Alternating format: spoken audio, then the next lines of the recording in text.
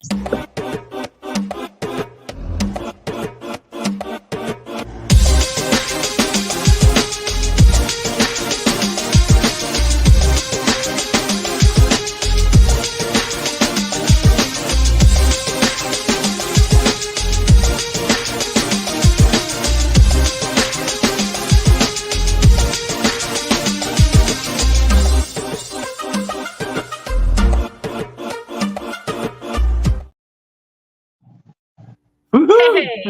Hey, ho ho, Canadian it's wine hot lovers. outside. It is hot. It's like what, 31 degrees in the Okanagan.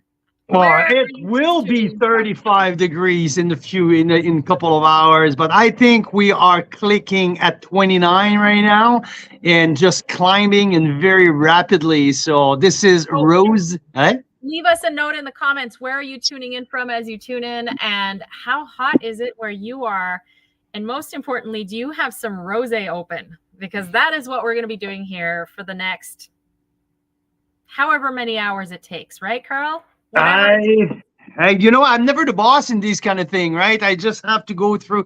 You guys tells me when I have to be off, when I have to be on, and whatever it takes. But I have 90 rosés to go through today. 90, not 19, but 90 rosés. Under that scorching hot weather behind me. I might jump in the lake once or twice during the show. I'm just telling you all, be like worried, like don't be, if I disappear, I'm in the lake and coming back. This is Rosé Day. I have 90 different style of rosés from traditional method, Charmat method, Frisante, regular still press, classic rosé, saignée rosé, pet nat. I mean, we have all the style from all the regions in Canada. So that's going to be, it's our rosé marathon. Listen, we thought we were cool a couple of years ago when we did 40 rosés. We thought we were pretty darn cool last year when we did 65 rosés. But I guess that we're even cooler and we're even better now because we have 90 today, 90. So this is pretty darn freaking cool. Lots of sparklings, lots of big names, lots of little hidden gem from Prince Edward County to Harrows in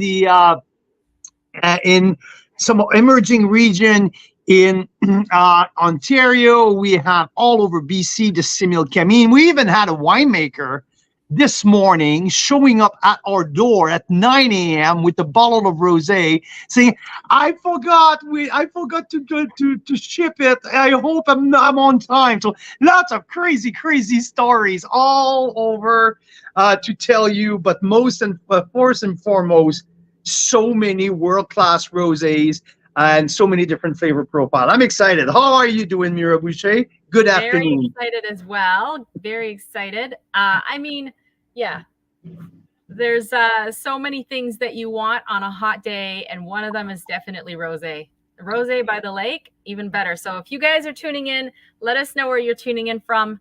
If you've got some rosé open today, and let's get into it. Hey, Carl, because we've got 91 rosés. I'm going to drop in the comments, you guys, the spreadsheet. So if anyone wants to take a look at all the 91 rosés in a spreadsheet, some people like doing that. You can see all the prices, you can see some of the details, and we're going to start filling in the scores as Carl awards them. So that will be the fun part. It sure will. I mean, I'm just looking at my spreadsheet right now. Not saying that I'm scared, but I'm pretty darn excited for the whole thing.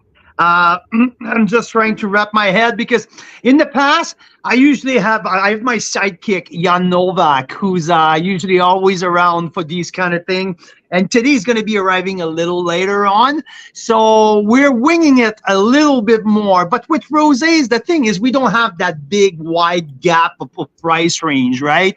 It's a little bit more of a cluster of similar style between, let's say, $18 but we have today between $15 and $45. Like this is where rosés are located in the price scale. So it's not like if I'm going to taste $100 Chardonnay versus a $20 Chardonnay with that big gap of a difference. So, and instead to go by price point, I want to mix it up. I want to make it like just picking, like I have like coolers here. Like I have bags and coolers and ice. I think I'm just going to go. Yeah. So many of them. Oh, so many. I have 4 coolers literally. And I think I'm just going to, like, once in a while, just open the bag or a cooler and just pull some bottle out and just figure it out as we go. So just to mix it up and from regions to different price points. So I like to go like that a little bit today, just to be a little bit more, let's say, impromptu. Does it make sense? Makes sense. Makes sense. I would like to recap a little bit also before I start to my first pour. Last couple of years, we have a clear and definite king rosé producer in the country, located here in the Okanagan. His winery is in the Similkameen Valley. We call him the Rosé Master, Daniel Bontarin at Bottega Wine Studio and his line of 7 Direction rosés. Tractor and Vines have been rated my very top rosés for the last 3 years. So the Tractor and Vines is in the lineup today, already rated 93. So he's one of the rosé that I already tasted. There's not many that I already tasted in that lineup. I want to say who's not in the lineup today, but is so far second rated rosé this year after 7 Direction, because again, 7 Direction Tractor and Vines is my top rosé so far. I have Clausen Chase, the 2023 Pinot Noir Rosé of this year's vintage. Absolutely blew my socks off when I tasted it in May. So, and he's like the second highest rated rosé on my list this year. I don't have a bottle of Clausen in the lineup today, so we'll see. But it's kind of the leader in the clubhouse. That's what we have so far. We haven't tasted a ton of rosés this year, because there's a kind of a phenomenon happening, because especially from here in Western Canada, we had that major frost event, which has kind of changed the plans of winemakers and winery owners. So lots of winery owners are and last year crop, the 2022 vintage, not the last year crop, but the 2022 was a major crop. So lots of winery owners tried to extend the 2022 past this year and save their 23, which should have usually been released this spring, but they tried to release it later in the fall or for Christmas, so they can have rosés next year when they open the tasting room, because there's not going to be any 2024 vintage for the 2025, the year 2025. I don't know. Does it make sense what I'm saying here, Mira, in terms of 2020? Like, so that's a little bit what we've seen. It's a very unique phenomenon that we're seeing this year in terms of holding back a vintage of rosé, which is usually the first thing to be released in early in the year, bottle and release, so people have all the fresh rosés for the spring. But also there's another thing. More and more we realize that we can age our rosé fairly well. So now more wineries are experimenting with aging their rosés, giving a little bit of oak treatment with their rosé. So there's definitely other options out there. So we're going to explore the whole thing. We have all the way back to 2020 on our list today, obviously all the way to 2023, but a surprising amount of 2022, because these wineries have not released their 2023 just yet, and we're already mid-July. So it's going to be an interesting one. And without waiting any longer, I think I'm going to start pouring a few bubbles to start, okay? And I'm going to save some bubbles for a little later on as well, because I want to refresh my palate at different points. But let's start with a few, like from a few kilometers here from the house. It's the 2021 Pink Hub from Haywire at the Okanagan Crush Pad. Let's start with that. I believe, not exactly sure right here, what do we have? Let me go check on my list. here with the Pink Bub. I can't wait to ask Rob Amersley, because I'm going to have a winemaker joining me at 3 or 4. So I can ask some technical question. Rob Amersley, owner winemaker at Black Market Wine Company, is going to join me on site here for a live interview, but also tasting wine with me. But I have 100% Pinot Blanc here in my glass with the 2021 Pink Hub at Haywire. So look at that color, right? For a Pinot Blanc. It's half of the fruit is whole cluster press. So let's give it a try. Beautiful nose. I like the floral option here on the nose. It's at $31 plus tax.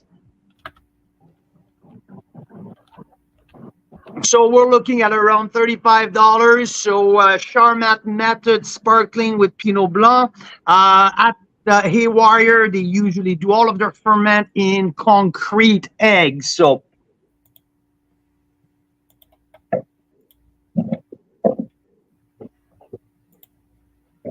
beautiful bubble. Oh, this is delicious. I like that. It's crisp, but it's creamy. There's a little bit of citrus, guava. If you have blind tasted me on that, I will have maybe guessed that there's a bit of Sauvignon Blanc in there. But at all Pinot Blanc, I like that. Haywire makes some really, really good sparkling. I like this one. This is fresh and crisp, and I like that. 2021, now you have 3 years of age. It just showed that can age for a decent amount of time. The bubbles doesn't burst in my face.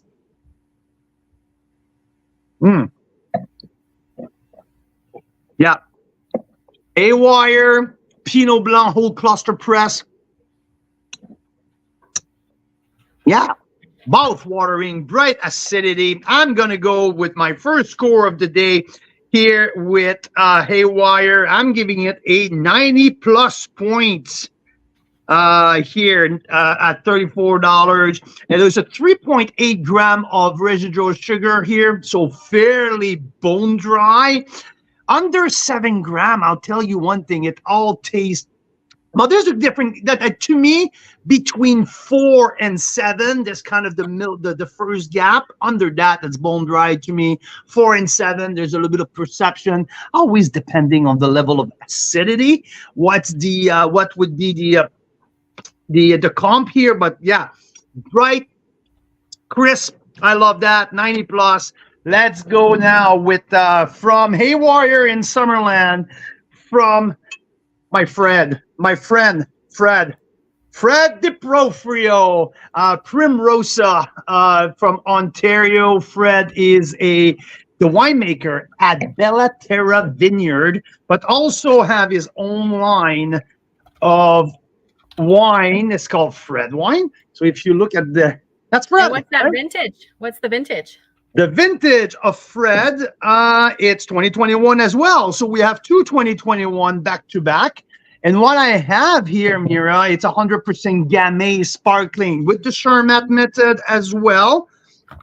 Fred is a little bit more RS. It's the same price point as the Haywire, but the tax included. So we're at $30 all in for that bottle. Hey, I got to ask you something real quick, though.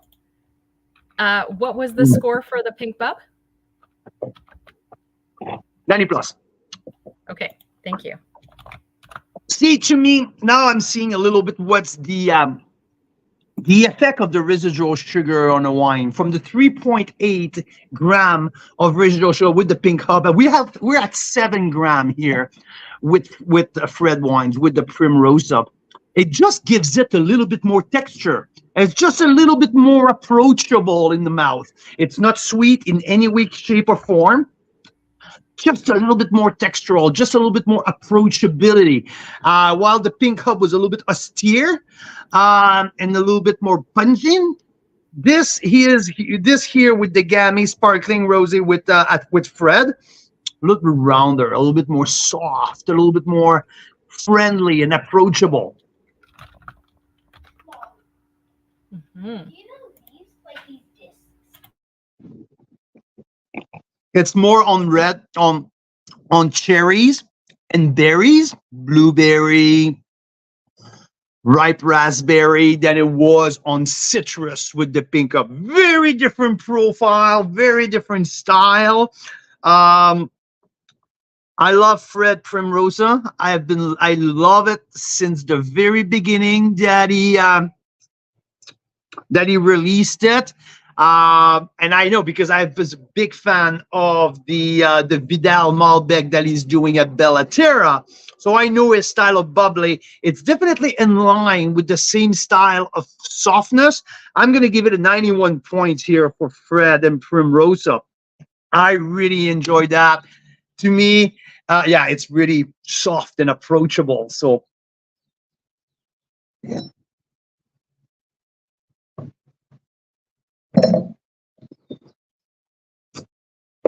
I'll do another bubble, Mira. I would like to go across the lake behind me at Ruby Blues. So Ruby Blues is run by the former winemaker at Black Hills Estate, Graham Pierce. And so this is a blend of je ne sais quoi. Meaning by je ne sais quoi here is I don't have a freaking clue. It didn't say on the bottle, and we looked it up. It doesn't say on the bottle. It doesn't say on their website. It doesn't say it anywhere. Okay, so let's recap. So Fred Wines what was your points for Fred Wines? 91 for Fred. 91 for from Primrose. On to Lakeview. No? No, and Ruby Blues. Ruby Blues, non-vintage here. The Peace and Love Bubble. Screen. Okay. VQA Narmada Bench, right behind me. It's a cute little estate where they produce maybe like 2,000 cases of wine. They specialize in white wine. They do lots of Gewürztraminer, Pinot Gris, and that cool stuff. But this is an unknown blend, Frizzante style. Non-vintage, meaning they add a new vintage in the general blend every year, so there can be some 3-4 years of juice in there, and they inject it's carbonated, injected for the Frizzante style. Nose a little smoky on the nose, not smoky wildfire, but smoky sausage on the grill type of, okay? A little bit of a coffee grind as well on the nose. I got some rose petal and a little bit of red cherry.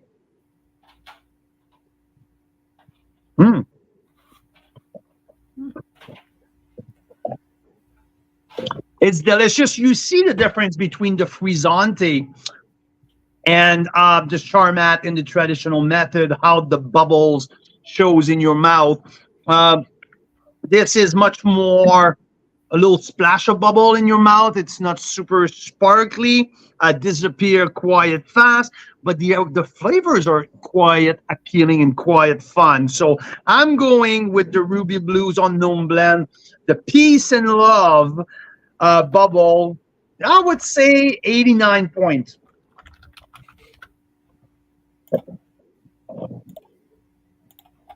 Nice, thank you. Yeah. 89 is appropriate for that. Where's the price point here with Ruby Blues? We're looking at, yeah, you know what? Can we switch that for 88 plus? At $30, that's where I'm like, whoops, okay. $30 is the same price point as at the Primrose. Let me find out because that's the bubbly though. That's the bubbly, right? Yeah. Right. Yeah, absolutely. So because I think that's including tax for them. That's what we're trying to figure out. We got to figure out here. No, it's not. It's plus tax. Are you sure? Yeah, I am. Okay. Yeah, it's BC Saramata Bench, so we're pretty much. It's including. They're one of the few ones in BC. Here, really? Okay. Yeah, I'm just testing it on their website. One sec. Yeah. I have to enter my age. Jeez. Yeah, come on. That hurt, eh? Yeah, no, that's including. That's including. So Okay, that's where we have okay. to be careful. It's a big difference between Ontario and BC. Absolutely, absolutely. Okay, let's do 88 plus. Okay. Okay. I want to go with. We'll go with something a little different. Let's go with Monte Creek Marquette Rosé from the Thompson River Valley. Okay, so it's from Kamloops. The grape is Marquette, so an hybrid grape that we found in the Maritimes and also a lot in Minnesota and New York States and stuff like that. The nose So is absolutely freaking fantastic. Yes, my love. but I have Yes, to Mira? stop you because that's not on my list. Is this number 92? Rosé number 92? We don't have Monte Creek Well, we Living just have the Land. Yeah, Living Land Rosé. yeah, that's the Living Land Rosé. It is. It It's the is. Living Land Rosé? Yeah, Okay. because Marquette, it's the grape. So Marquette, if you look at grape varietals, I have Marquette entered in that once in that Yeah. Oh, category. phew. Okay. I thought maybe we're missing some from the list. Yes, the two are not on the list. It's 13th Street, the Oh, they're Vingry, not. Okay. the Vingry Gamay 2023, and the non-vintage sparkling So rosé. you're That's telling all. me we have 93 wines to taste. There you go. There you There go. you go. Let's Oh get man, on look it. at the view. Look at the view. Hey, I think we have forgot to do a cheers. Cheers to you, Mira. Cheers Cheers to Carl. your help. Cheers to where we're at in 4 years of Carl's Wine Club. For people who are just joining us, they haven't joined us this week or last week, we're celebrated our 4-year anniversary of Carl's Wine Club. It's pretty amazing how we have evolved in the last 4 years from these little 15 wines tasting that we thought that we were so unique, and now like almost like scratching the hundreds of wines. So it's pretty darn cool. Very cool. I really like the Marquette nose here. The aromas are freaking fantastic. It's a $22 wine, $21.99 plus tax.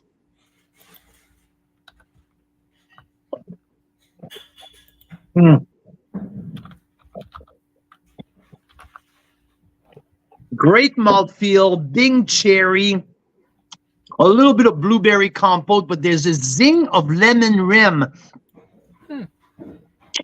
who clams the finish. It's really interesting. I really like that. It's a 2023 vintage. There's 8.2 grams of residual sugar, but the bright acidity who shows up more on the back palate, just like finish off the tad of sweetness and bring some acid back at the right place and the right time. I really like the sequence of that.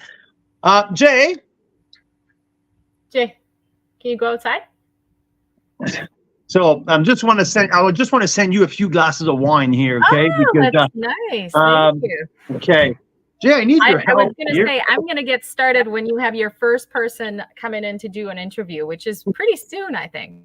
Can you bring that to no, not the bottle, just this, and also if you can bring.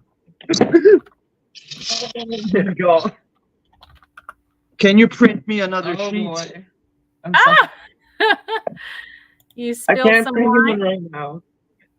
That Because would be the bottles are wet, right? So the label just slips right off. slipped right off. Can you please Yeah, bring so it's that quite as a well? production, you guys, with almost 100 rosés. They obviously didn't fit in our fridges.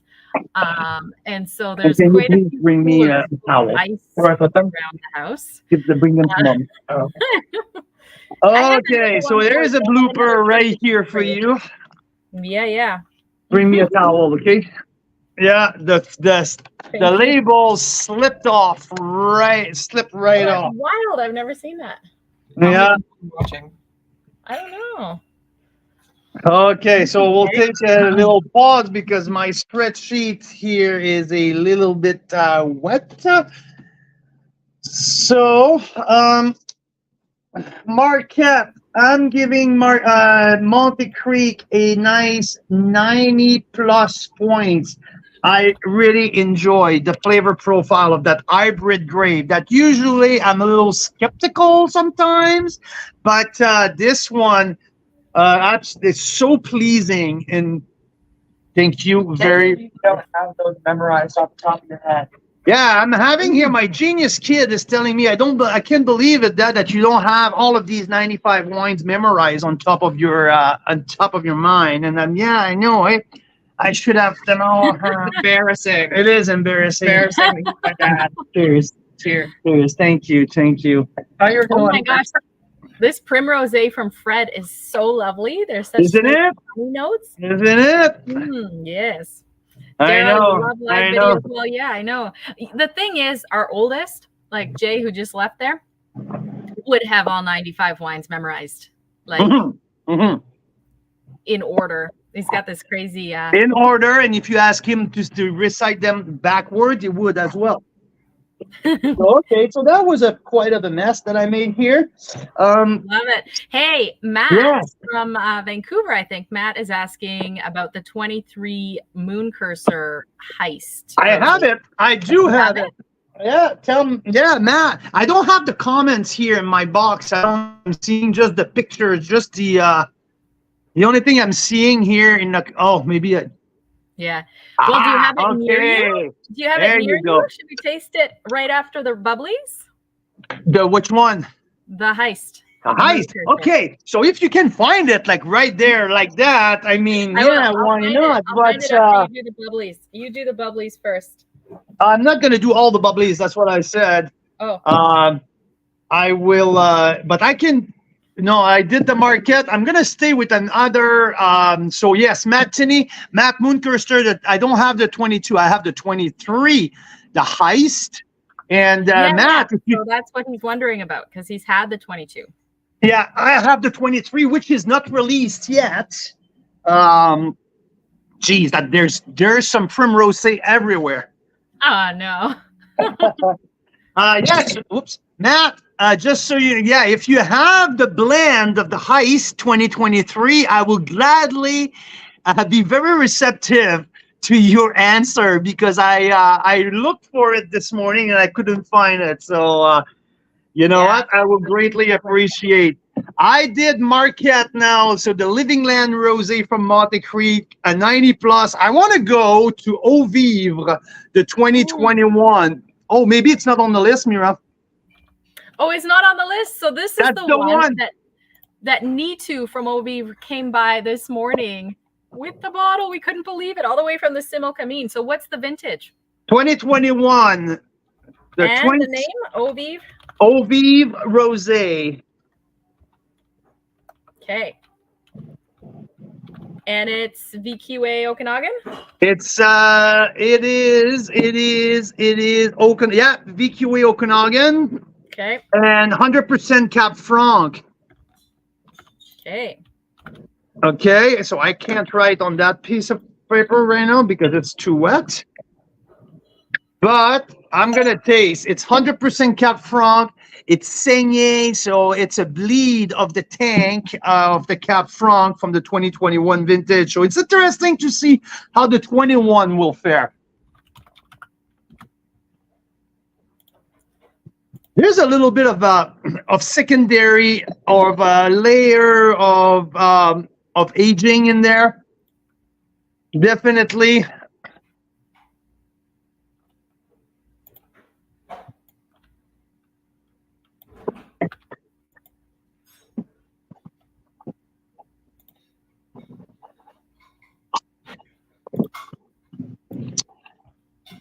The palate has evolved. The palate is soft and round. I mean, this is pleasant. This is rich. There's a nice richness and a nice weight on that wine. Quite enjoyable.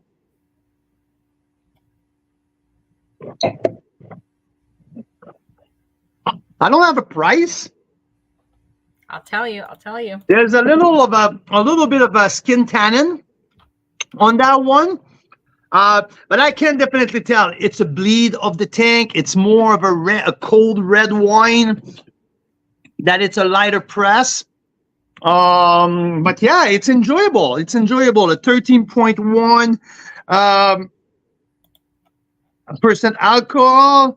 I'm gonna give this before knowing the price. If I assume that it's around the $25, which is usually for that bracket, that would be my guess. I will give it a 89 points. Yeah, so it's actually $22.99. So with tax, that comes to exactly around $25. Like Yeah, you said. yeah. So here we are. You know what? I will get a little bit of. What? So you said 89 points? Yeah, 89. Thank you. I'll do something fun here. Just one sec.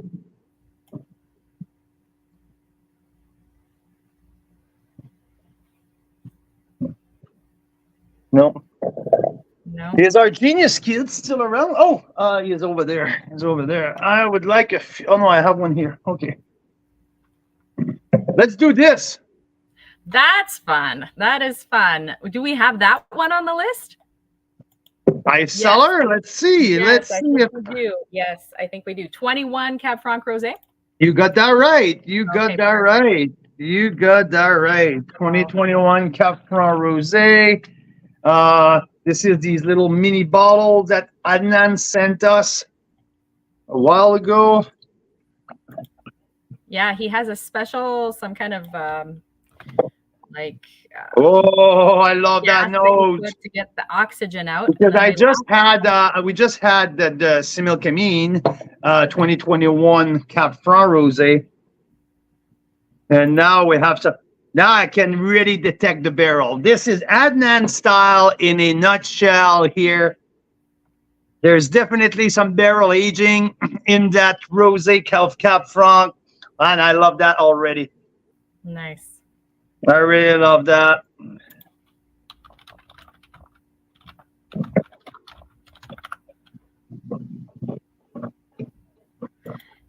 So do you think that's the one he barrel aged, or it's his usual one?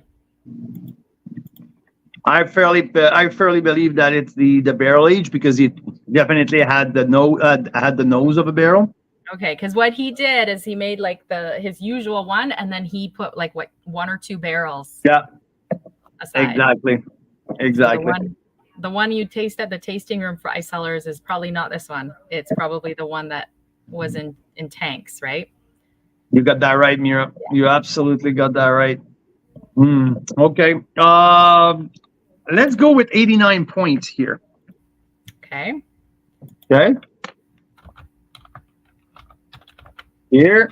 Let's see if I have other Ontario quickly here. Or a more.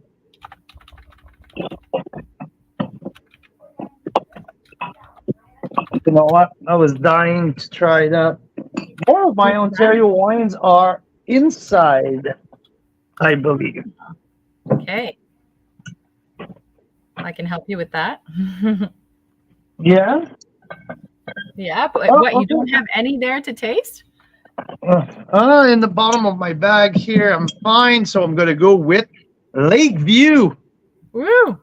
Lakeview 2020 Rosé of Pinot Noir. So this is the oldest rosé of the whole list. Is it? Absolutely. Wow. Absolutely.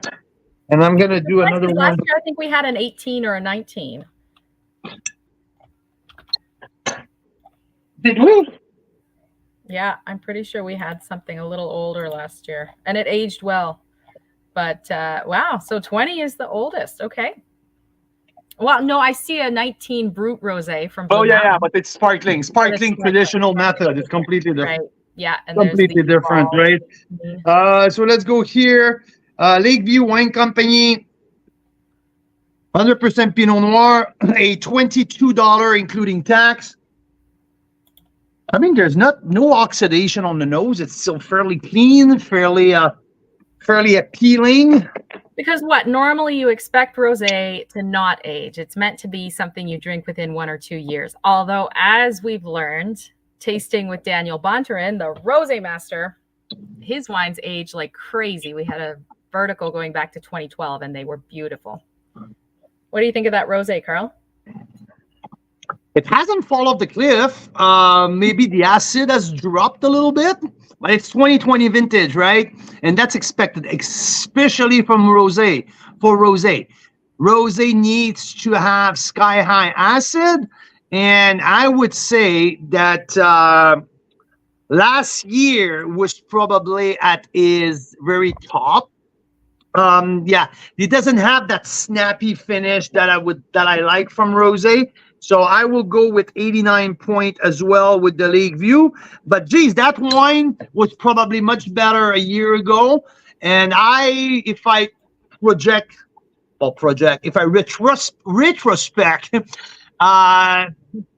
going back a year, I would say this wine was probably close to a 90 points. Now I'm more 89 because the finish has fallen off a tiny bit. But it just shows it's 2020, right? And we're in 2024, past the midway to 2024. So 4.5 years. And the days that rosés was a write-off after the year of release is over now. Most of the winemaker make rosés to age much longer. And it shows there. I mean, it's pretty interesting.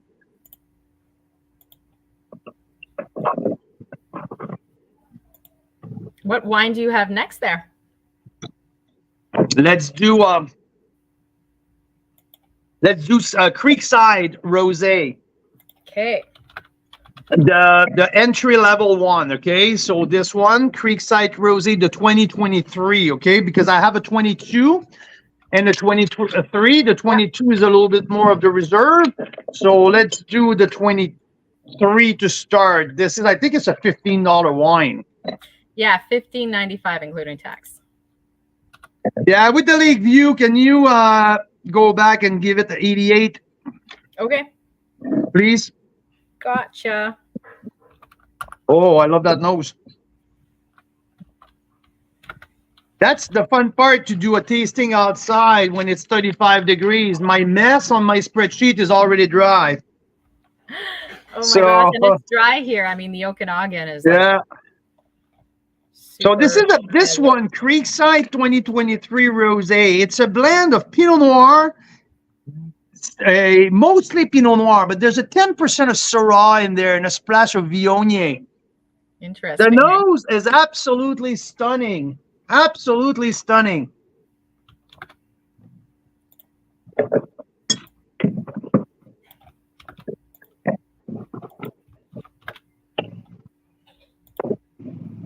A little bitterness in the back palate, though.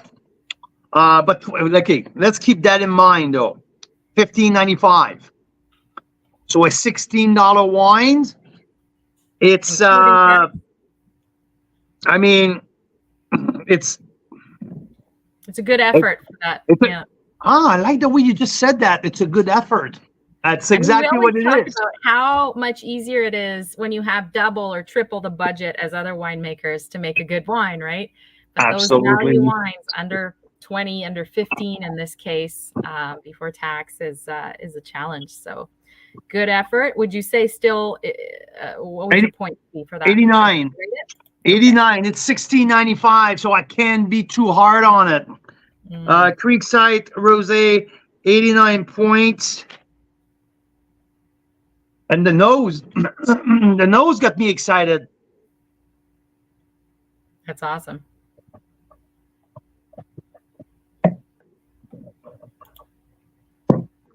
What's next, Jay? Upper Bench. Oh, yeah. 2023, 60% Pinot Noir, 40% Gamay. 420 cases made, a little 3.2 gram of residual sugar. I've heard through the grapevines, the grapevine, you get it? I heard through the grapevine that this wine has a potential to be a very good one. So let's go to the BC here. Like I mentioned at the beginning, if people just tuned in, they're wondering, I don't have an order. It's very specific order. Yeah, we Uh, talked about this. We're like, should we go by price point? Rosés are so close in price point, between $15 and $40, basically. So should we go by what? Blends?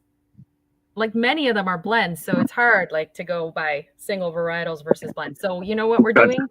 What comes out of the cooler first? That's what we're doing, right? You got that right, Mira. And then thank you. Sorry.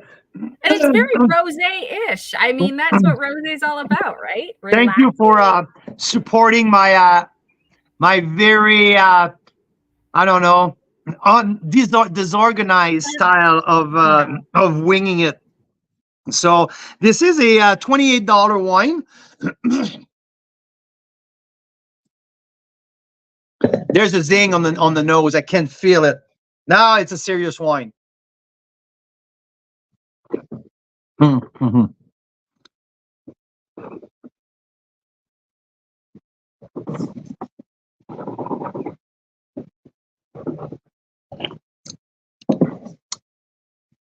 Texture, length, complexity, lemon on the back end. Yeah, this is serious. This is very serious. This is a 90 plus for sure. Yeah, I really like the complexity of that.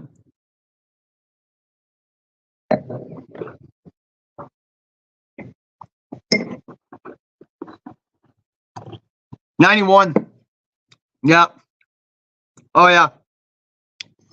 It's head and shoulder above all of the not head and shoulder. Like Marquette was very good in this on the still category before the bubbles.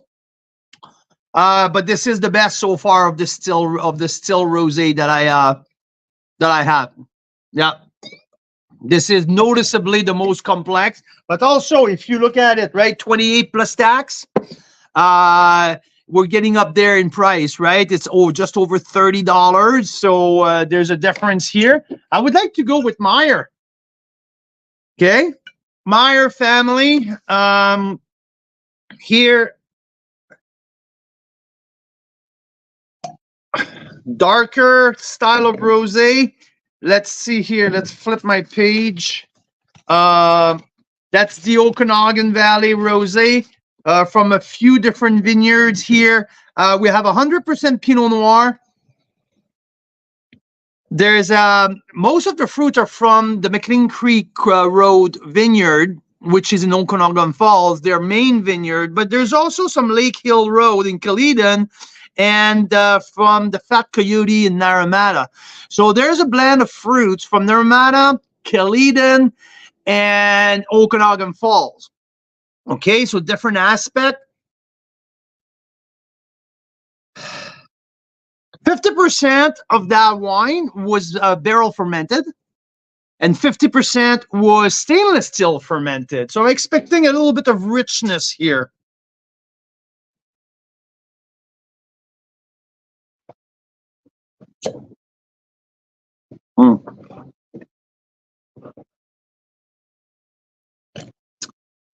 Bone dry, soft and creamy.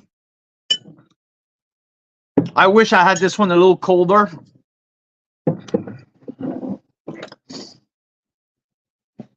Let's do 89 points for now, okay? And I would like to revisit the Meyer a little later. An 89, revisit please RV here, okay? So I'll put that aside. I feel that I could have been a little colder. I want to go to Lake Country now. So this is Peak Cellar, the 2023 Pinot Noir Rosé. Peak Cellar located in Lake Country. This is Lake Country sub-appellation as well. Nice, beautiful light color. Really, really what I'm expect for a pressed rosé. Absolutely gorgeous nose. Really classic Pinot Noir nose. Really, really, really classic.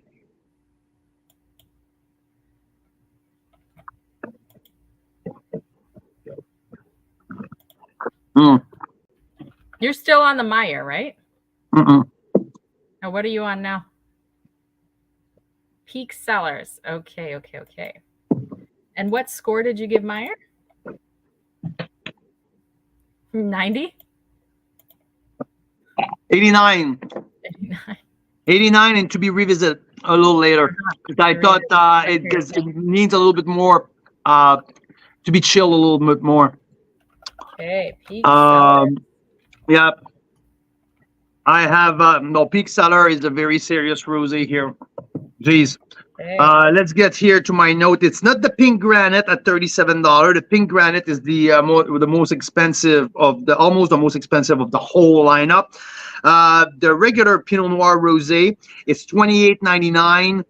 Yeah, we got it here. But absolutely deliver to that level. There is no doubt about that. And I would say over deliver his price point. This is a 92 points. This is now it is head and shoulder better than anything else that I've tasted so far. I knew from the nose, but on the palate, just like really pure aromas. That mix between raspberry, strawberry, watermelon, but also some lemon, zing right down the middle. Lip smacking acidity, but also some texture. If you give me texture and bright lip smacking acidity, now you get me on both sides. You get pretty much everything that I'm looking for.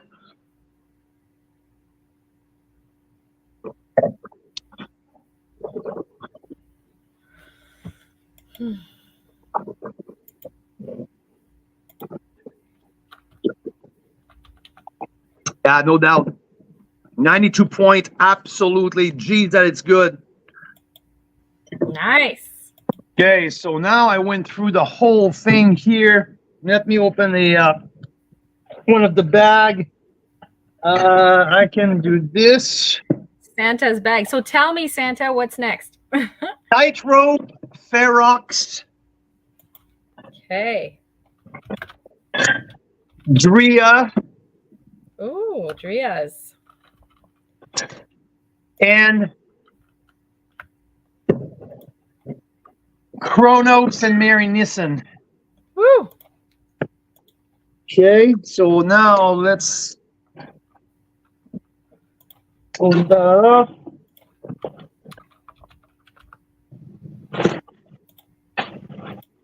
Okay, just organizing my stuff. I have a set of really of traditional method after that.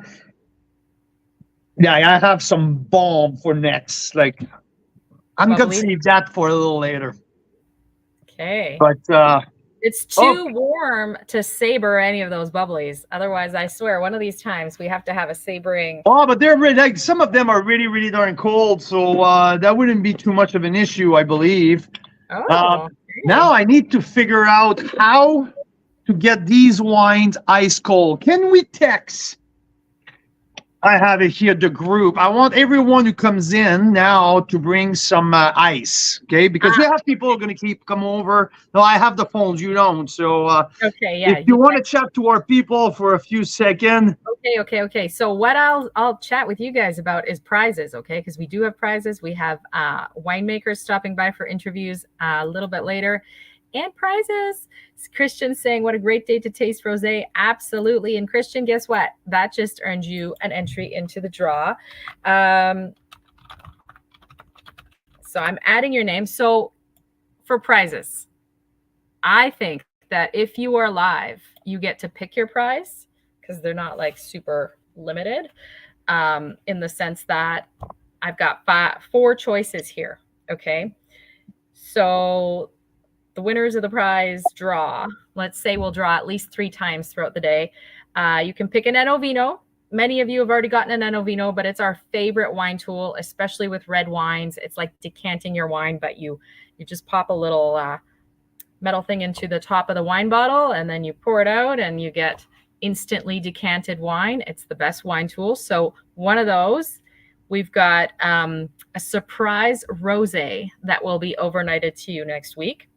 We've got a free shipping coupon that is for any amount of bottles at Carl's Wine Club. We've got a custom t-shirt for rosé lovers, possibly with your name on it and Carl's Wine Club on it. So those are the fun prizes. See what I'm emailing, I'm texting people. Rob is listening. And yes, Rob, please. Especially so I can put the open bottle in the cooler, Rob. Especially for the open bottle. Yeah, we didn't All think the of bottles. open bottles. Yeah. Half those labels are going to fall off, you realize, if we put them all in ice. No, that's the. I rather to have labels falling off Yeah, than no, I'm just joking. warm rosés, right? I agree. So yeah. No. Jeanette, you're in for the draw too. Okay, I got to do my draw now. So I said the 4 cool prizes, and whoever wins, I'm gonna find out which one you guys want. So let me just add Jeanette and Rob to this, and then we will draw for our first prize, eh? Check that out. There we go, Jeanette and Rob.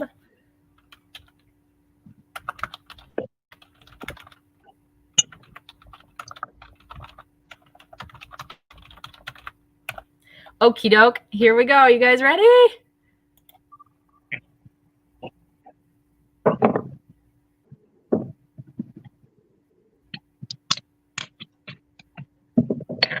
Oh, Lisa, it's your lucky day. It is your lucky day. If you are still with us listening, you have to let me know which prize you want, but I will email you after the live too. So Lisa, it's either an Enovino, a surprise rosé shipped to you, a free shipping coupon, a custom t-shirt.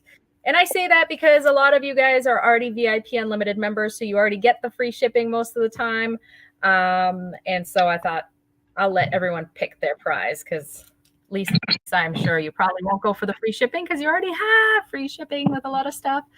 All right. So there you have it. Congrats, Lisa.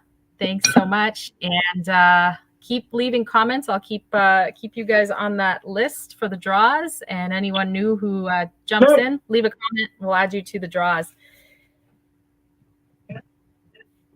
I'm gonna send a runner, bring some wine to Mira. So where is that bottle of pink granite? I would like you, please, to bring that to Mom. Okay. And can you bring me 3 or 4 wine glasses on your way back? Wine glass from the cover. From the cubby. Thank you so much. Yeah, he's on the payroll now, so might as well to use him, right? So let's do a little bit of a Syrah here with, I'm going to start with Chronos 2023. I also have a Chronos 22 that I'm going to taste a little later, but this is 100% Syrah from Time Family of Wine under the banner of Chronos. So let's see here, Chronos 23. This is a pre-release, actually. A complete pre-release. I have no indication of any, but wow, beautiful color. There's no spec sheet or anything just yet. 2023 will be released later this year. Thank you very much, sir. Appreciate it a lot. Let's do that. What do you think of that pink granite? Is that the one that Josh just brought over? Yeah, absolutely. Oh, it's a gorgeous nose, that's for sure. Oof. Now I had a classic Pinot Noir nose. Now I'm reading on the Syrah nose here. Chronos Syrah Rosé 2023. Ready freaking I don't know if it's delicious, but the aromas are so good. This is that strawberry cream, you know, like the strawberry cream, a little bit of a popsicle,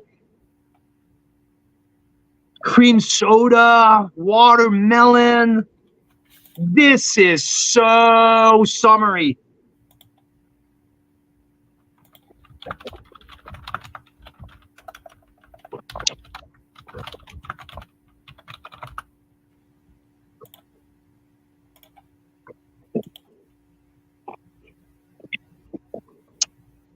I have a 91 point here in my hand. The Chronos. I was at absolute perfect temperature also. There's a little bit of residual, but not candied residual. Just makes it a little softer and approachable. But yeah, I quite like that. Also Syrah here. Yeah, really like very well done.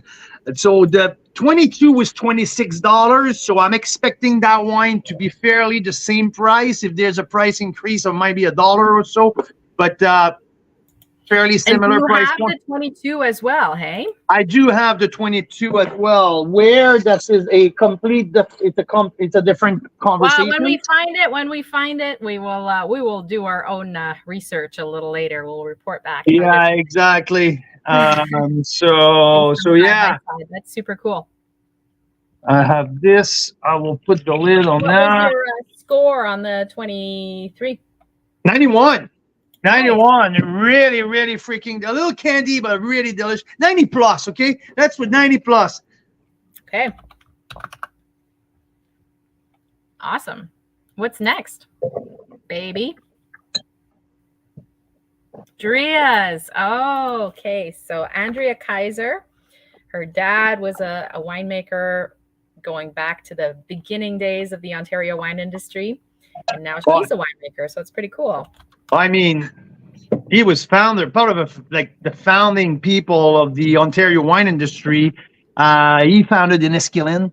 So, I mean, this is not, it's not small fact. It's one of the most iconic winery in Canada. So Enniskillen was founded by Carl Kaiser all the way back in the 70s. And Andrea grew up in the vines, grew up in the winemaking facility. Now she's making wine herself. She also has a consulting company. But this is the Rosato. The Rosato rosé from the 2021 vintage is Dornfelder. Yeah, so that's a great bird. Yeah, that's a great Dornfelder rosé. The only Dornfelder rosé, right?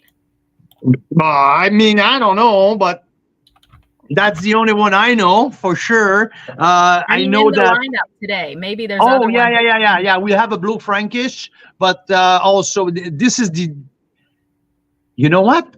Yes, it's the only Dornfelder, and I have with Pipe Dream. There's some Kerner in the blend, but no Dornfelder. So no, that's the only one. Nice. It's a very unique. This is a German grape varietal. So Dornfelder as a German varietal. Sorry, I was between talking and smelling here. I got stuck. Nice. And very winter hardy. There's a ton of herbaceousness in that wine. Savory, herbaceous, smoky. A little bit of tobacco leaves in there as well.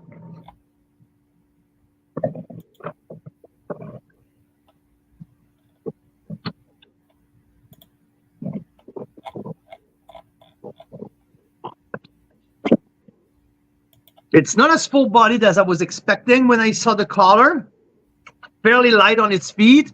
The wine didn't fall off the cliff yet. It's 2021. I mean, we're talking three years in, which is still going. I mean, I don't think that wine's going to keep going for that long, but it's delicious. It's well made. There's a let me double check the price, but I think it's a little up there on price. So let's see here. We're probably looking at the 89 plus here with Dria's wine. That's what I'm aiming for, I believe. Yeah, with the 29, just a shy of $30, $29.50 for the Rosato. I'm going with 89 plus for the Dornfelder Rosé. It's definitely a wine that will be very well suited for the dinner table. Lots of stuff that you can do with that, from turkey to fish. There's a lot you can do with that for sure.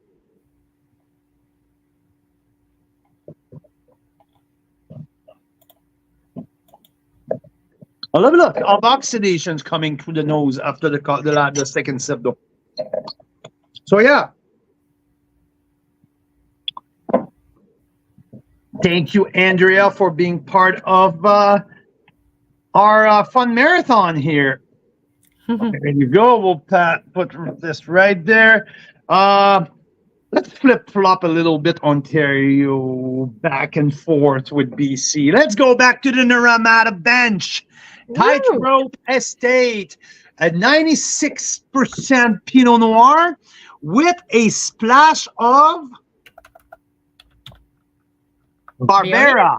Oh my God. 96% Pinot Noir, 4% Barbera, 444 cases made. It's 100% Naramata fruit, Naramata bench fruit. So let's see what we got in there. Okay, but I got to ask you, because we already tasted one of the tight ropes, right? No, we haven't. Oh, we haven't. Oh. We haven't. I mentioned tightrope when I put it out of the bag. What did we taste then? Okay. Oh, I missed it. And what was your score for Drea's? 89 plus. Okay. Well, I mixed up number 12. I don't know what number 12 was. 2 wines ago? Anyway. Number 12? Yeah. So number 12, you didn't give me a sheet with numbers, but let me check here. Number 12 should be in the first page, right? 3, 4, 5, 6, 7, 8, 9, 10, 11, 12. 12, it's narrative sparkling, and I don't have that. No. I'm not numbering like that. The 12th wine that we tasted. Anyway, we're on number 15. So tightrope rosé from the wait a minute. Let's figure that out. Was it the Chronos? Nope, I've got that. Myers, Chronos, Creekside.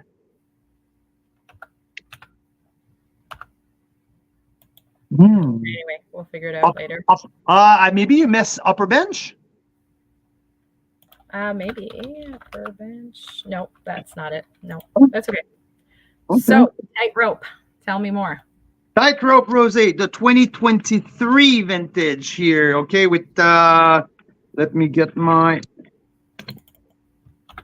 This is the one that has a splash of Barbera in 96% Pinot Noir. You got it. 96% Pinot Noir. 4% Barbera. Oh, the nose is gorgeous.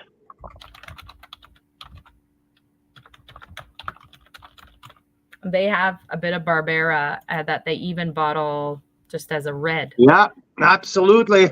Pretty interesting.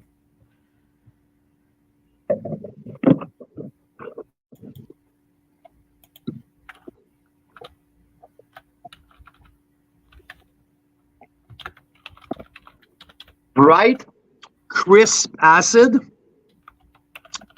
little bit of tannin from the skins of the grape. Like lip smacking acidity, strawberry, raspberry, a little bit of peach also in there. This is soft. I like everything about that wine. I like everything about that. It's a 90 plus points. A little tartness on the finish, but it matches very well the profile. I like that. I enjoy that.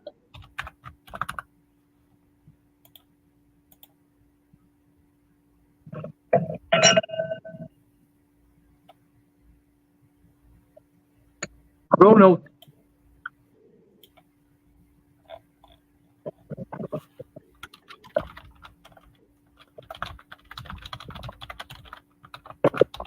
Yeah. Yeah.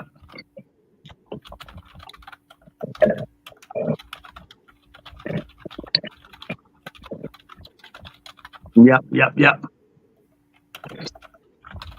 I like that top rope. I will taste it again a little later. I might have a feeling that it might be a little more than 90 plus points for the tightrope. So, but it's a very good start. I like what I'm seeing.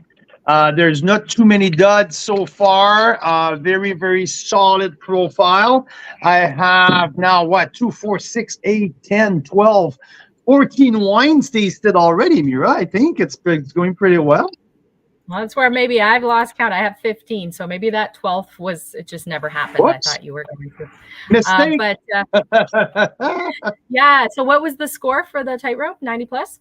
90 plus. Yes, I just poured a red wine, so I got a mistake here. It was a red. So, and tell me, look, that's the beautiful Ferox label here. Okay. So, does it look like a rosé? Yeah, it does. It does. So I thought it was a rosé. So anyway, That's so funny. It got I mixed up. poured that, and I'm like, whoops, nope. That doesn't look like a rosé. Yeah, it's funny because we had those pictures uploaded with that one in there, and our assistant noticed that. Mihai was like, "That doesn't look like a rosé, you guys." Did he mention it to you? Yeah, he did. He did. I said, "You're right. Don't put it in the list." So it's not part of the 93 or whatever. Oh, there you go. Now this looks more like a rosé, and we have the 2022 Mary Nissen Platinum Series rosé. I believe that it's also a pre-release here with Mary Nissen. Let me check the 2022. No, it's already no. Well, yeah, it was out for the contest for the award at Wine Line. What he get a bronze medal, but it's not on the market yet. And on the Mary Nissen, on the Platinum Series, it's still the 2021. I'm not sure of the blend. I couldn't find the blend yet, but there's a nose. I don't believe that there's some Cap Franc in there. Maybe a bit of Gamay.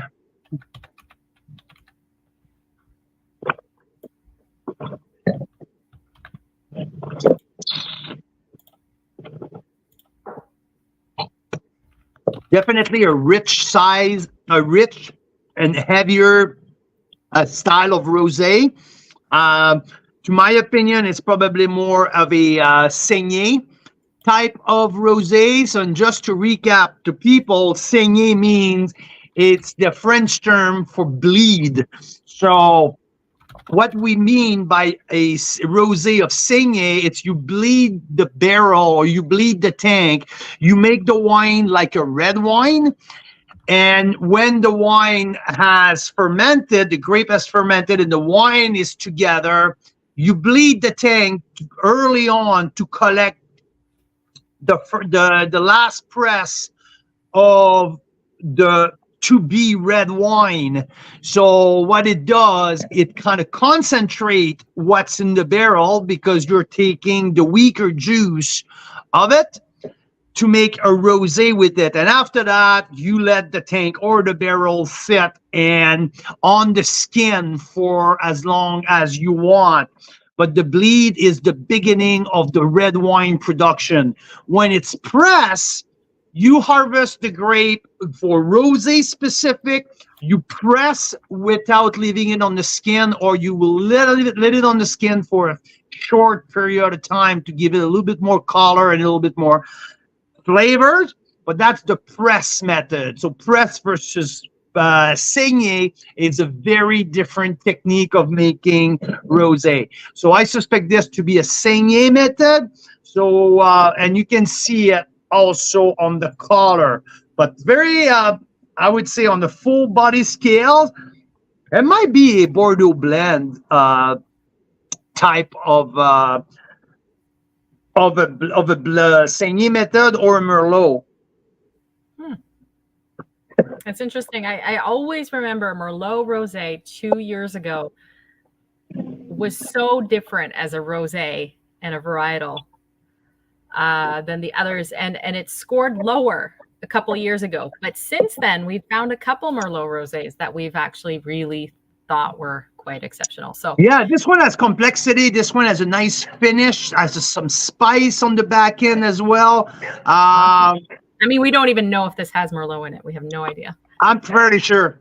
I am fairly sure. Oh yeah. Trust my palate, Mira. So Mary Nissen 2022 rosé. I will go with the 90 points. I will go with the 90 points. I think the neighbor's dog is doing bunkers right now. So What's this guy doing tasting roses all day?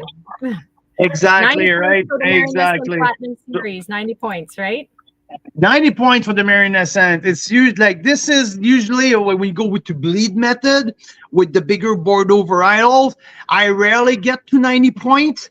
And so it's one of the first that I got to 90 points with that technique and these grape varietals. So yeah, well done, Mary Nesson.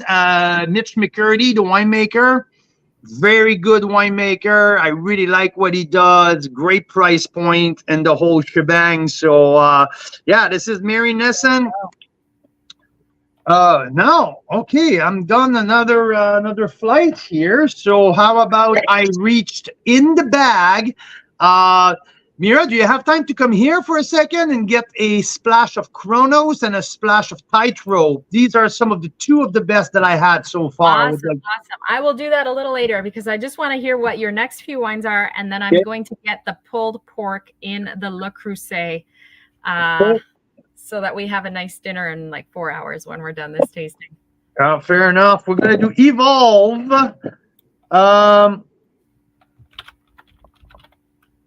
Evolve Syrah Rosé. Oh, really? We're gonna do Evolve. We're gonna do. Oops, this is a sparkling, not yet. We're gonna do Haywire Gamay 2022. And while we're on Gamay, we're gonna do one of my favorites from last year. We're gonna do the 13th Street Gamay of Vingry. It was one of my very, very top wine. Yeah, it was a delicious wine last summer. Let's do also Howling Bluff 2022. So the next four are 3 BC, 1 Ontario, Gamay, Syrah, Pinot Noir. That's what we're gonna do.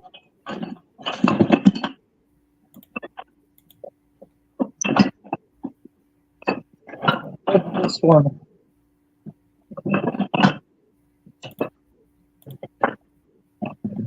Okay. And also, before you go start the pork, I will need to hit the bathroom. Okay. Okay. Well, we'll do another prize draw. Every time Carl needs to use the bathroom, we'll draw for another prize. How's that? Well, how about we do these four first? What? Okay. Yeah, we just did one to draw, so I guess that Jeff Moot Nope. couldn't make it. Our winemaker at Divergence, but that's totally fine. So let's go with. Do you want me to go back to the first one I told you, or is okay? You got it. You're going with Evolve? Got it. Okay, Evolve Syrah. Okay. The 2023. I believe it might not be released just yet either. So it's a very exciting wine. The beautiful salmon color here. I'm really excited for this one. Evolve 23 Rosé. We are at low alcohol, 12.5. So I believe. Did they tell me where the grapes are from? Nope, and that's totally fine. Let's taste it.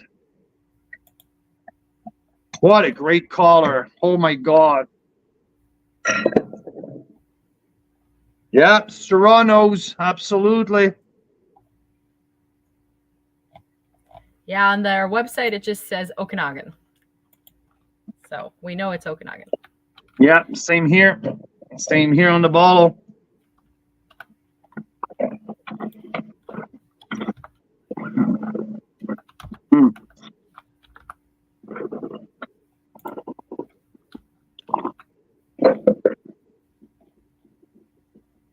This is very delicious.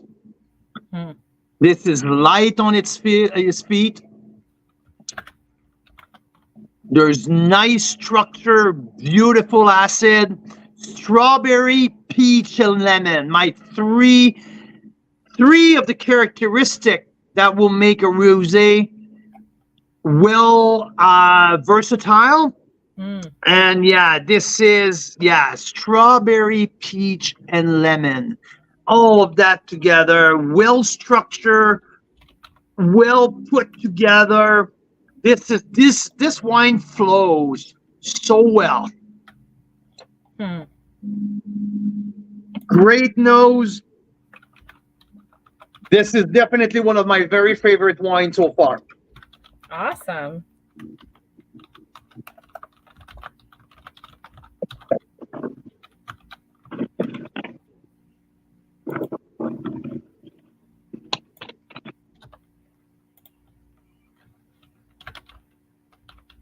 So I want you to guess how much that wine is.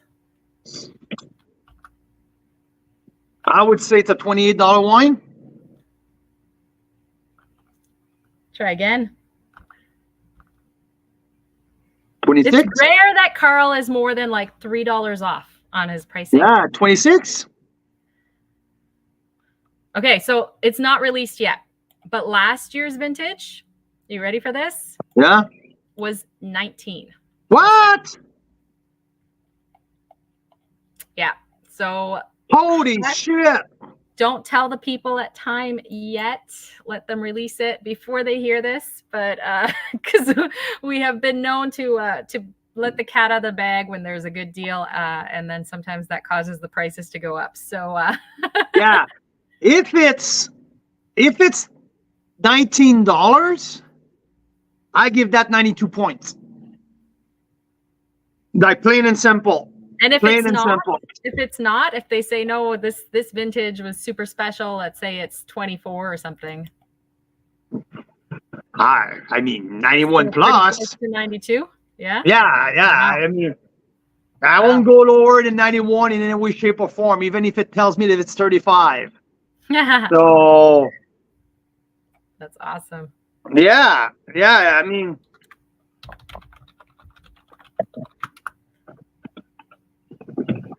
that is a good find. This is spectacular. Woo! I love when that happens. Oh, wow.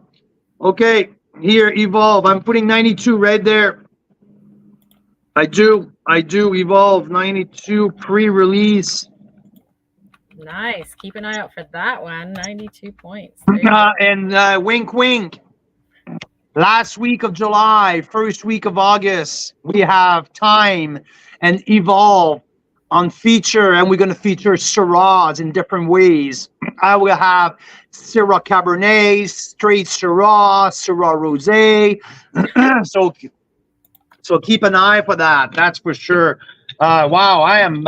If this the price, I mean, I'm going to be Wow. I wouldn't be surprised if it goes up a bit. I mean, everything's going up, but I can't imagine they would go up too much more than what we were saying, 24. So in that range, it is a phenomenal rosé, is it? Vicky says, say again when? Last week of July, first week of August. That weekend, the weekend, yeah. Okay, so the 2022 Haywire Gamay Rosé.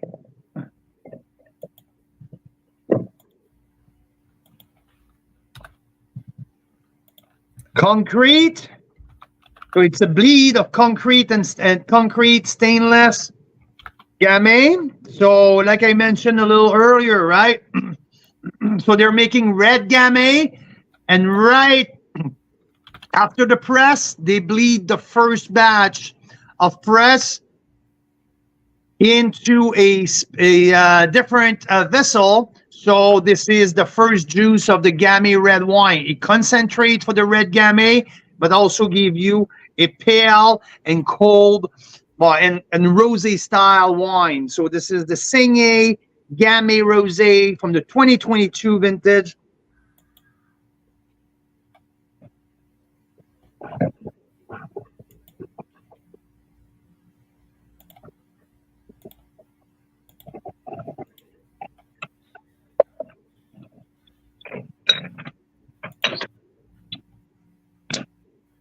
grippy. Lots of cherries. Lots of cherries. A little bit of flower, like rose petal, lilac. A little bit of spice too. A little bit of cumin. Yeah. I mean, this is well made. Let's see here. Haywire 22, $27.99. So at $27.99, I quite enjoyed it though. I'm gonna go 90 points.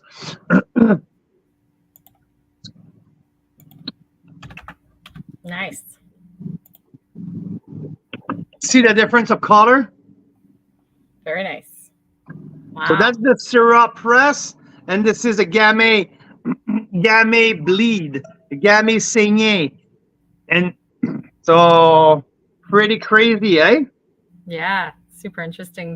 The range of pinks you can have with rosé, hey?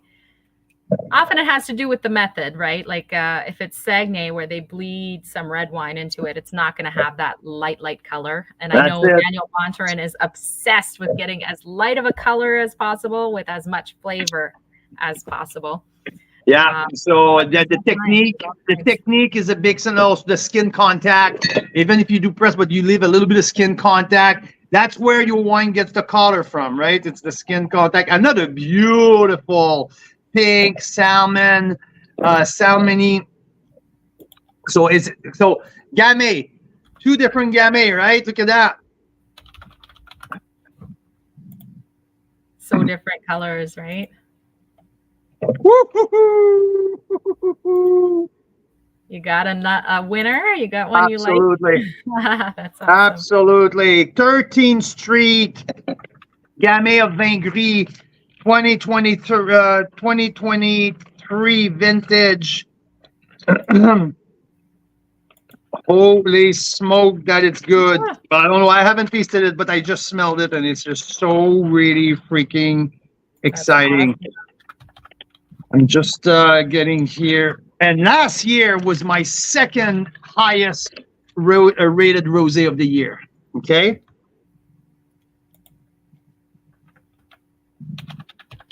Oh, it's not on the list. That's okay. I added it. I added it to mine. Okay, I'm gonna add it here. So let's do that here. So we said 90, and then it's 91, and now I think we're at 93, 94. It'll keep happening. So yeah, exactly right. 13th Street, Vingry, Gamay. What's the price, Mira? I would say I think it's $24.95 including tax. $24.95 including tax.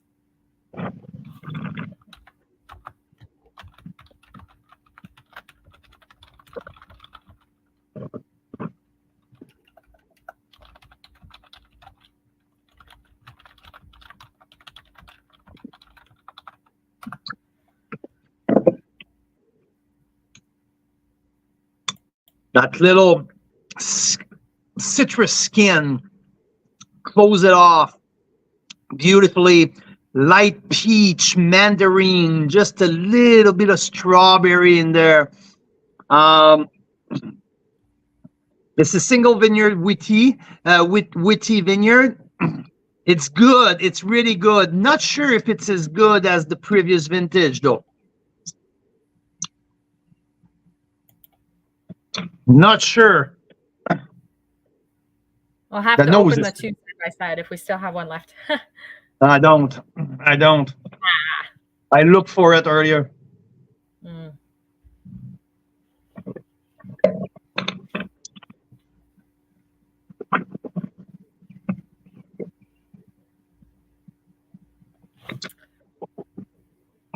$91 plus. Okay. It's still very good. It's still a very, like I had it like now so far, like the Evolve is really like one of the top. Evolve is one of my top. The Granite, not the Granite, sorry, Peak Cellar is one of my top. Tightrope, one of my top, and the the Vin Gris of Gamay is also, there's a complexity in there, though. The finish lingers for a very long time. Yeah, 91 plus. It blows the, is one thing that it has much more than the Evolve. It's complexity. More layers, more finish. It's a level up in terms of complexity. That's for sure. But because it's kind of a, it's Vin Gris, right? So it's a little bit more rugged on the palate. But yeah, 91 plus, just on the verge of 92. We'll see how this wine evolves throughout the evening. I know that I have a bunch of people who are coming in that are fanatic of 13th Street. So I'm pretty sure we're going to debate that wine quite more during the evening. So I'm excited for that. 13th Street, on the verge of to be one of the very, very top here rated so far. Howling Bluff, Pinot Noir from the Naramata bench. Beautiful pink color. I believe there's a little bit of skin contact here. Appealing nose. This is fun. That's a good question Vicky's got. And by the way, Johan just had that Vin Gris with Alain, and they loved it. Vicky's asking, how many Vin Gris are there in the lineup? Is there maybe one more? I think there's maybe one more. Maybe one more. Yeah, I'll tell you right now. Let's see. I have 13th Street is the only Vin Gris in my sheet, though. But maybe they don't call it a Vin Gris, but it is. What is a Vin Gris? That's just a different term. And like it's a little bit. You make the red wine. It's the. Just 1 second, okay? I just tried to reply. I'm just replying to someone here, okay? Just give me 1 second. So I didn't know that. Yeah, now that you say it, it rings a bell. So I don't think it was Omerta from Black Market was not a Vin Gris. The previous vintage, but I think this latest one was a Vin Gris, which is really cool. Yeah, but it's a Pinot Gris skin contact, right? So that's what a Vin Gris is then. It's like a skin contact. Just 1 second. I just want to reply to this, okay? I ask the tough questions. That's why I'm here. Yeah, of course, always.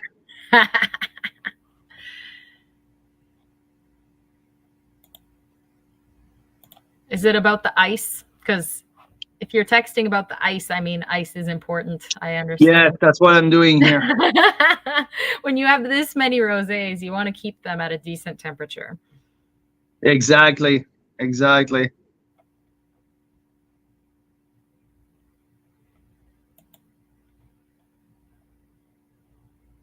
So up next, we have the Howling Bluff Rosé. Howling Bluff Rosé. So...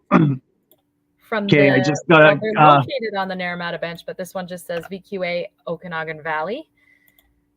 There might be a little bit of fruits. This one, no, it's Naramata bench. It's all estate fruits. Okay. Naramata bench. It's here on the bottle. We can switch it. So Vin Gris basically, Mira, it's another way of saying rosé, except like it's what it's made with dark grape. So pretty much like it's the run juice of the red grape.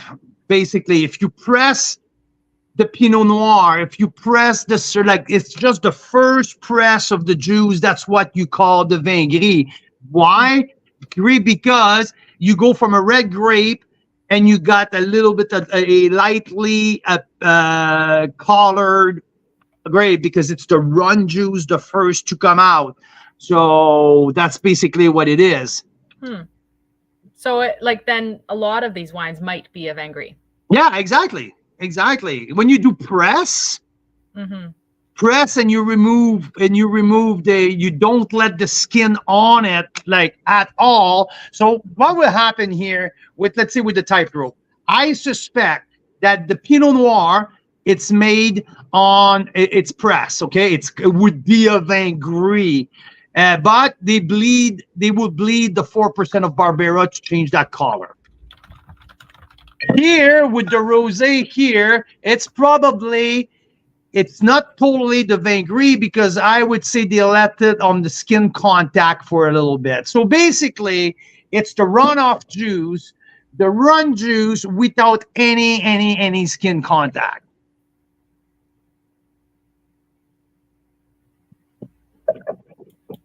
So that's why it comes out so light in color.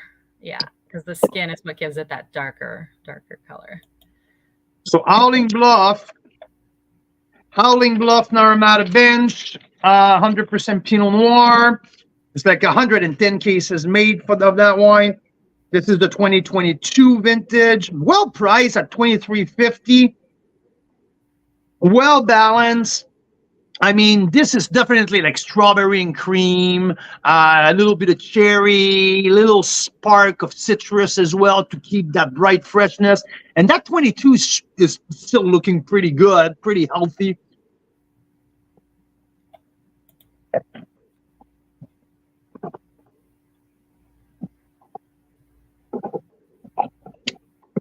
So fairly delicious. It's a 89 to 90 points, let's say. Yeah, let's say 89 plus, okay? All right. You gotcha. And that's my lineup here. So what I would like to do right now is to go to the bathroom. Yes. And while you do that, I will not only spin the wheel for whoever's left comments so far, and we'll spin some great prizes, but I will tell some jokes until Carl is back. Perfect. I'll be fairly quick. Love it. So let's spin the wheel first, shall we?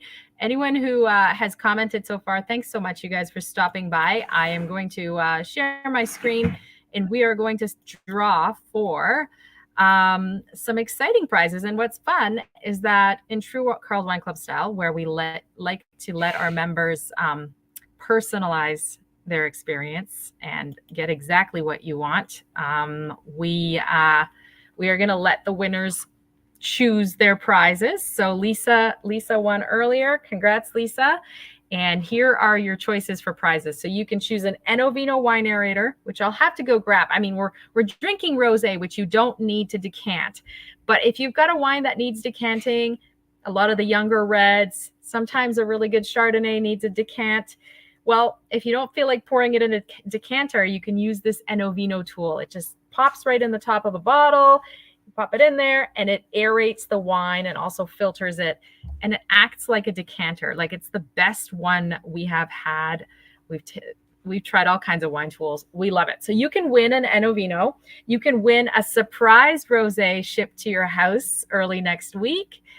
You can win a free shipping coupon for any amount of wine through Carl's Wine Club. And you can win a custom rosé t-shirt, perhaps with your name.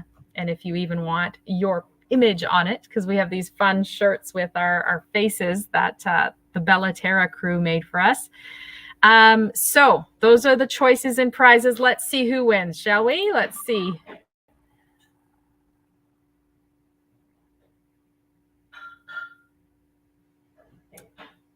Leaning Post. Oh my God, it's your lucky day, guys. They were tuning in through Instagram and left a nice comment, and there you go. So Leaning Post, you're on my list. If you're still live with us, let us know which prize you'd like. If not, I'll follow up with you after the live. So congrats, Leaning Post. So nice to see you guys on with us. And you know what? I think we're tasting a Leaning Post rosé, if I'm not mistaken, at some point a little later. So that'll be exciting. So now for the jokes. I mean, if you have a wine joke, you got to tell me. Derek, my friend Derek, I want to know what rosés the watchers are drinking today. Yes. So tell me if you are tuning in.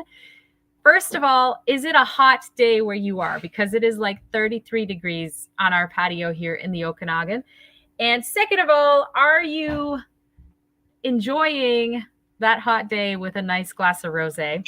And let us know what it is. Even if it's not Canadian, we will forgive you. let us know in the comments, and then you'll have a chance to win. So Derek, I'm adding you to the prize draw right now.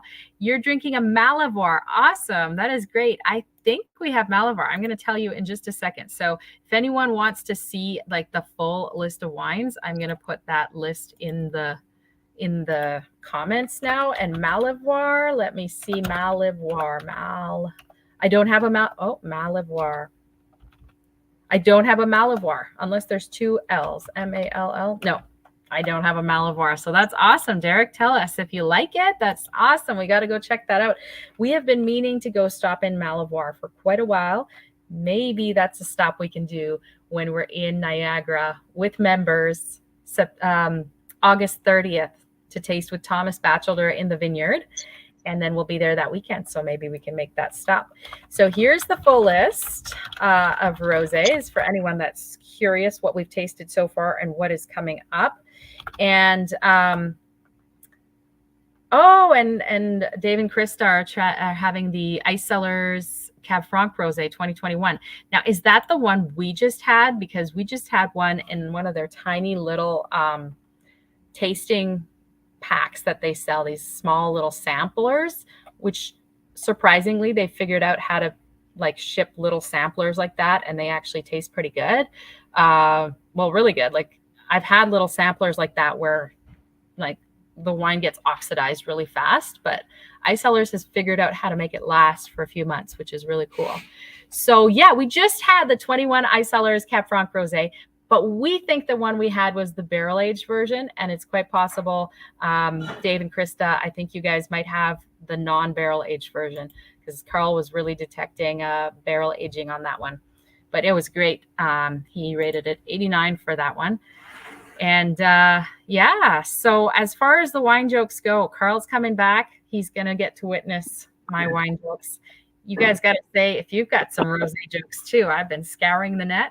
So in the absence of too good of a rosé joke, I'll share some of my, classic wine jokes. Oh, you're bringing the rosés inside. Yeah, so they don't get. There's two things with rosés I've learned. So one is the heat. Heat is not good for any wine, but there's a YouTuber that did a recent experiment around light, and not just like heat, but just light. Like even if it's just out in the sun in an air-conditioned room, but it's getting that sunlight, the sun also really changes the flavor of the wine if it sits in the sun for a few hours. So good thing you're bringing them inside there, Carl Boucher. But okay, wine jokes. What did the grape say when the elephant stood on it? Nothing. It just let out a little wine. Ba-da-ba. Pretty good, hey? Yeah, so I think, Carl, you should let me put the wines away. I think you should come back and taste more wine because look, we've got 20 down. So that makes about 70 more to go. A couple winemaker interviews. So you're going to have to, speed it up, baby. Okay. And we want to know, and Vicky had to go for dinner, but she's asking about the Code Rosé and the Black Market Wine Company one. So one code. Get on it here, Carl. Let's get on it. We have 3 Black Market Rosés and 1 Code. That's wild. A lot of good rosés. Fantastic. Just ask which winery I'll tell you on. What's that? Just ask the wineries. I'm going to tell you on any wine. Oh, you know which wineries send more than one? Quite a few did, which is great. Riverstone this year, and Riverstone, by the way, was voted our winery of the year by Carl's Wine Club members. So Riverstone made 6 rosés, I believe, this year. Mostly still and a couple sparkling. So 6 rosés for Riverstone. I don't think we're going to be opening all 6. Hey, Carl? But at least we'll see. We'll see how far we get. So he's just going out on the patio right now with another cooler full of rosé. And I think I have time to tell one more wine joke. If you've got a good one, you got to share it with us. You got to.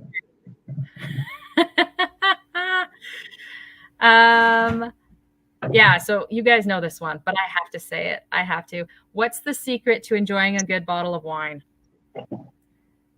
You open the bottle to let it breathe, and if it doesn't look like it's breathing, you have to give it mouth to mouth.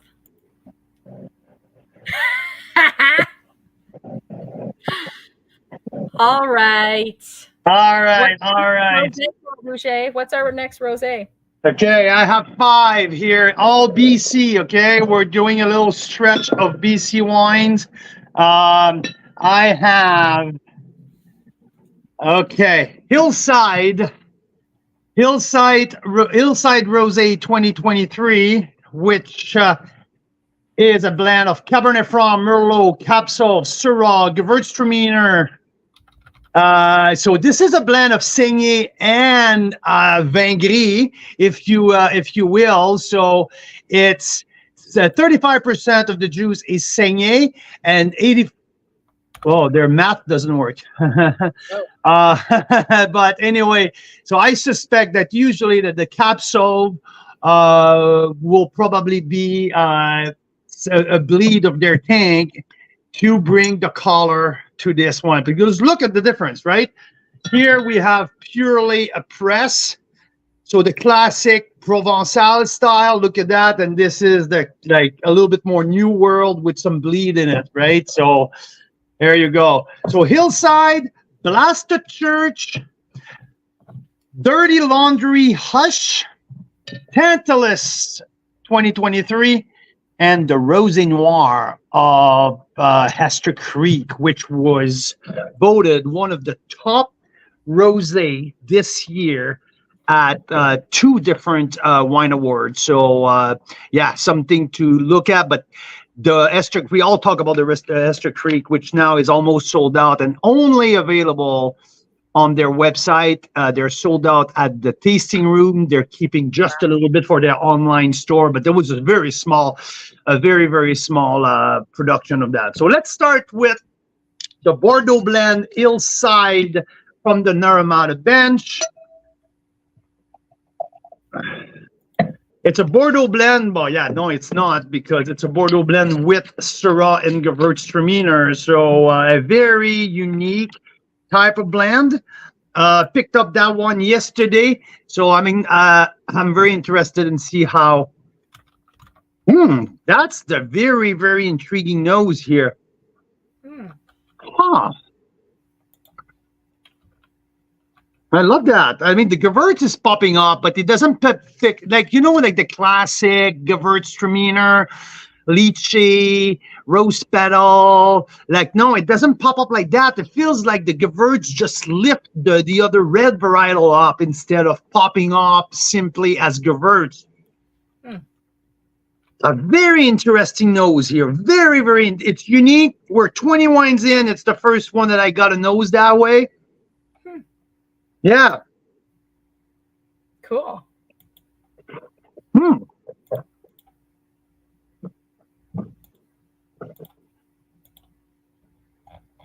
I'm a fan. Awesome. I'm a fan. There's that little citrus skin tartness at the end.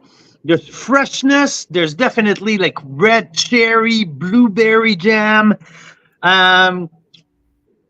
Good mix of acid and residual sugar. I would say probably around the 5 or 6 gram. I haven't went that far in terms of research for the list, but yeah, I would say really good balance. Very good balance. I like that. I like that a lot to give it a 90 points. So yeah. And let's I know I have to be a little faster and I have to move forward, but you know, in terms of scores, right? Rosé is definitely not the wine that each and every winery will make in order to have the biggest score, right? It's mostly a quick little production to bring a little bit more cash flow, like within a year. It's not necessary. It's not a flagship wine for most of the winery. I know there's a few that really put the This like below the road a couple of years ago from Hillside, right? It was in barrel for half a year. Like this is there's some, but most of the rosés. So you don't always expect the bulk of the rosés to be at the 90 to 93 points like we see with Chardonnay, right?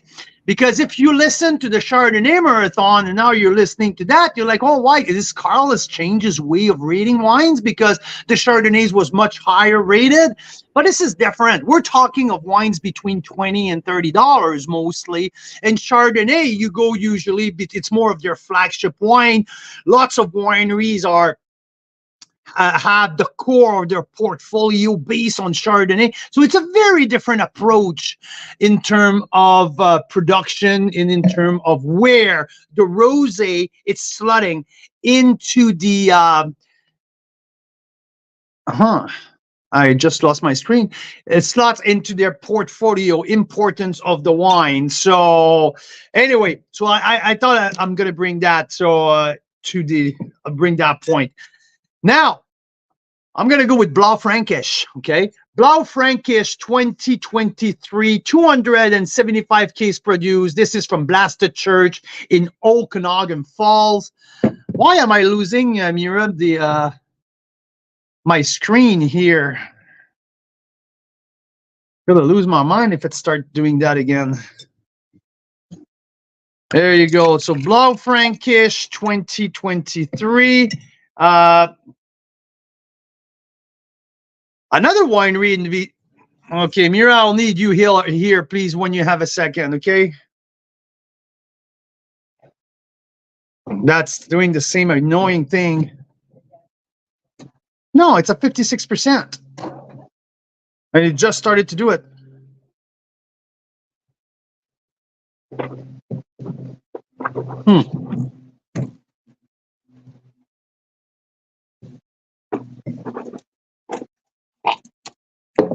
So that Blaufränkisch is delicious. Very unique flavor profile. There's spices in the back end. There's a little bit of grip. A little bit of white pepper. There's also some red fruits. A little bit of watermelon. Okay, Mira's trying to help me out here because I'm having a little technical difficulties.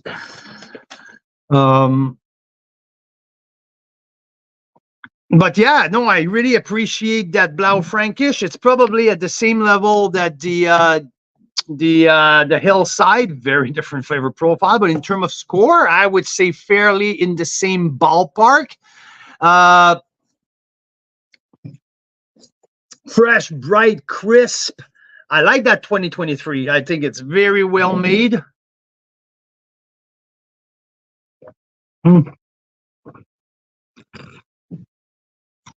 Very nice.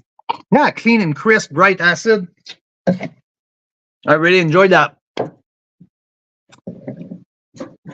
Yeah, 90 points for the Blaufränkisch from Blasted Church. Doesn't have a crazy long finish, but still, I mean, very, very well made. So here, Blue Mountain. Here, where is my...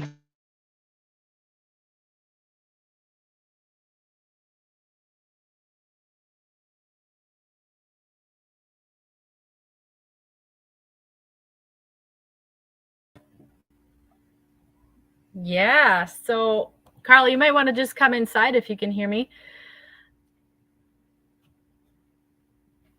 All right. Give us 1 sec.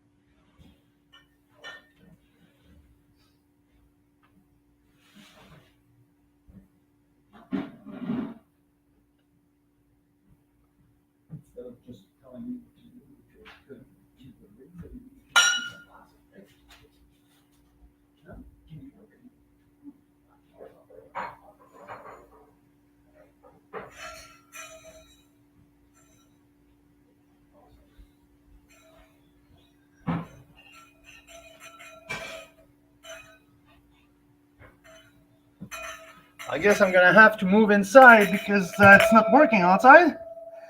So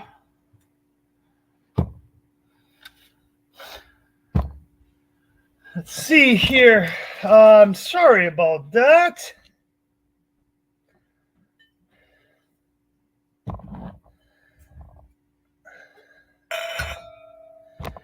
Okay.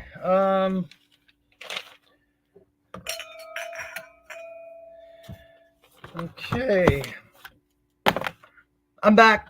For everyone who lost us or lost me, I lost all connection outside. So I will try to recap here. We just tasted the Blau Frankish from Blasted Church on Skaha Bench. Almost neighbor from Painted Rock, actually. One of the only producer of Blau Frankish in the Okanagan, as well as Mount Boucherie. So yeah. So now, oh, I need a spitter. So here, let's do that. Let's do a very value wine here with Dirty Laundry. Let's see here, the Hush Dirty Laundry Rosé. The price point is at $21. Pinot Gris, Cabernet Sauvignon, and others. Yep, and others. So that's the information that I found. So let's do this here. The Hush. This is a widely available wine in BC. You can find that in many different retail outlets here. And let's see. Interesting. Interesting nose here.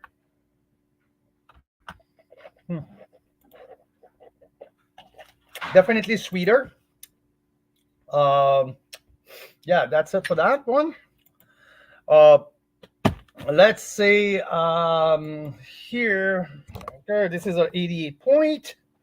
I mean, well priced, but definitely has his own demographic. This is a little bit more for people who likes it, or a little bit more of a beginner in terms of rosé and wine tasting. Like definitely sweeter on the spectrum here. So hello to Ross Kovac, my good friend out in Alberta. Ross, it's nice to see you. Nice to hear from you. Happy summer to you and Esther. Now we're going to taste a couple big boy here. I would love to go first with Tantalus, the 2023 Pinot Noir Rosé. Well, Pinot Rosé, let's put it that way, because it's a blend of 85% Pinot Noir and 15% Pinot Meunier. So Tantalus from the East Kelowna slope is a sparkling powerhouse, a Riesling powerhouse, but also a Cabernet Franc and Pinot Noir producer. So I'm excited to taste that David Patterson beautiful wines here. So this is the new 2023 Noir and Meunier.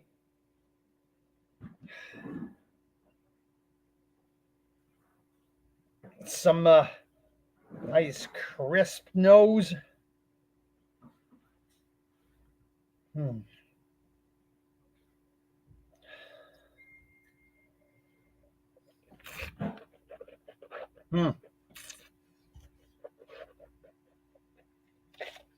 I love that. Bone dry, lip smacking acidity. This is geeky. It is really, really well done. Oh yeah, mouth watering acidity, cranberry, rhubarb, Like this is this is right up there with some of the best. Okay, we're at 91 plus.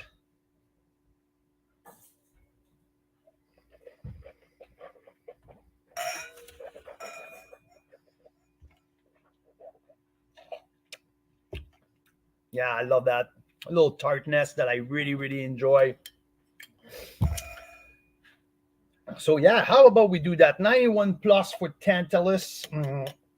And I will my this wine can only go up. That is for sure. We'll see what's is going to happen a little later on, but we'll see what's the price point in the same time too. Stone Tantalus, the 2023.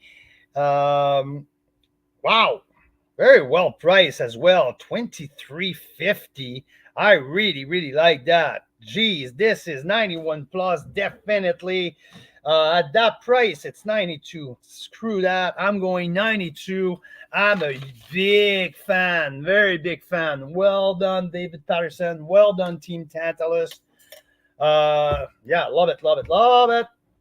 Let's do Hester Creek.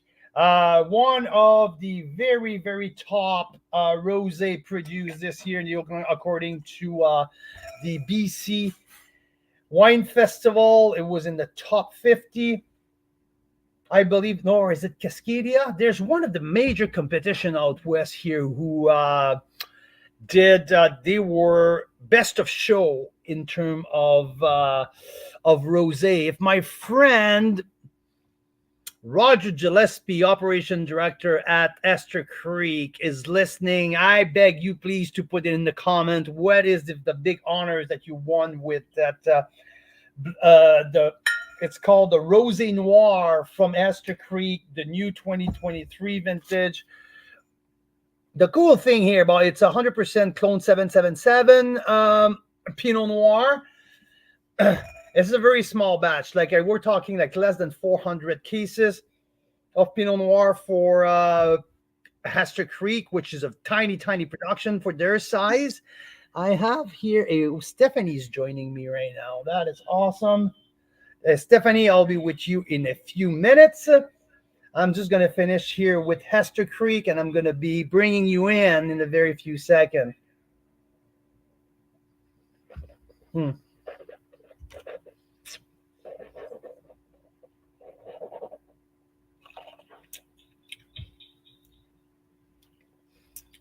Oh yeah, very amazing flavors definition here with the blonde, with the blonde noir, the rosé noir of Hester Creek.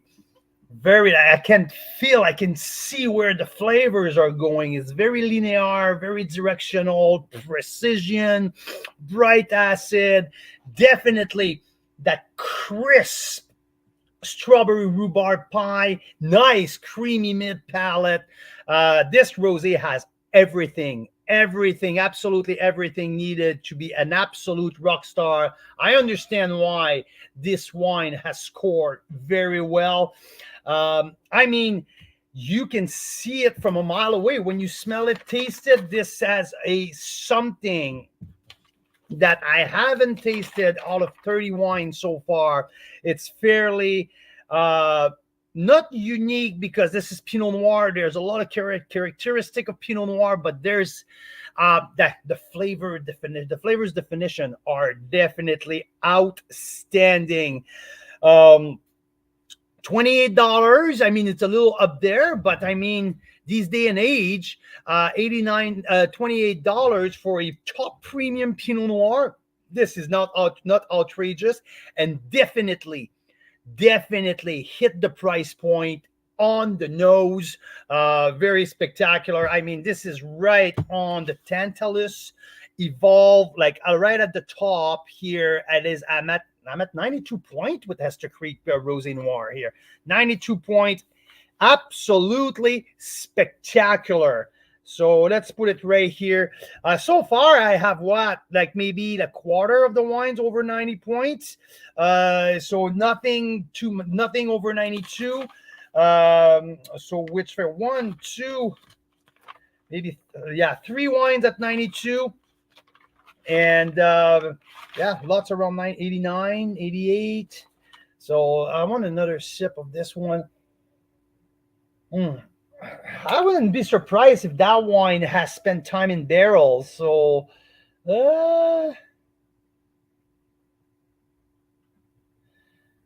maybe not. It's not. I can't see it on the note, but geez, I have a feeling.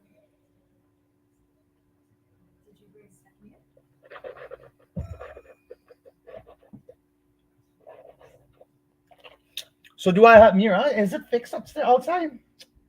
The phone overheated, so we'll have to wait till it. But yeah, we could go back outside, especially with like when you want to interview Rob. Okay, so the phone has overheated, so that is pretty interesting here.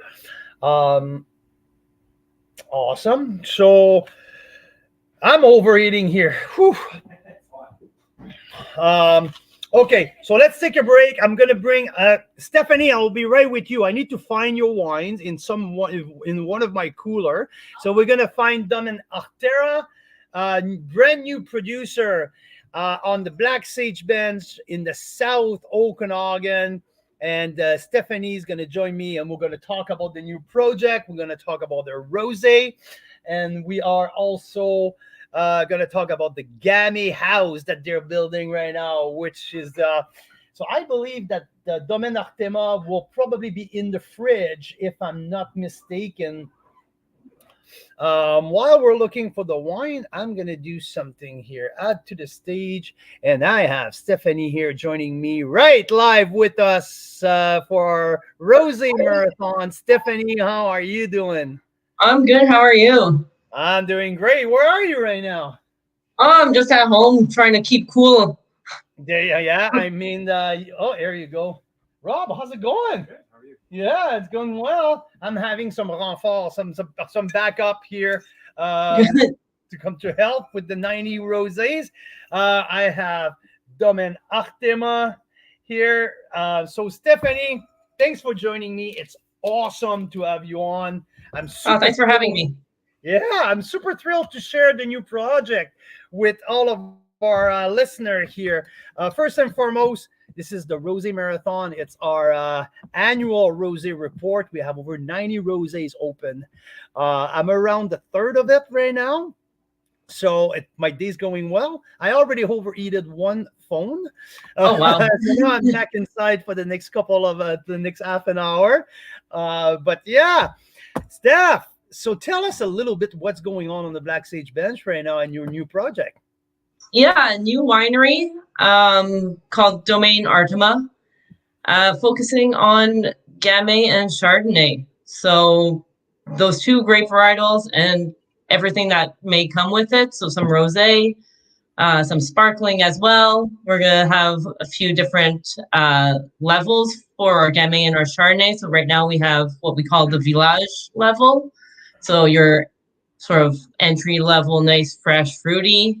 And then we have the cru level as well. So a little bit more serious wines on that one. So a lot of French influence in the new project, right? In terms of appellation, in terms of classification, but also in terms of winemaking.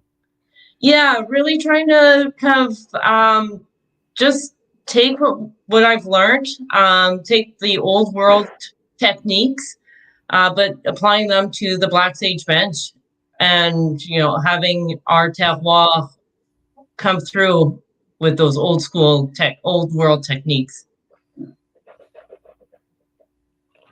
And this is good, by the way. Oh, I like the crunchiness of that bright acid. There's also nice definition of flavors. We'll get back to that. We'll get back to the specific wine a little later because I want to keep talking about Domaine Artema. Why Gamay on the Black Sage Bench? Well, after these couple last really tough winters, Gamay is winter hardy to a certain degree. I mean, we still had some loss, unfortunately, but we'll be able to get some Gamay next year again. So that was the one of the main reasons. Also, not a lot of people do Gamay, or at least focus on Gamay. So if you go along the Black Sage Road, you'll hit a lot of Bordeaux style reds, those bigger reds.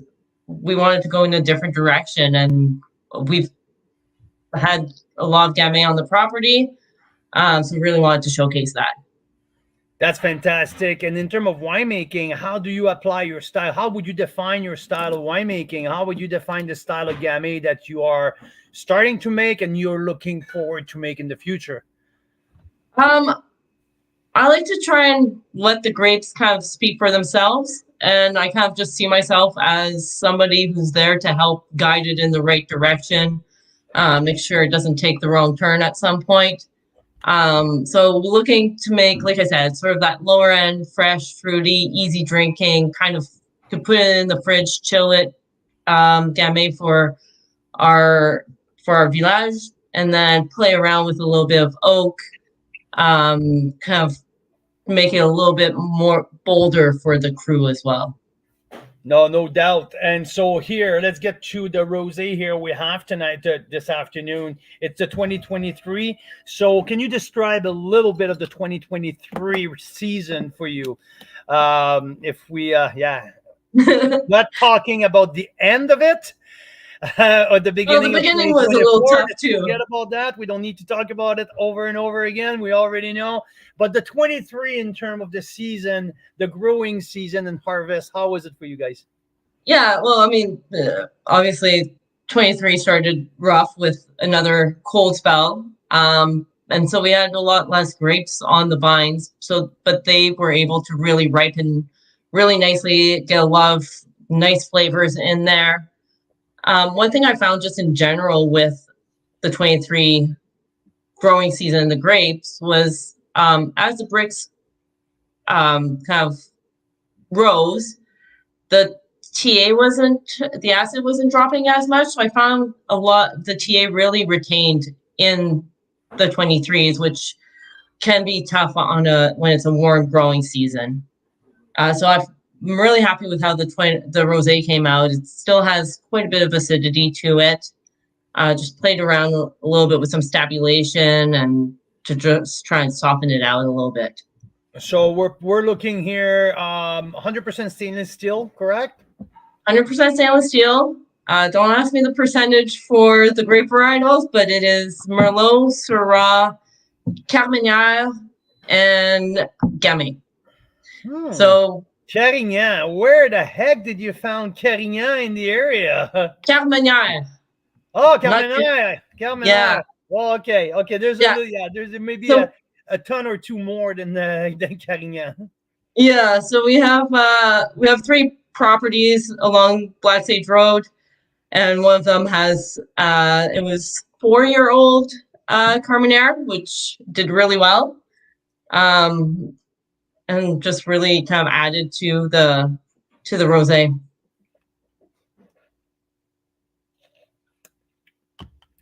Really crunchy, bright acid. The alcohol level doesn't really show in the equation. I mean, at 13.6, I really don't feel it that much. Really crisp, really, I would say it's expressive.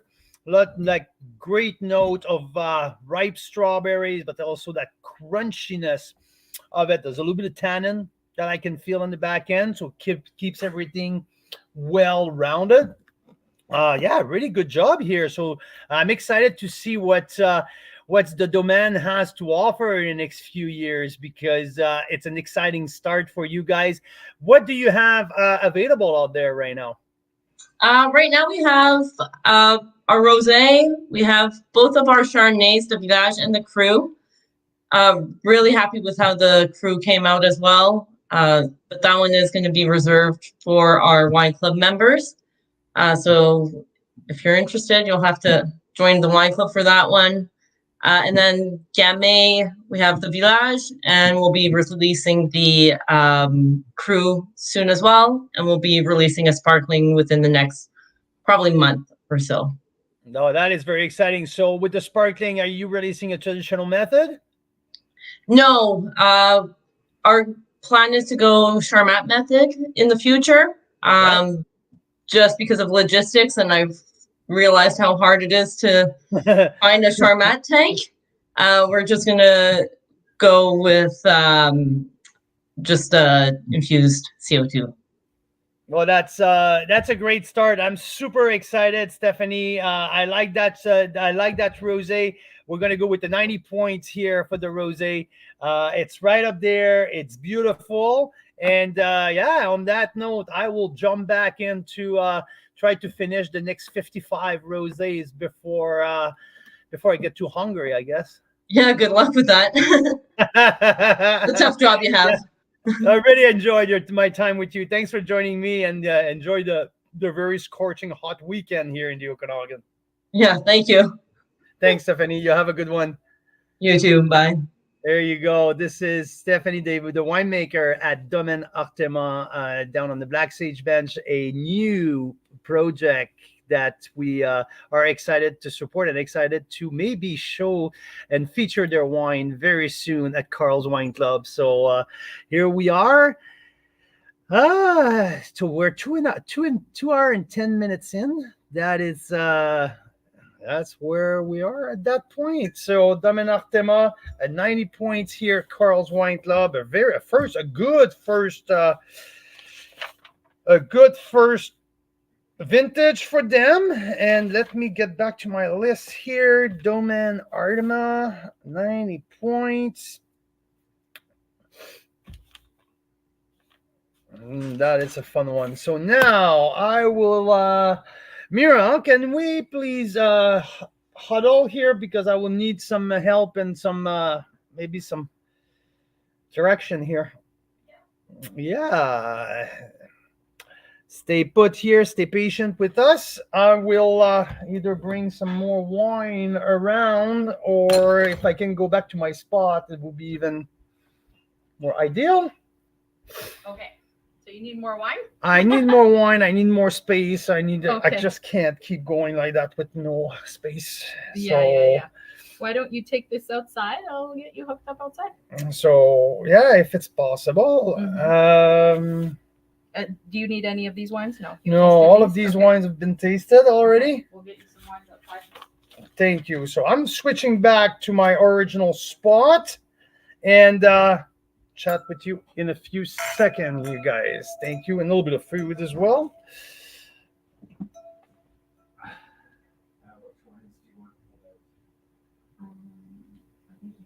I have 2 full coolers out here.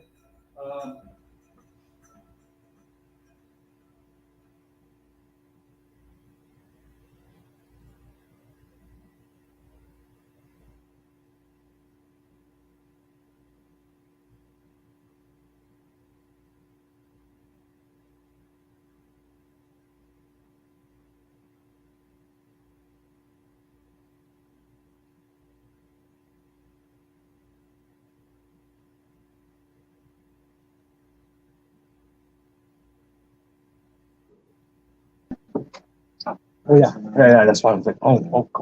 Oh, and Vicky's back too. We're back too, Vicky. We're back outside. I had to freeze my phone, like literally.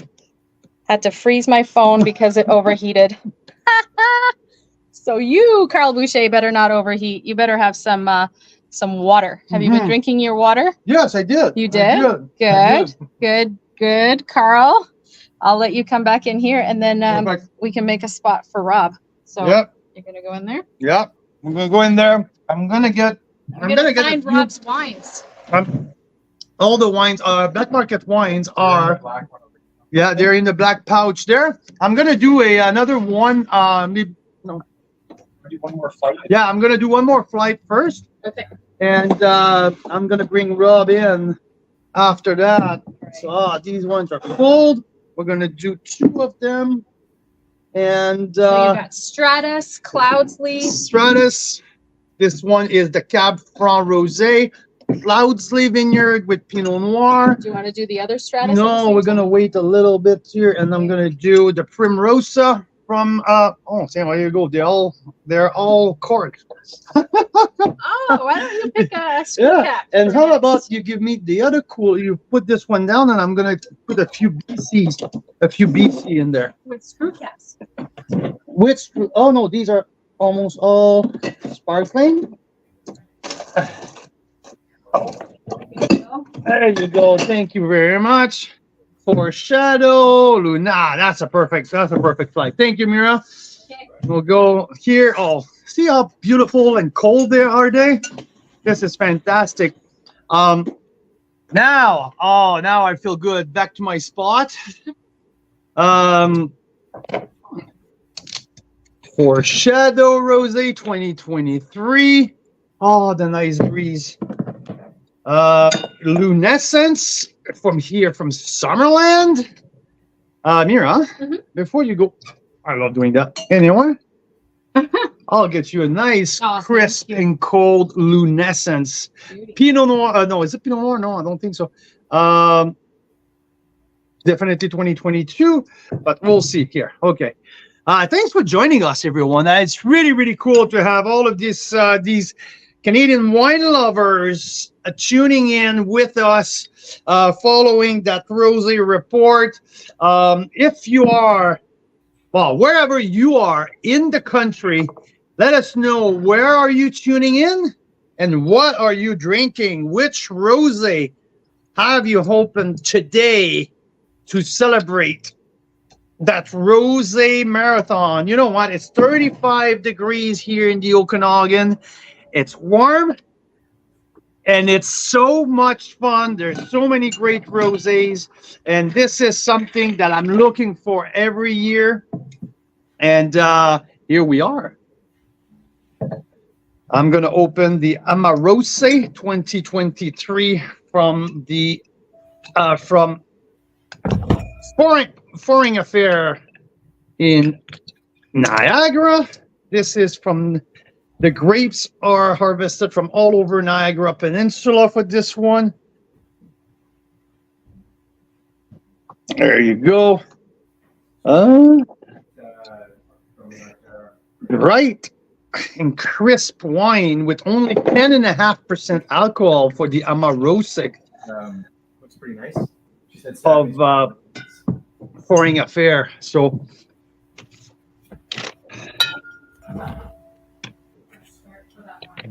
here, just to recap a little bit, so far I have 392 points, which are like super top end for any rosés on any rosé scales. Some pear, lots of pear in the Foreign Affair rosé here.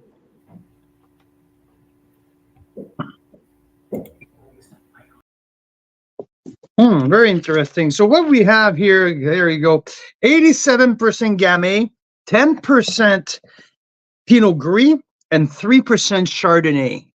Gamay, Pinot Gris, and Chardonnay. It's a $20 wine, so $19.95. Very well priced rosé.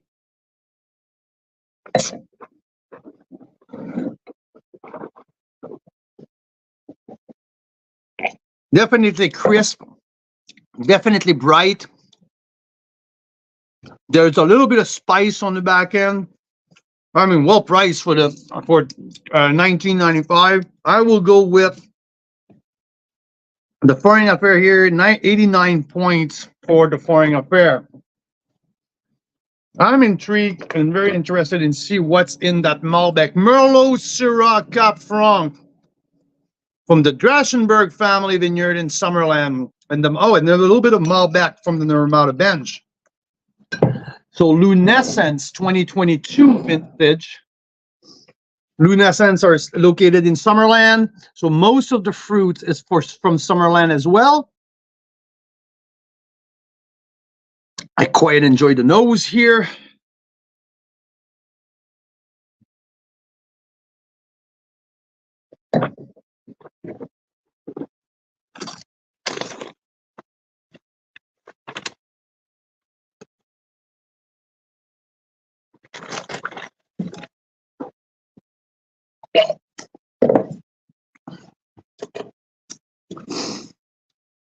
$27 rosé.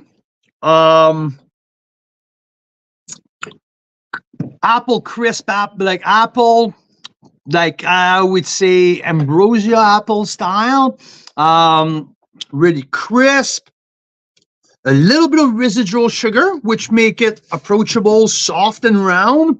Not overdone in terms of RS. I would say probably 6 or 7. This is the 2022, so it doesn't have the crispness of a 23, but still drinking very well. I quite enjoy that. This is right on the 90-point scales. Yeah, lunescence, 90 points here. I feel very comfortable with that. Muted on the nose, but the palate is very delivers absolutely, and I like it sometimes with a bit of residual. Like I mentioned, it's like with Riesling, right? It's not that punchy, it's not that austere.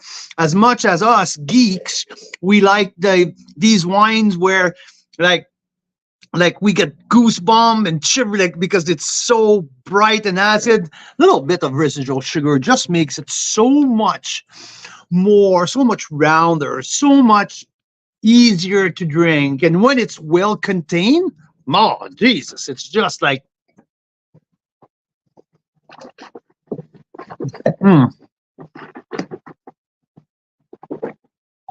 I like that. I like that. 90 points, lunescence, Summerlin power here, like half a mile from here. So we'll go from Summerland to, let's go back to the Naramata bench, okay? Let's stay in BC, and we're gonna go back to Ontario for 2 more after the 2023 Foreshadow Rosé. It's an off-dry blend of Merlot and Pinot Noir. 100% Naramata estate fruit. So they have, I believe it's a 5-acre vineyard on the Naramata bench. And nice people, Wilbert and Yoka, and their family are just producing especially an outstanding Riesling. So they're also great growers there. So let's see what their rosé has to offer. I just eat a little bit of a spicy calabrese. We'll see how's it.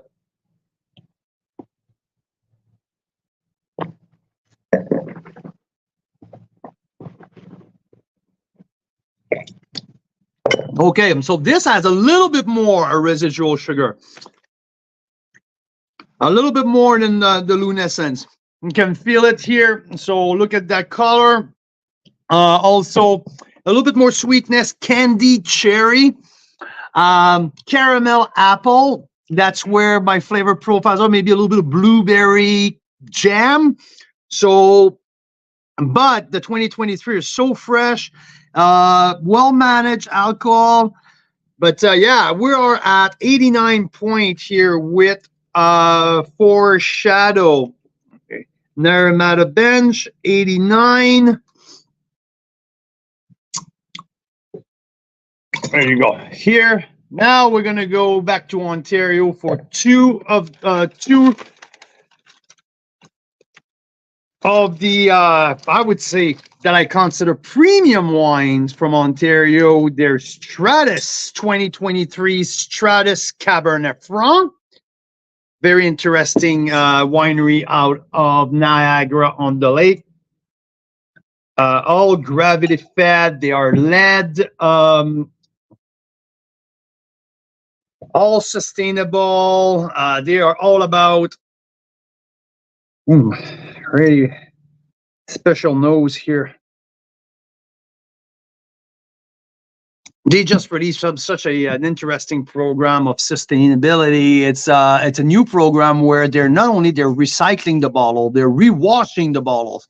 So in terms of sustainability, they did the first run as a company who are collecting bottles, rewashing them, clean up the label, and rebottle in already existing bottles. So there's no more crushing glasses or anything like that.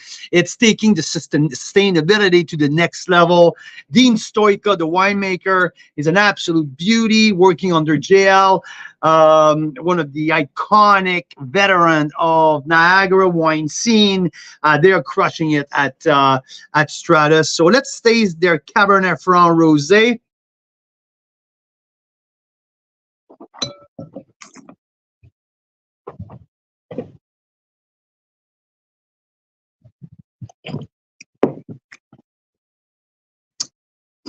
Clean, pure, directional, well balanced.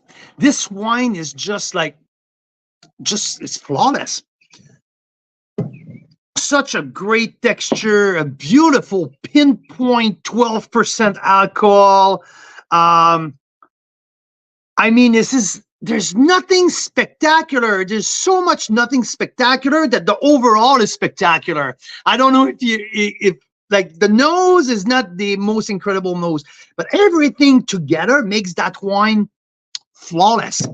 Absolutely flawless. I enjoy that wine tremendously.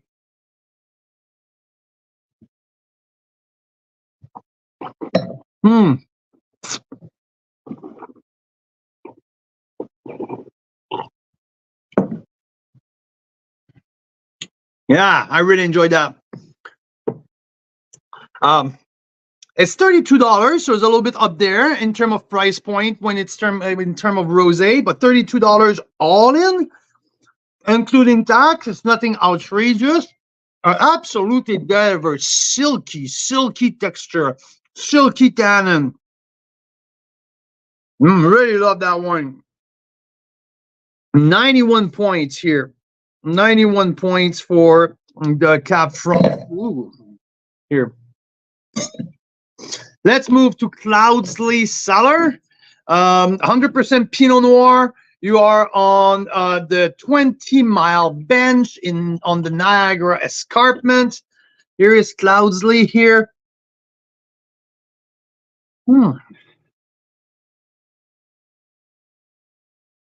Unique, very unique nose. Almost like soy. Soy. Or Worcestershire sauce. Worcestershire. Is it Cloudsley? Yeah, it is Cloudsley. Get the nose to that.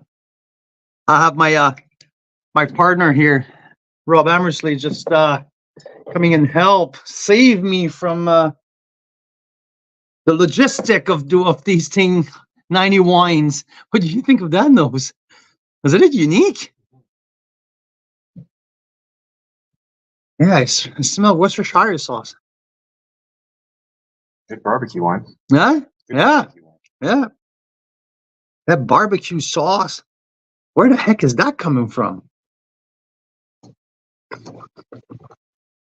It's not the palate. Mm-hmm.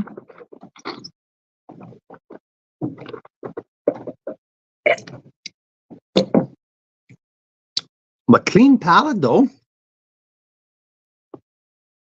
Orange peel. 2023 vintage. It doesn't have that snap on the back end though. From the crispness of a 2023. Very interesting. Definitely unique on its own. Definitely very unique. Off the beaten path. Delicious. It's good. It's good. Let's see here the price point. Let's see what the price point has to say. But Cloudsley, $25 on the dot. So, I mean, it's like a $23 BC wine. So, but $25 Ontario. I would go with 89 points. I would be interested to revisit that bottle a little later. I want to see which kind of evolution we've seen with that. Now, here. Did you bring some ice? Yeah. Yeah. Because I was thinking to cover like the gray bin. Brought 2 coolers as well. Oh, you do? Okay. Yeah. So the one that I tasted at the very beginning No, I'm getting warm, right? So, okay. So that's what I'm gonna do. So Mira's cooking a pork shoulder at the very moment. That's gonna be a fantastic dish for later on when we're done tasting these ones. Because after that, guess what happened here by the lake in Summerland? Winemakers and other people are coming to join us to taste these rosés with us again later tonight. So Mira's cooking a nice pork shoulder, and we should have a lot of fun later. So let me grab my cooler here. We're gonna get more.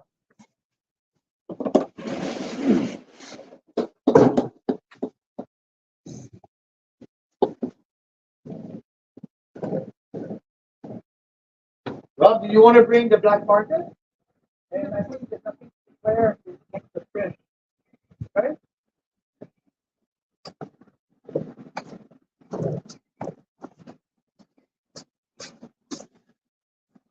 So, our friend Rob Amersley is going to join me in a second to taste the Black Market Wine Company rosé with us. So, and after that, after the Black Market, I think I'm going to do a run on the sparkling rosés. We did a few at the beginning. So how about we do another run after the Black Market? Oh God, Rob here is joining me. I'm just going to taste this Beach Glass, VQA, Ontario. If you're from back east, you let me know if you ever seen that bottle. I got that by mail from one of the producers from Harrow, Ontario. So what does it say here? Beachfront, the only beachfront winery in Ontario. Oh, that's interesting. So that's called Beach Glass. Cool. Cool. We'll see. So Beach Glass. Let's see.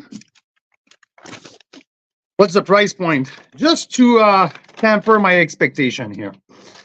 Let's see where we're at. No. Rio. Domincalis. Cloudsley. Nope. It's from which winery?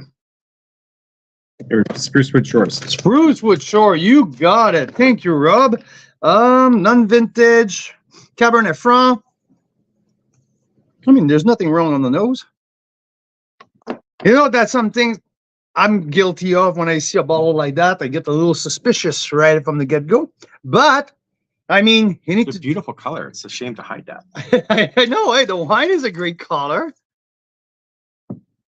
The nose is fairly clean.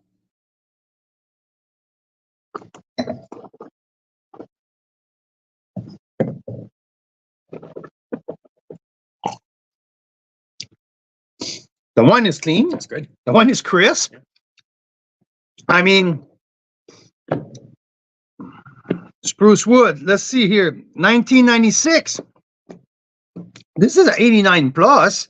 I mean, this is not a spectacular wine, but if I have a $20 in my pocket, I mean, there's I feel that we're good with that.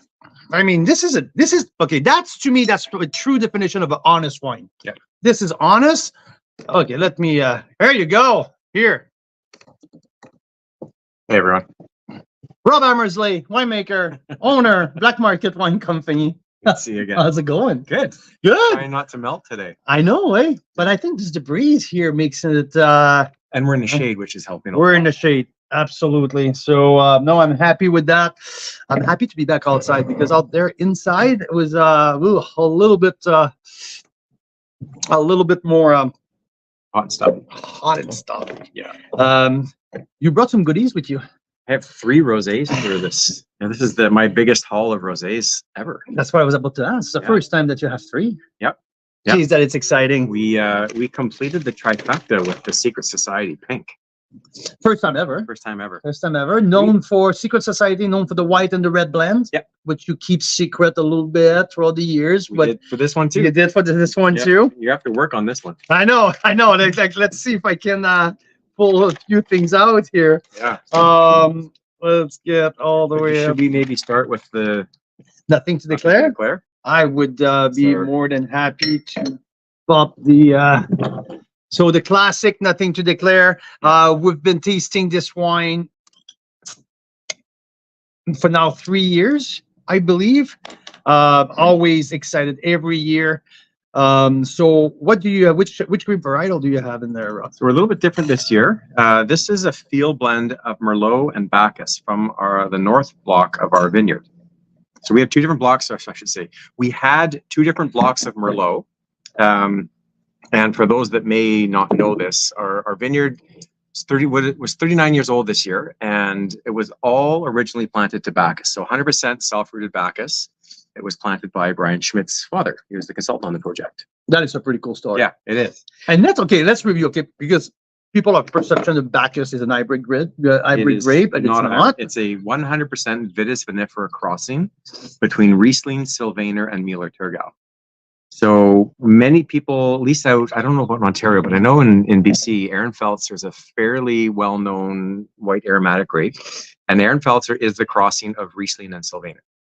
So then you add Müller-Thurgau into the picture, and that's where that brings, I mean, still aromatic, but it's much more of an herbaceous, grassy, sort of undertoned grape. And when you put those three together, you get this just melding of three different really cool things. And so Bacchus is a really cool grape. It's unfortunate that more people don't know about it.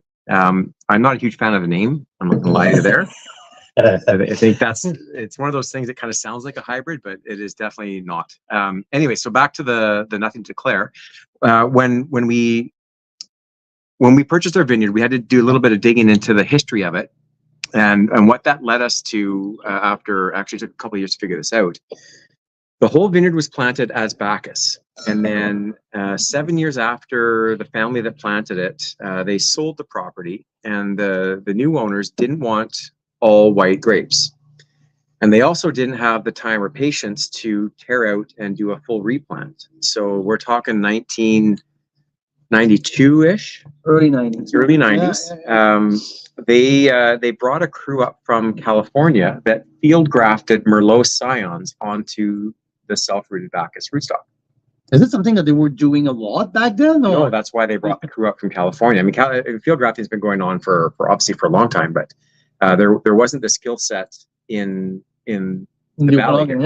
Yeah. So we have Merlot that is on Bacchus rootstock, and what happens is, and this year is making that painfully obvious, when you have top growth, or no, like when the top part of the vine dies, suckers will come out from the root zone area. And when that happens on a grafted vine, if it's below your graft union, you get the genetic makeup of what's below that graft union. So in our case, it's Bacchus. So you're telling me now that your Merlot vines reconverting into Bacchus.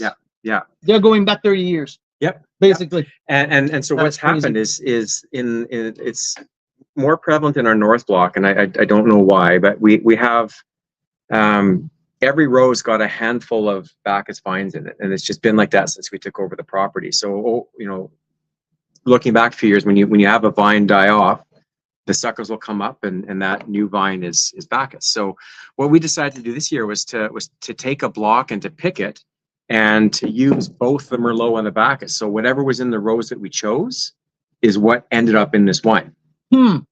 So in previous years, we've done nothing to declare with Syrah, with Cabernet Franc. This year, it's Merlot based, Merlot dominant with Bacchus in there. Made in exactly the same way. Exactly the same way. So now let's get back to the technical aspect of how you make. So nothing to declare is a pétillant naturel. Correct. The pétnat. Ancestral method. Ancestral method. Yeah. So we call this wine nothing to declare for a couple of reasons. If you haven't seen the label, it's one of those customs declarations cards in its exact replica, but just change the information on that card to reflect what we need on the wine label. It's pretty cool. You should read it if you get a chance. We have a copy of the label up on our website. But it's called nothing to declare because there's really nothing to declare on the label. It's a wine made in a natural style. I don't like the term natural wine because all wine is natural. but we don't really do anything to this. So we press the grapes and we get the juice off. We don't add any sulfur at processing. We don't add any commercial yeast, so the ferment starts natural with native yeast in both the winery and on the grapes. We don't. We haven't ever had to add any nutrition during the fermentation. We don't add any enzymes to get color out or to help with clarity or settling. So we don't add anything. There's nothing to declare on our label in terms of additives to the process. And so it, each vintage takes on its own life, and it showcases kind of that more natural character, I guess. It's still a clean wine. This year we had a lot of lees from this fermentation, and I think that's probably because it's Merlot relative to Cabernet Franc. So we have a little bit more robust, a little bit more. It's harder to convert. Yeah. So when we set these wines down and riddled them and got them ready for disgorging, we noticed that the plug, when these bottles are upside down, typically we would have about sort of a finger width of sediment showing below the cap. The dead yeast. Yeah. But this year we had at least twice that. We're talking, double of the sediment. Sort of 3 centimeters worth. So it made disgorging a little bit more of an effort, a little bit messier. Yeah. I'm sure we have some great pictures of Michelle covered in these. But it means you lose a little bit more, and you have to top a little bit more of this, or our yield is down a little bit. But 35 cases, I believe, right? Like something. Yeah, we had 415 bottles, so that's like 30-ish, 35 cases. Yeah, so our production was about half this year relative to last year. And that was just simply by virtue of the fact that we didn't have as many grapes to play with. We had no Cab Franc at all, which we'll get into when we talk about Omerta. We lost that vineyard. The vineyard succumbed to winter the previous year. So because for people that are thinking that, okay, the Okanagan just got hit by a cold event, that's true, but it's double true because we just got hit by two. That's why 2023 was affected. And now we're leading into 2024, so the impact it's double. It's twice the impact because of the 2024. Yeah. So what happened with the 23 vintage, or the 22 vintage, I should say, is there was extensive damage, but not to the degree of this year. So I don't know what the actual yields were, but I think the valley as a whole was down maybe 30-40% relative to a normal year. And then it's much more extensive this year, obviously. No, we're down 80 to 100%. Yeah. So what happened after that freeze late in 2022 is it affected primary buds, but we still had secondaries. So at our vineyard, our yields were actually consistent, but most of that was from secondary buds, which produce slightly smaller grape clusters. And I think that was the case for much of the valley. For the 2023 vintage. Yeah. So exactly. So the 23 is the one who's released this year. Yeah. So that's what happened. So I mean, that's nothing to declare. I mean, it's true to his real personality. I mean, it's crisp, it's clean, it's textural. Yeah. I love the texture of Nothing to Declare, and still this one I'd say is probably a little bit cloudier than the previous one. Again, when we were making it from Cabernet Franc, we could get a real clean settling through that riddling process. Yep. With the Merlot, it was just a little bit. There's just more gross lees through that fermentation, and we got most of it out, but there's a little bit of settling. I mean, when it's a pet nat, so I mean, you expect that. Yep, that's what it is. I mean, to me, it's true to its personality. Yeah, the ancestral method. What is that? So there's kind of 3 ways to make a sparkling wine. You've got the direct carbonation method, which is done for a lot of your sort of fresher, fruitier style sparkling wines. There's a Charmat, which is injection. It's done in tank. It's a secondary fermentation, but it's done in a pressurized tank and then bottled. And then you have the traditional method, which is you take a completely fermented dry wine, put it into a bottle, and then add a very precise mixture of sugar and yeast to get that secondary fermentation in bottle. In bottle. Yeah. That's why it's called the champagne method. Yeah. But traditional method. So with the ancestral method, it is only a single fermentation. So it's done in bottle, but what happens is we actually bottle it while it's still doing its primary alcoholic fermentation. So that's the main point of departure between traditional method and ancestral. Is with traditional, they bottle a dry wine and add sugar and yeast. With the ancestral method, we bottle it while it's still fermenting. It's almost done. It's almost dry. We You do have this, like 85%? more. Not- We more do it than about that? 1 degree Brix. So we would start this Okay. probably about 22, Okay. 23 degrees Brix, Okay. and we bottle it at about 1. And I mean, that's the thing. It's one of the easier methods to do, but it's the hardest one to get right because of the Your window. imprecise nature of measuring the state at which your Fermentation is fermentation's at. And so when we get close to this, we're doing Brix or sugar density checks about every hour, and then it goes down to every 15 minutes, and then it's all of a sudden go, and we have about 2 hours to get this in bottle, and the first bottle will be different than the last bottle because it's Absolutely. still fermenting. Yeah, Yeah, that so- is awesome. So that's the ancestral method. It's a bit more rustic. It's a little less precise, but I love the character you get from that stuff. That's the personality of the Yeah. wine. I mean, this is unique. And now I have to say, it's even more on the personality side because of the Bacchus. Yeah. Now you add that herbaceousness, a floral component of the Bacchus. Now it takes a total new atmosphere. I or agree, like, and I like think this is If this was really, 100% Merlot, I think we'd be talking about this in a very different way. absolutely. Yeah. Absolutely. Yeah. And like I think Bacchus bring a lightness, a freshness. Yeah, that greener component, but not green in terms of leafy, green in terms of Freshness. herbaceous, and even like lime.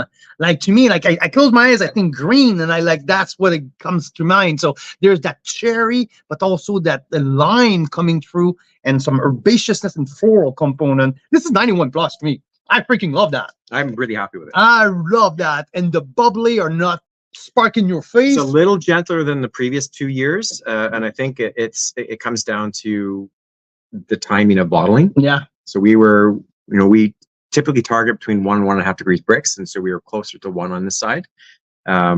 Whereas in previous years, we're probably pushing 1.25 to almost 1.5 degrees Brix. So that makes a difference. It doesn't sound like much. It's only a few grams of sugar.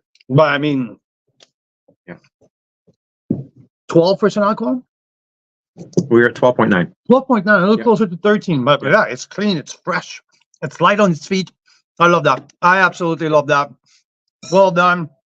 I know that we're gonna have a ton of fun with that tonight. That is for sure. All right, let's do Secret Society Sec- Pink. The new member of the family.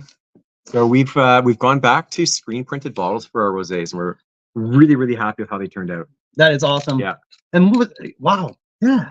Yeah. I thought you went to stickers. No, for other ones, but we decided for the rosés this year that let's That is go back to awesome. screen printed. I know that we have a few Black Market Wine Club members listening here, so put in the comments your impression of the Secret Society Pink, if you had one so far. And I know that you guys don't lie to me because I know some of you already had some of the Secret Society.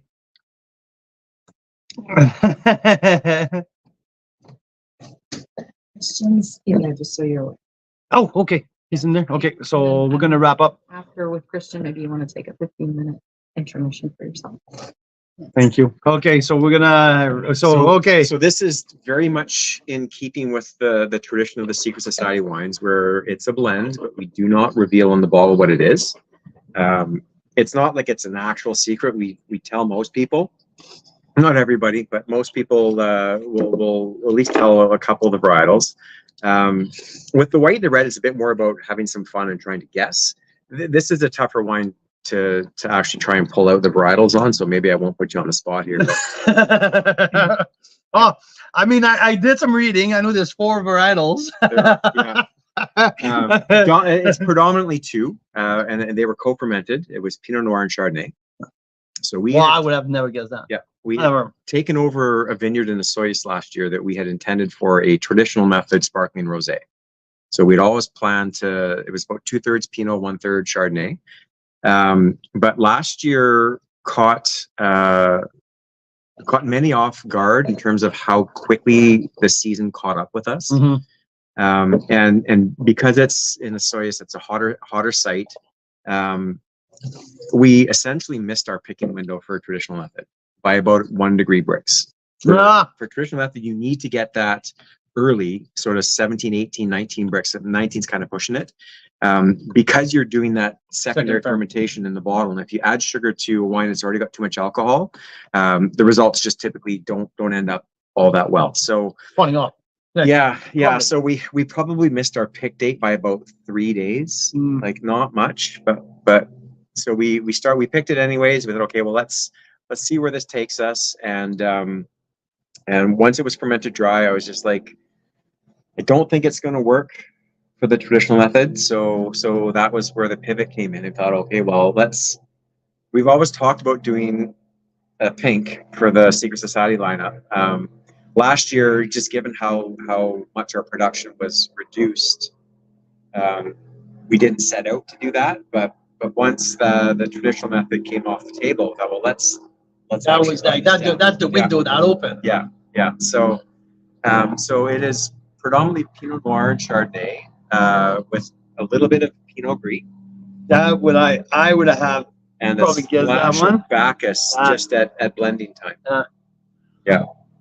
I mean, I cannot say that I picked it, but I was like, if I had to rationalize a little bit and break it down, I'm like, there's probably a splash of Bacchus in there because it's a state fruits that's right on the property. So you want to increase the volume a little bit, throw a little bit of Bacchus in there. It wasn't about volume because we did the Bacchus at blending stage. So we already made the Bacchus. We'd already made this. It was more just about, it's that art of blending, right? It's getting that fine. There was just one little bit of freshness missing. And we're probably talking 3-4%, not much, but just enough to kind of flesh out the fruit flavors and to lift the aromatics a bit. That is fun. It's a 90 points to me. It is. And we're getting a lot of really, really good feedback on this. We only made 60 cases. I mean, I put 90 plus. This is what I put here, 90 plus. I'm getting closer to 91 because it's really fun. Yeah. It's really a fun wine. It's crisp. There's a perception of sweeter fruits, which is not fruit. I remember we had that conversation together and I was not convinced, but I thought it was maybe a little higher residual sugar because of that candied apple or that sweeter fruits, but it's not residual sugar. You're at under 2 grams of residual sugar. No, this one we're actually closer to 5. Okay. Yeah, Vicky actually sent me a text asking what they were. I think she tried these last night as part of her club pack. Okay, that makes more sense we're pushing now. Closer to 5 on both of them. I think. Yeah, we're slightly above 5 and below 5. I don't have the specs. Okay, so I got the wrong number here. I was like, But anyway, so you never know. But 5 is still a dry wine. Yeah, and it's round and soft, and that's why where it was coming up. So it's really, and I think I love what Karen is saying here. Dangerously easy to drink. This is exactly what it is. Yeah, and because it's not the intellectual, like, sometimes we're sitting down, you and me, like with the geeky wine, and we're like, this is an easy wine to drink. This is it's a dangerously easy wine to drink. Well, I like to call it this is a bitch. Yeah. and that's another reason. Like, I mean, that is what Secret Society as a lineup is all about. It's wines that if you don't know anything about wine, you can enjoy this. But if you're a full-on som that wants to spend 2 hours dissecting a bottle, fill your boots on this one. Yeah. That's kind of what that whole series is about. It's approachability with complexity on the backside. And this one is actually surprising us a little bit.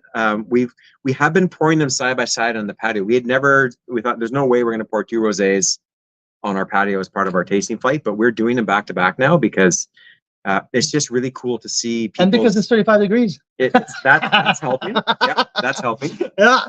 How about we say that, let's save Omerta for a little bit down the road. There's another one I would like to pour it side by side. Yeah, absolutely. And let's do that. I'm going to bring Christian in, the winemaker at Moon Cursor. Oh, awesome. So it's going to be a super fun conversation. We're going to taste the Heist, the new 2023 vintage. Do you need me to find that one? It's in the fridge. Okay, I'll get it. Bottom left. All right. Like the bottom row. I stacked 2 rows, and it's Okay. Thanks. I appreciate that a lot. And we're going to taste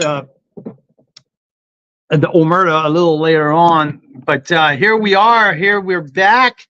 I'm going to bring Christian in right away.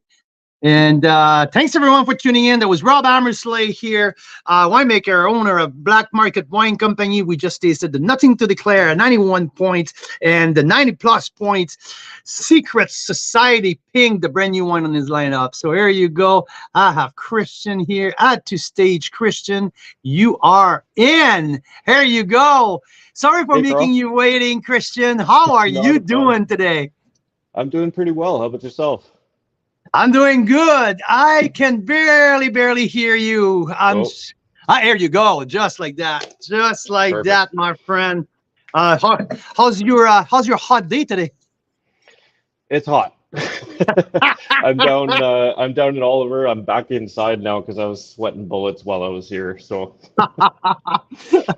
you know what? I have a nice breeze by the lake here, so I think I found my spot here. I was way too hot. I don't have air conditioning inside, and I was like, Mira, get me out of here! Like I can't do that. So, how's the beginning of your summer has been, Christian? it's been good. You know what? We've seen a lot of traffic. It's been very steady for us at the winery, and you know, we're open 7 days a week, and we're going full bore now. So things are looking pretty good. Well, you guys are located in a very small little spot here in the Okanagan where there's much more growth than we're seeing anywhere in the valley. You're in the East Bench, and I mean, I was there a couple of days ago, and it's a different world compared to what we seen from Lake Country all the way down to the Black Sage Bench. So you guys are a little bit on the hot spot there. Yeah, we don't like to say it too loudly because we know how everybody's feeling at in the rest of the valley, but we didn't make it out unscathed. The winter did hit some varieties pretty hard. Our whites and our Petit Verdot actually did quite well for us. Our Nays and Dolcetto and our Cab Sauv did okay. So we're looking. I don't want to say we're looking great, but we're looking okay. We'll get some fruit. Yeah, well, that's it. Like that's the biggest thing. I've seen some leaves, some other part of the valley, but very little clustered. But when I walked to your area yesterday, I spent some time. I just tried and locate some decent amount of clusters. So it seems like you guys will be able to get to production. Yeah, we'll definitely have a harvest. Our Marsanne looks like nothing happened to it. It's got clusters everywhere, and I'm actually sitting here thinking, like, do I need to thin our Marsanne this year, or do we just take it all and make up for some lost volume? But our Marsanne did very well. Our Carmenere out of our reds did great. We were sitting there at the beginning of the season. Christian, I have a winemaker here, an owner winemaker sitting back there, and he's like, I know, it doesn't make any sense. Like, we were sitting there at the beginning of the season thinking, like, do we just plant 25 acres of Carmenere and call it a day? Like, if it can handle the winter, then great. I know, eh? This is the end of all the problems. Let's plant everything the same and let's call it a day. Oh my God! Might make the winery a bit boring, but you know, if it but much safer for the investors and for the bank. That's for sure. Exactly. Yeah. You guys have been collecting a lot of awards lately. I mean, at about the top 50, you guys had 2 wines in the top 50 this year. I mean, you've been crushing it big time. Congrats for all of that. You and your team are absolutely legendary at the moment. So tell us a little bit about the two wines you got at the top 50 award. Well, I know the one. That was the Tourignon National, I believe.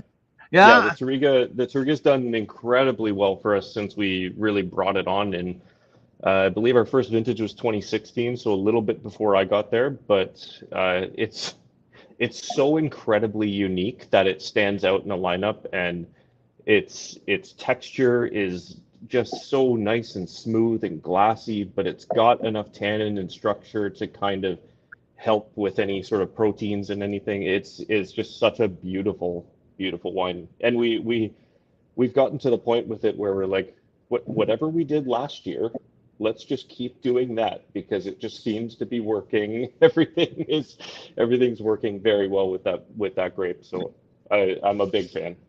That's awesome. And the heist. Let's talk about the rosé because we have 90 rosés open today. Yeah, well, a little more than 90. I think we're 94. To be honest, we're like almost halfway through. Oh, that's not bad.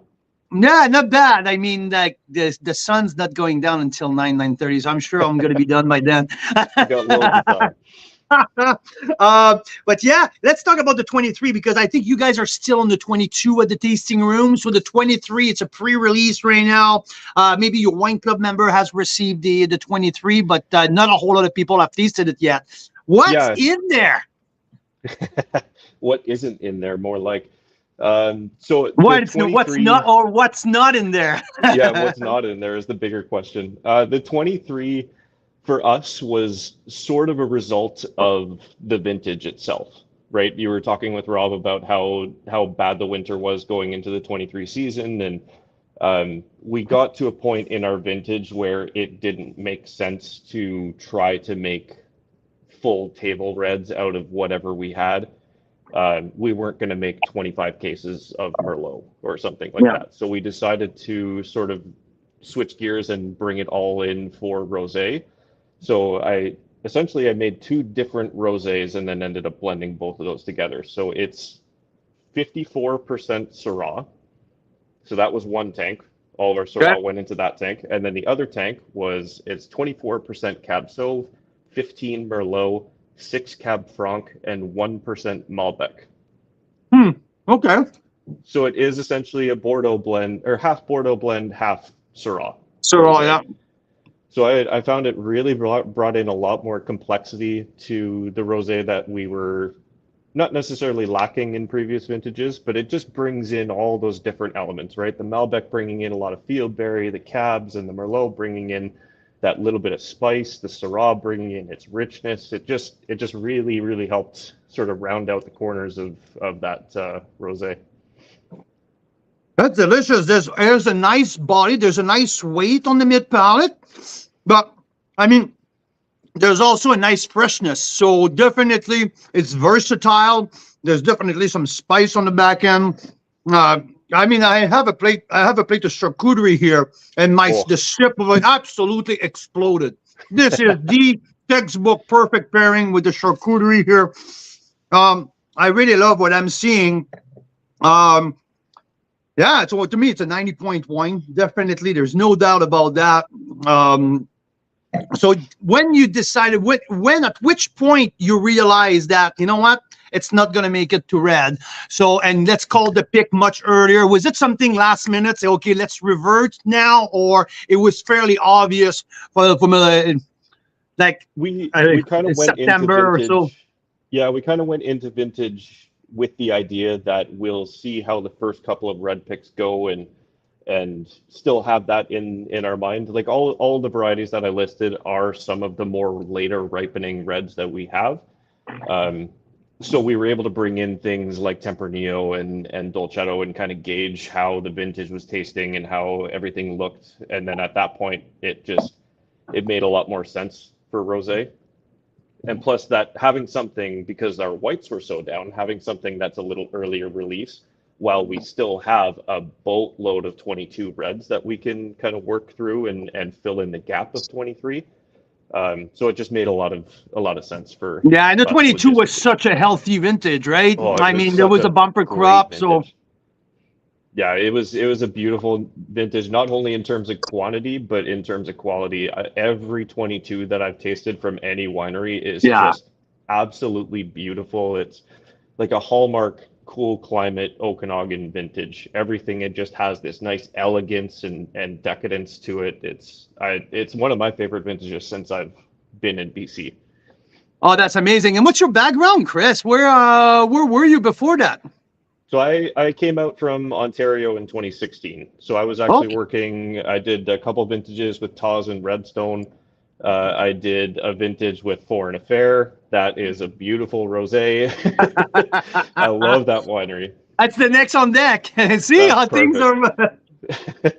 Yeah, then I did a vintage with Foreign Affair as well. So when you brought that out, it was a little kind of a nice little reminder of them too. So and then we moved out here in 2016, and I did a few vintages with Church and State, and then moved to Moon Cursor in 2018. Oh, okay. Well, that's interesting. And hey, quick question here: when you're not drinking Moon Cursor rosé, which kind of rosé you like to drink at home? I am a huge fan of Little Engine. Okay. I'm a big fan of Scott's work, and he's actually the one. The previous vintages of our heist had a little bit of barrel ferment in there. Yeah. And he's kind of the one where he was doing that with the Little Engine rosé, and I tasted Yeah. that, and it was just mind-blowingly good. So I sort of stole that idea from him and brought that into our program, and it's great.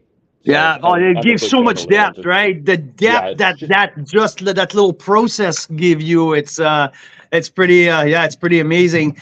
I mean, I love that. I really love that. And I will wish you a wonderful, wonderful rest of the weekend because it's a hot one, and have fun out there. I will try to get through my the whole lineup that I have in front of me. Thinking because I have a toss coming a little later too, so I'm gonna have Yeah. I'm gonna thought of you. I'm gonna think of you when I'm getting there. But what would you eat with that? Well, like you said, it's the perfect charcuterie wine. But I am a big, like you were saying, it's got that mid palate and weight. I want our rosé to be a barbecue rosé. So this with burgers and sausages, and then that little bit of tomato that you can have with pizzas and stuff like it. That's my kind of avenue with that style. You know what? We have a bunch of stuff was going to go on the grill tonight, so that's going to be perfect for the guests who are coming later. So we're going to follow your instruction. Thanks, Christian, for joining me. I greatly appreciate that conversation. The Heist 2023 rated 90 points, Carl's Wine Club on that one. And Rob is showing me that he's like, yeah, 2 thumbs up from Rob as well. So Perfect. you got it, Chris. Thanks a million for joining me. Greatly appreciated. Thanks a lot, Carl. Have a good one. Stay cool out there. Stay cool. I'll try. Yeah. There you go. So that was Chris here, the winemaker at Moon Cursor, all the way down in Osoyoos. Formerly winemaker at Tawes and Redstone. So because I have the Redstone right here, how about we taste that wine right away? While waiting. So the 2023, it's a blend of 55% Cap Franc, 45% Syrah. I love that. Nice nose, crisp and clean. A little bit of peach on the nose, definitely some watermelon, maybe a little bit of rhubarb as well.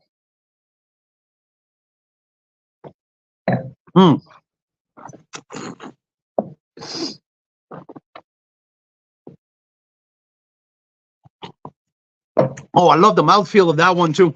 Nice mouthfeel. Oh, this is delicious. I really like that little citrus on the back end. To me, when it close up, I have a rosé and close up with that clapping, like that snap of acidity at the end. It kind of feels like a little tartness at the end. I love that. And I get this, like the citrus skin at the very end with some ripe red fruit in the middle, a little bit of peach as well. Very well made. It's light, but not so light. I don't know if I make any sense here. Yeah, it's light on its feet. It moves very well. There's a bright acid, but there's nice concentration. It's really, really well made. So it's from their home vineyard in the Lincoln Lake Shore. I'm just looking here at the for the alcohol level because it feels like it's pretty light in terms of I got it here 12%. That's what I thought. Like there's nothing tells me that there's a alcohol weight in there. There's no heat wave into that wine. It's like crisp, and I like that little sweetness, sweet fruit who comes at the very right moment. Redstone, I love that. Very, very solid wine. Let me see here where on my spreadsheet, Suan, Redstone. It's a $26, so including tax, so very well priced. Someone's grilling something right now. It smells really, really darn good. So I really like that Redstone. I will go with 90 plus points for Redstone. Redstone Cap Franc Syrah Rosé. Well done, team at Redstone Winery.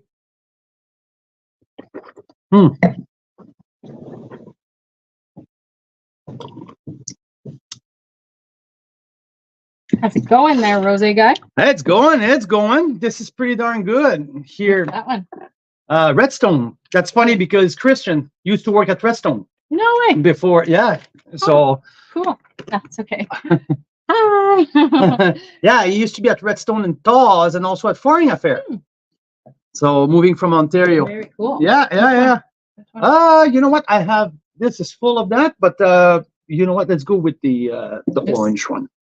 I brought Carl Stanley.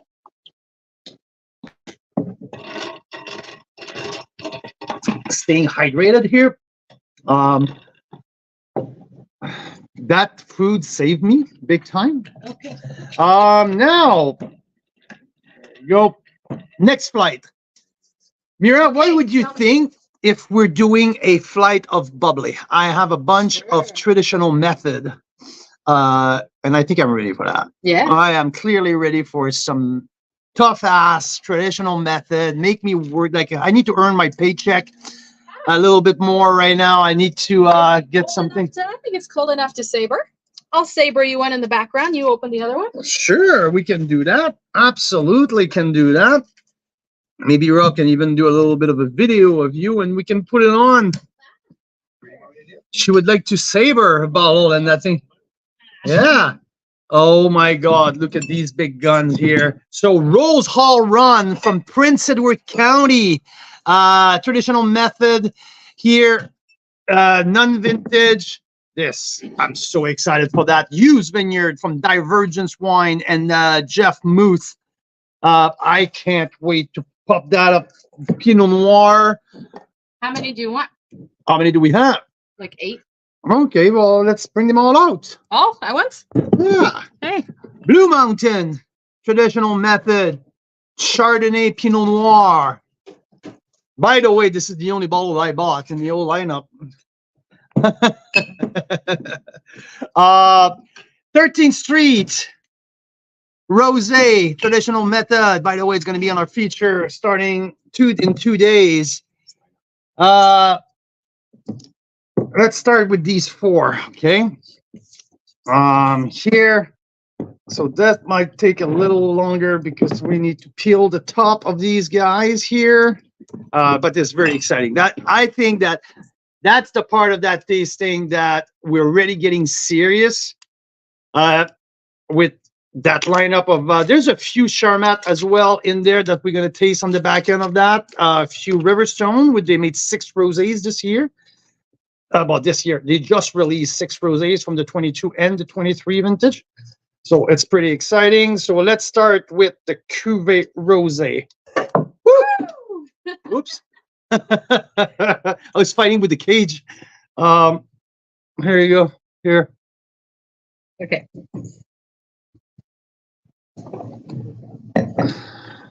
Get a big one. Should have brought a sabering sword. So here, not sure of the blend on this one exactly, but Pinot Noir Chardonnay, I would probably say. Yeah, there you go, Pinot Chard. You can keep it on that side there. Okay, let's go to my first page. Now we're seeing 13th Street. Oh, it's not on the, yeah. 13th Street Rosé Cuvée.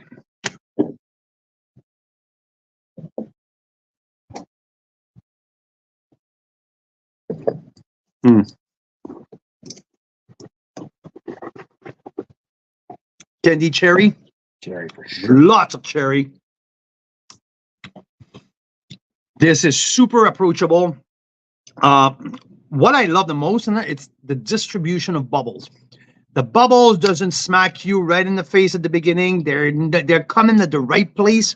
They're very well distributed towards the whole spectrum of the wine.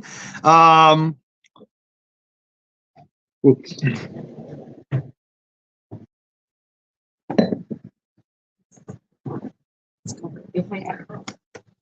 Yeah, red cherry, some ambrosia apple, strawberry cream as well. Why not? There's a nice mid palate, really nice mid palate.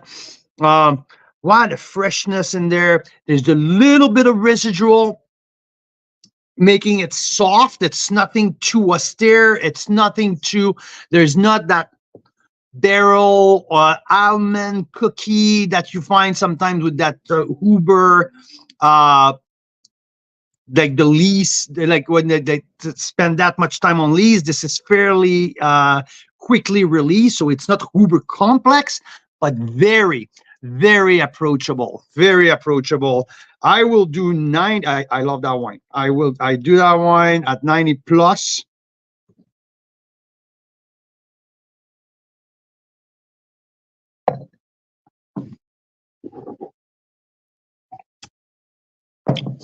I like that a lot. Some exciting stuff happening behind me. Mira's gonna saber a bottle here, but while she's working on that, 13th Street has been tasted, and I'm gonna go with Prince Edward County and Rose Hall Run. Oopsie. So, I'm sorry. There we go. Let's listen to Mira here. Come on, I want to see that. You guys ready?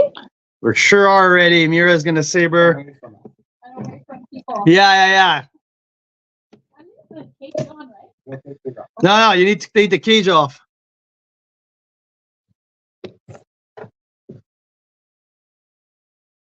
Can do it.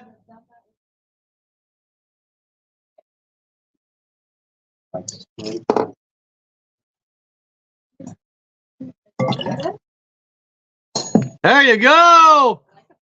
Woohoo! Woohoo! That is hot. That is really fucking hot. That's my girl. That's my girl.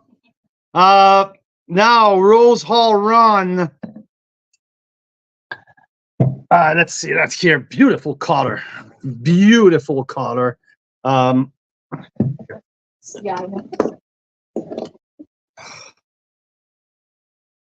100% Pinot Noir here. It sounded perfect. Coming up behind you with a big knife and a bubbly. So Rose Hall Run. Steal this. You're sure? I will pass the bottle to my friend Rob here, or Mira if you want. Yes. 100% Pinot Noir here. I love the color. The color is so beautiful on that one. It's fresh. Again, it's not a bottle that's been sitting on lees for that long. We don't have that lees effect too much. It's there, but not. It's not overdone, right? I mean, it's more on strawberry. It's more. It's a little bit cleaner, not cleaner. A little bit more brighter fruit than I had with 13th Street, which was much more on cherry. This is more ambrosia apple. To me, there's a little bit of rhubarb into that as well. So you're looking more at red crisp fruit than red cherry fruit on the 13th Street.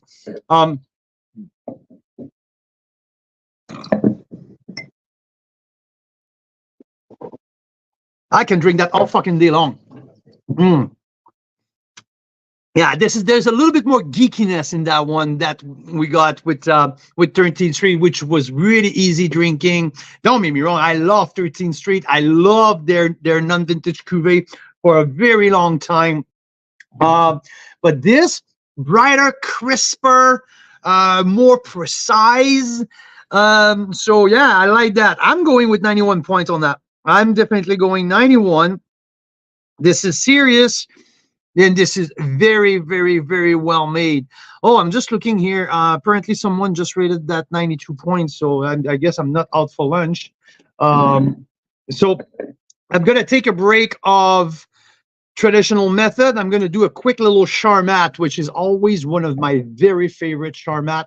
This wine just won double gold, best of category at the All Canadian Wine Award. So the best rosé sparkling at the All Canadian Wine Award.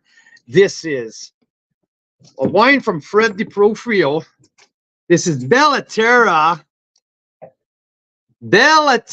Sparkling Rosé, Charmat method, 95% Vidal, 5% Malbec. This is their classic. I've been loving this wine for a very long time.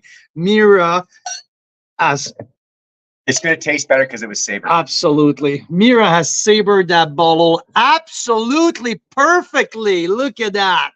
Look at that, champ. This is for you, Marcel Morgenstern. And let's give it a try.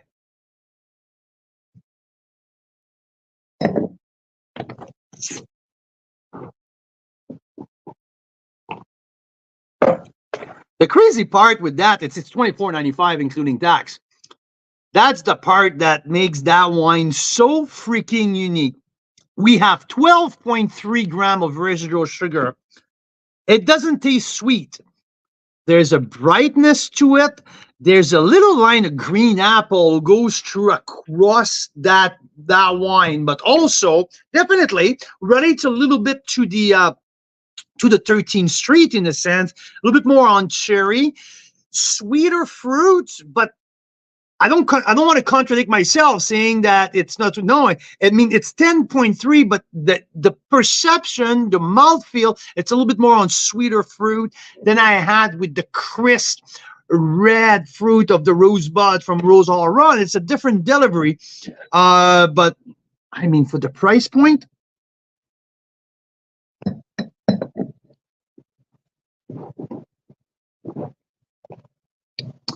The price point is absolutely killer. Absolutely killer. I mean, if it was 35, 40 bucks, I would have done, I would be super happy and probably give it a 91 points. But at $25, including tax, are you kidding me? You must be joking. So this is, to me, a 91 plus, that's for sure.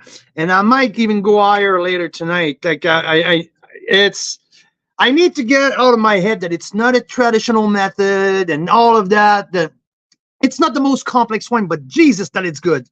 90 plus, same score as the man. I think I need to go. It's 91 plus. 91 plus, yeah.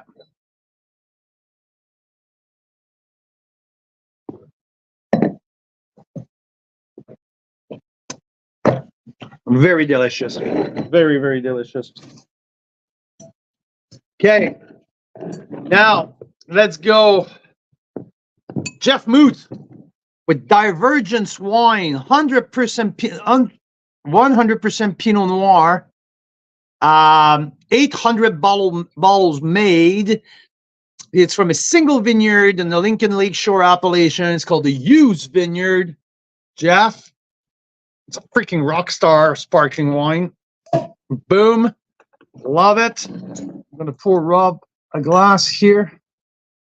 Beautiful. 800 bottles. 800 bottles. That's like my level of production. Yeah. Well, Jeff, yeah. Jeff makes his wine at Mary Nesson. Okay. He also have a Gamay. We tasted his Gamay at Stonebridge when we did our get together in April. And while we were tasting $70, $80 wine, everyone brought a bottles, and Jeff brought his Gamay Rosé, and that wine turned heads so much. Like he was like, "Who made that?" It was like almost like the talk of the evening. Yeah, so I can't wait. We're gonna taste a little later. Okay, here we're getting a little bit of the lees on the nose.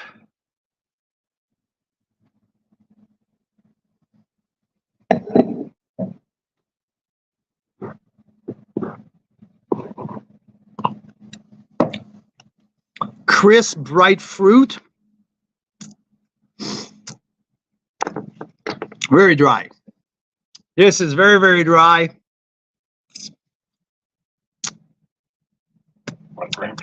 There's a little bit like almost a steer. Huh, that's a good one. Where did that piece go? Right here. It's not inside. That's perfect. Make sure there's nothing else missing. Okay. Oh, good. There you go. No, it's almost a steer in a good sense. Now we're getting in the geeky, a little bit more on the geeky side.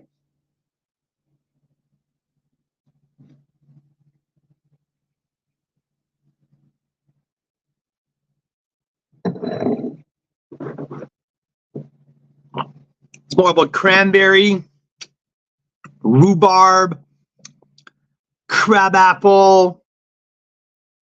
The leaves keeps popping up. It's creamy. There's a beautiful mid palate, soft and creamy, and I love the color.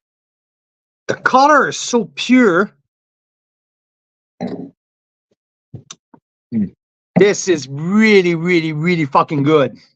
This is really delicious. You guys need to keep an eye on that. I mean, I feel like everything that Jeff Mood touch always wows me. This is definitely a 92 points. It might have been the best bubble I had so far in the lineup. Let's check the price point here, okay?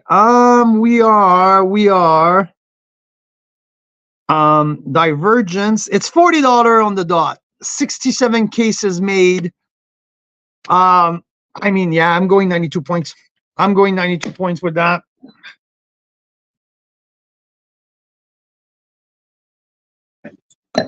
Mm-hmm.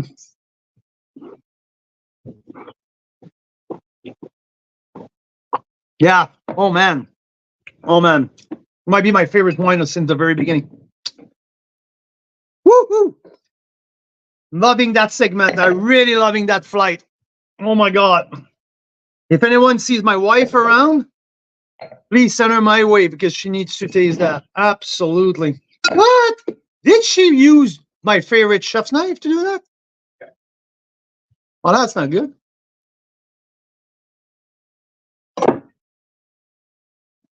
We'll have to have a designated drawer. Oh, yeah, that's so I was joking.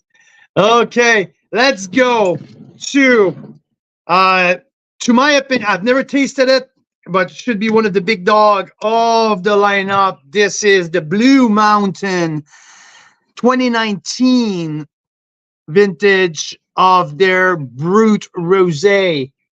This gorge in August 2022. I believe that it's 70% Chardonnay and 30% Pinot Noir. Okay. So Blue Mountain, located in Okanagan Falls. I mean, they're a staple in terms of Pinot Noir, Chardonnay production, and sparkling wine. They've been around the block for a long time. They've been doing their little thing quietly.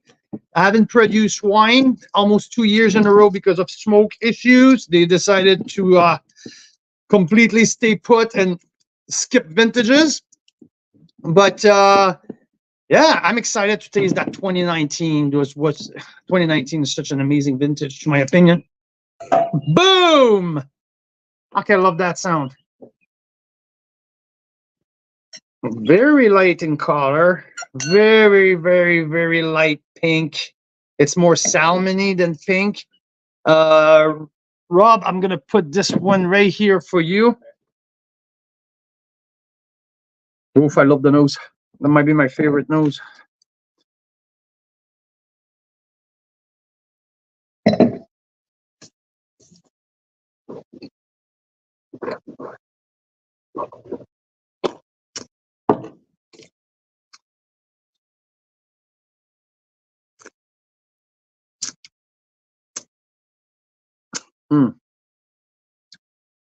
I don't know why it's not on my list here.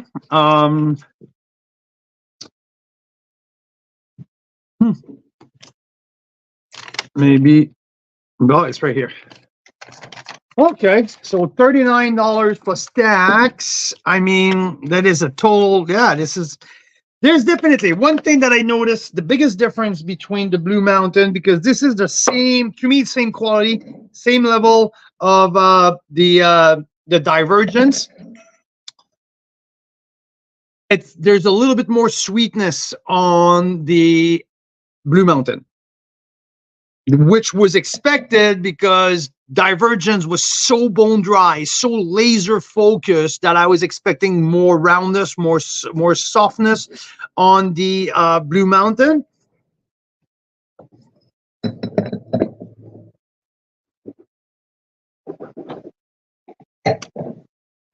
Blue Mountain might have a little bit more versatility than the Divergence. In a sense, Divergence was so linear, laser focused. To the general public, maybe the Blue Mountain will get more appreciation than the Divergence. I will lean toward the Divergence personally. I don't think that the Blue Mountain has as much complexity or intricacy, but it's a very, very, very well-made wine. Definitely, I will go with 91 plus with the Blue Mountain. Keeping in mind, I mean, at $39.90, so $45. If you want to celebrate something, this is a very solid wine. Will please a lot of champagne drinker. Absolutely. It's versatile. It's well-rounded. It's well-made. Definitely well-made. Bright.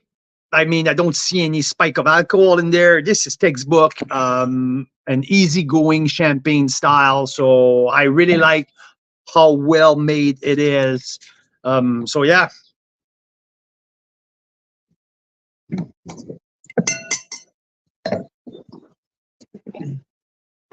I'm gonna go with another Pet Nat from Prince Edward County.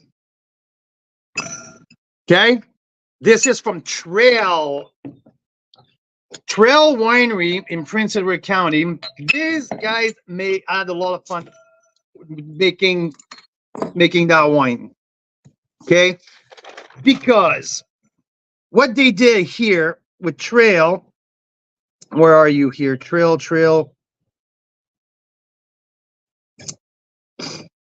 No, not here.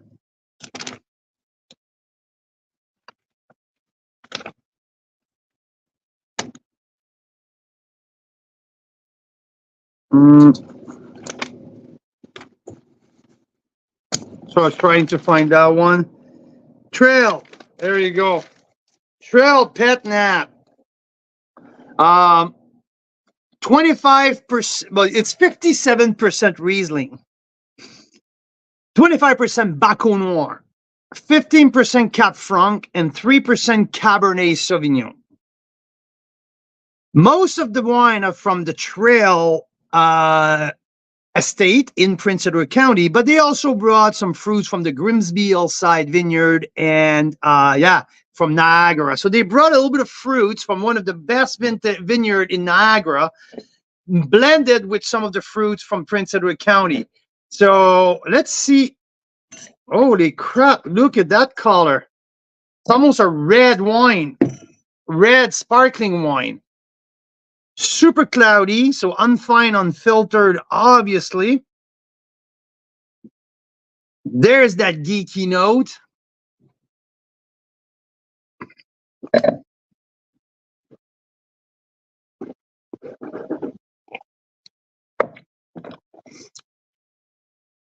Red cherry, strawberry. This is really unique. This is a 90 points wine. This is very, very unique, very different. Is it good? It is good. Is it spectacular? Maybe not. Is it intriguing? Definitely. Definitely very, very intriguing. Would I buy that? I mean, at $38, including tax, I like the finish. The finish lingers for a very long time, so it's super, super cool. Yeah, I mean, why not buying that once in a while? I mean, this is so unique that you remember that. Well, we'll put that there. I want my friend Rob to taste that. That's for sure. I need a little bite to eat because I'm starving.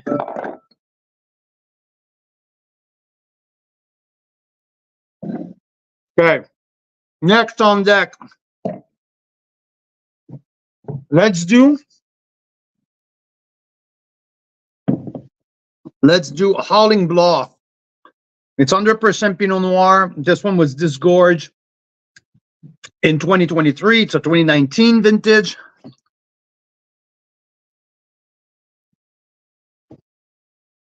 Sorry for eating on the camera, but I'm starving.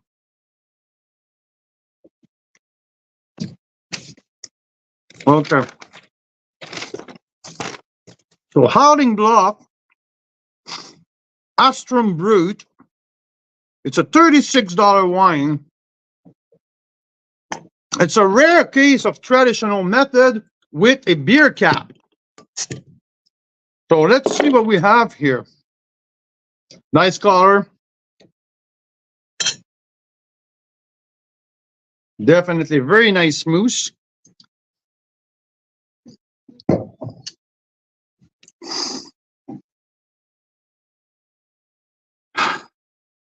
Cherry nose.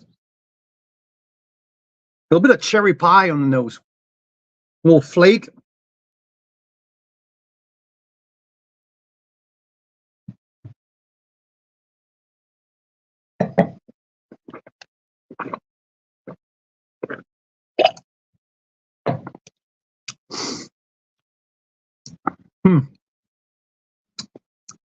So interesting. The flavors are really, really, really good. The bubbles disappear quite fast though, but I really love the flavors.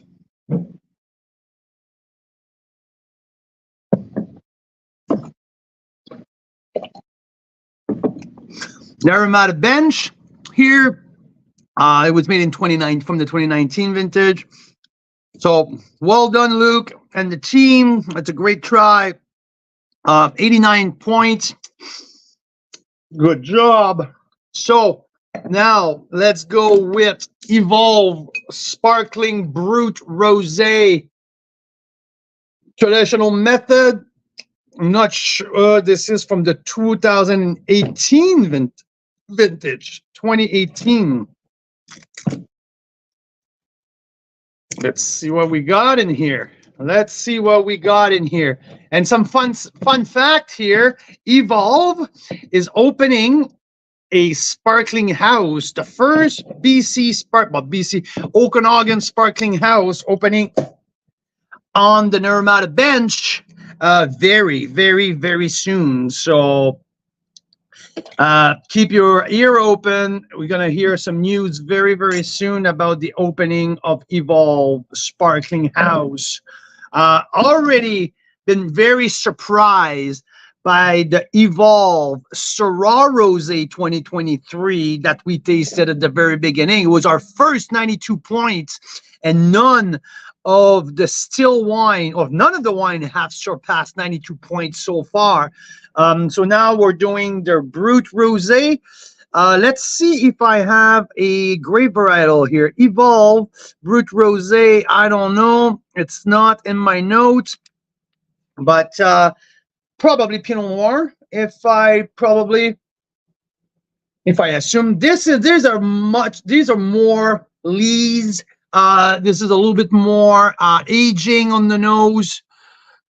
This is more like a champagne, definitely.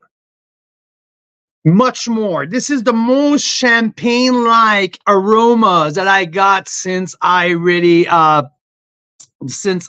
opened all of these traditional methods. Just reading the text here. So Joanne Benoit says Trail Estate makes some really great wine. Absolutely, Joanne. When I tasted the Chardonnays, like the Nord, Chardonnay du Nord, Chardonnay du Sud, super thrilling wines. They are really geek. They're really different, but also pure and pinpoint. So what I had earlier was really unique also.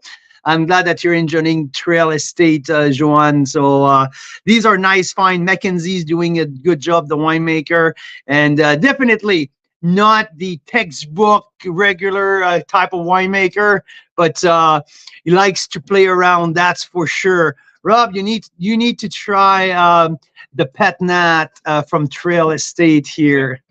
Mira, I want you to taste this. Okay. Thank you.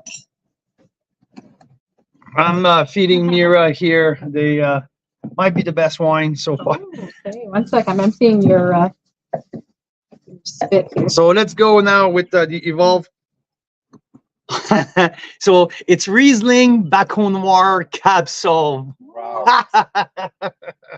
Trail Estate. They are definitely very, very different. Cool. And which one is this? So you have Divergence. So Jeff Moot. This is this Pinot Noir brewed. How freaking delicious is that? Oh my god! It's almost brewed zero. Like it's almost 0 gram. It's bone fucking dry. That's really nice. Yeah, the Evolve. It's 2018 vintage. This is the most champagne light aromas that I had since the very, very beginning. The Evolve, eh? Nice. Let's cheers, guys.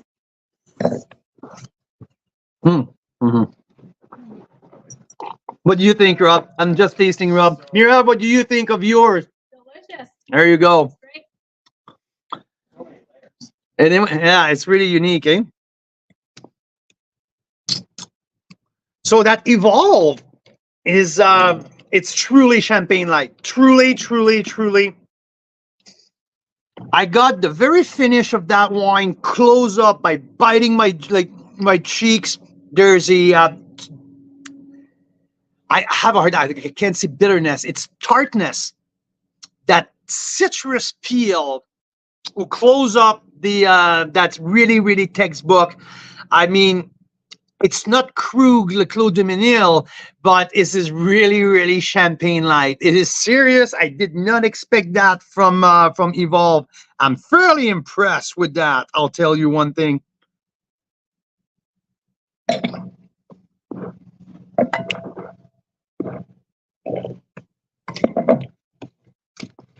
The bubbles disappear a little fast for my liking, but geez, that I love the finish. I so love the finish.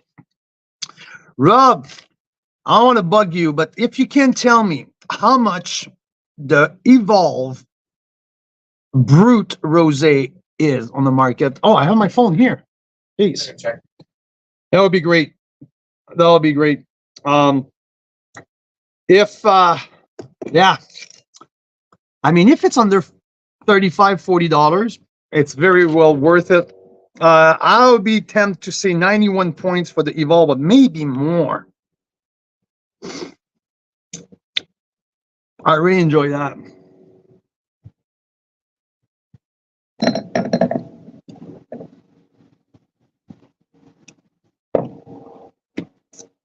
$91 plus. Here you go. Sorry, I keep eating here. I am very hungry. 2018 Rosé. Yeah. It's club only, so I can't see price. So exclusive for wine club members only. But yeah, anyway, I'm fairly impressed with that. Here. So we have that.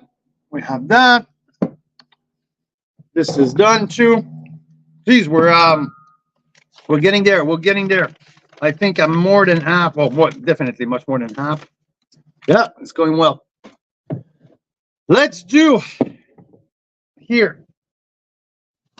I have a multitude of Riverstone. So how about I start with their really classic white sparkling Merlot.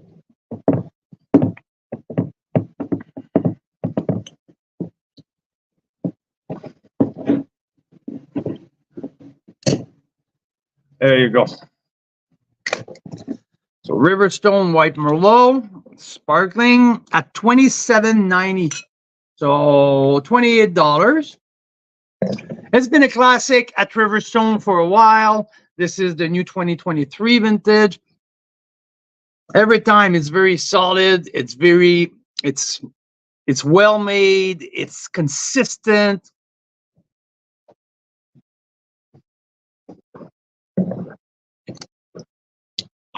And it's delicious every year. This is a 90 point. Yeah, really, really classic what they do every year. It's from a little block of Merlot that they always harvest specifically for that.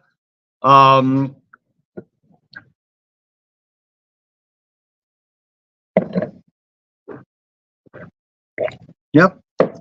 Solid. Let's go with, we'll put that back in for a second. Let me get another.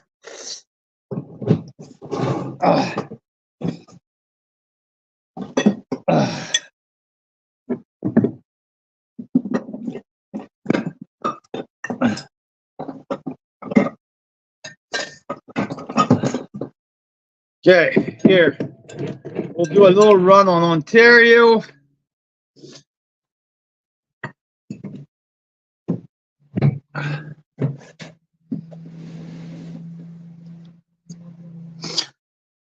Mira, if you hear me, pop up on the screen and there you go. She's here. She is here. How are you?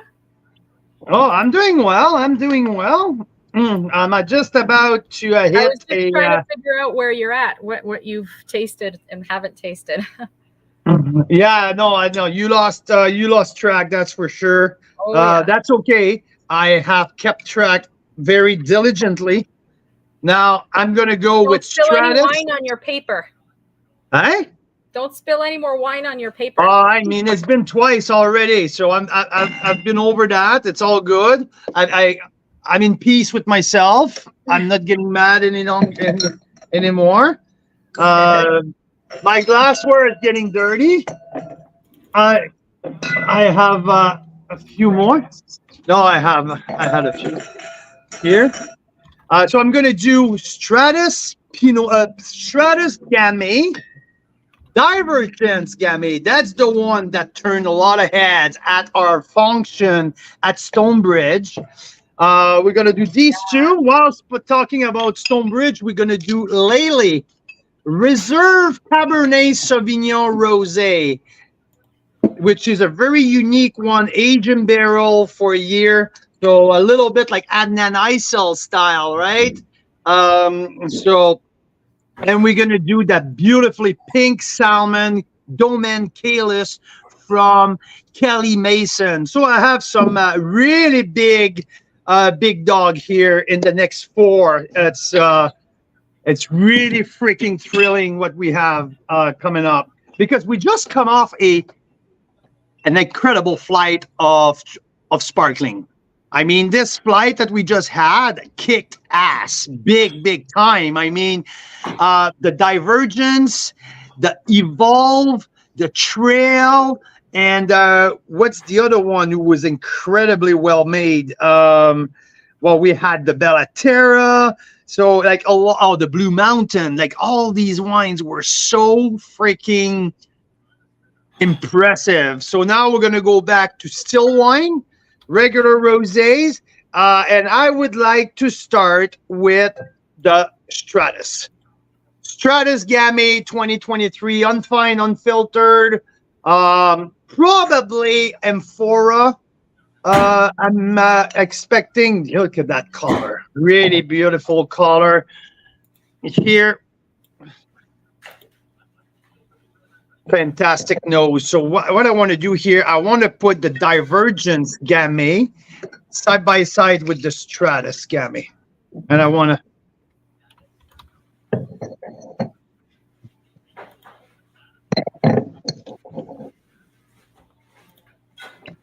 The Stratus is so expressive on the nose. It's incredible.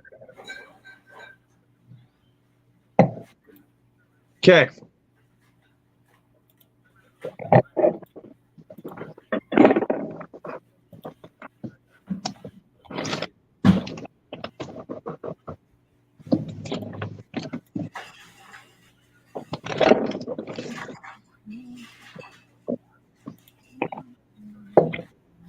Stratus Gamay, very complex. Lots and lots and lots of complexity. Bright acid, nice crunchy red fruit, a blend between rhubarb, red cherry, ambrosia apple, all of these very, very well defined. This is beautiful. The Franc, I rated it 91 point. This is definitely the same level than the Franc, maybe half a point better. And the Franc was one of the top from the first flight. So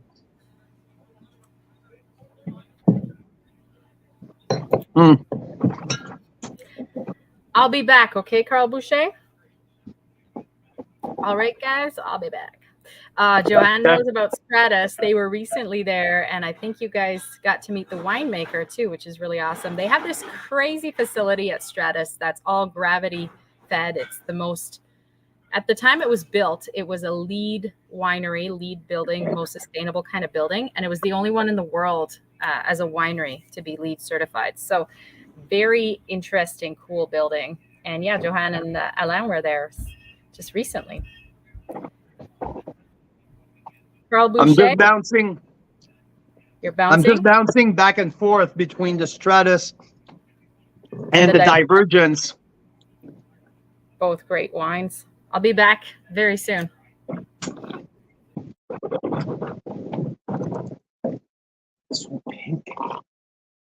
Definitely the Stratus was on lees for a bit.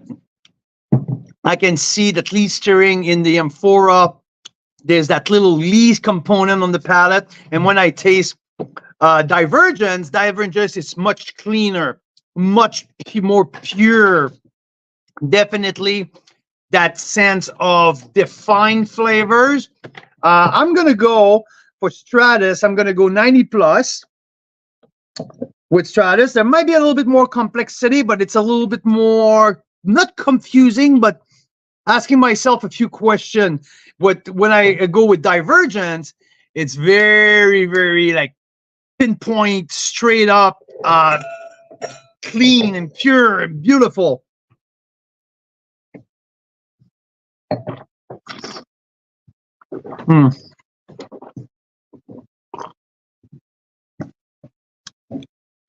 Divergence is really easygoing. Maybe doesn't have that complexity though. It might be a little bit more, yeah. Okay, let's do 90 plus. 90 plus for the Stratus.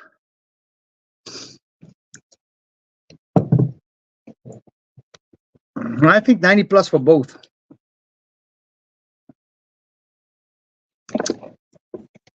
Yeah, 90 plus for both.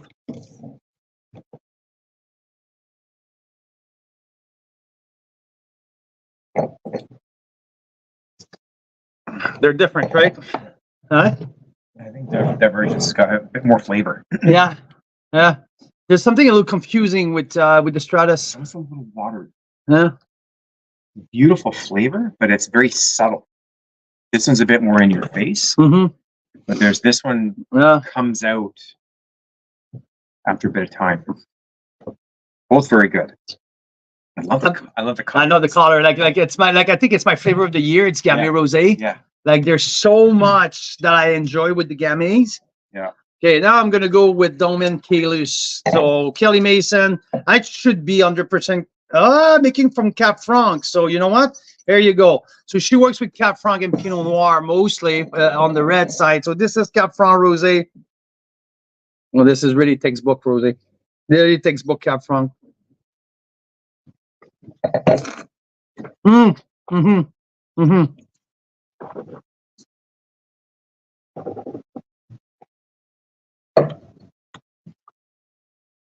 Clean, pure, very direct. There's that little bit of a cherry pie, a little bit of rhubarb, some apple as well. There's a touch of floral component as well. I really like that. I really like that. The Domaine Keyless is at the 91 plus here. Yeah, absolutely. 91 plus for Keyless. Very, very well made. Definitely. Rockstar wine. Now we're going to do Lely. This is a barrel-aged, barrel ferment Cabernet Sauvignon Rosé Reserve from the 2021 vintage. So this is a cold Cabernet Sauvignon, basically. Price point is right out there as well. So leaning Marinus, where's Lely? Lely here, $42 rosé. So I mean, You can't make a bad wine. Rob just tasted the Keyless and he's like, what? I love everything these guys are doing. Yeah. Yeah, it's fantastic, eh? Pure, super pure, super clean. Like I said, that little like cherry rhubarb pie, there's that little flakiness in there, but it's so clean and so pure. So that Lely Reserve Cab, it's unique. Niagara River appellation from the iconic vineyard of Lely in Niagara on the lake. I mean, do I like it? It's very unique. It's very unique. That's that barrel profile. That's that mid-palate oak. There's a herbaceousness in it. There's some almost like chewy tobacco in there, like almost a licorice in there too.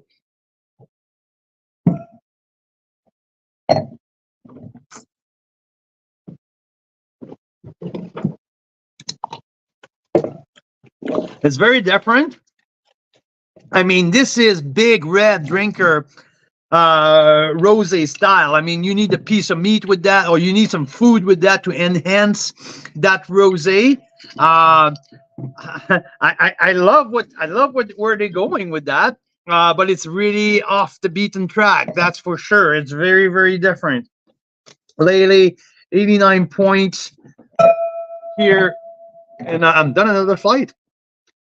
Let's see here. Do I go a little bit more? Yeah, let's do a nice flight of BC now. Let's get back to BC for a bit.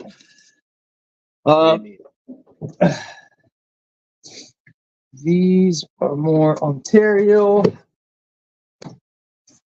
Oh, this one goes more. Yeah, let's empty that one. Let's Silva. Okay, the Silva Freeform narrative Sparkling. Oh, yep. And oh, two sparkling. Okay, so we have a full cooler and Omerta. Let's do it. Let's do it. I need another. Jeez, I'm getting really hungry. But I'm taking a minute here. I'm gonna do.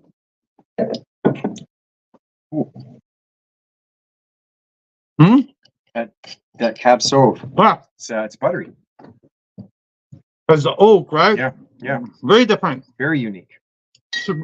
Over a year in barrel. Wow. Okay. Here. Mayhem in the can. Why not? All right. Beautiful color, mostly Merlot. Super cherry on the nose. Very cherry.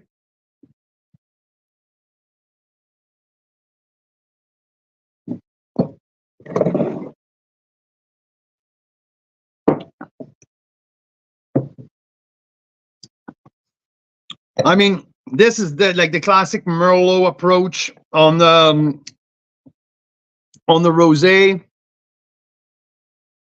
Flavor like fruit forward, darker fruit.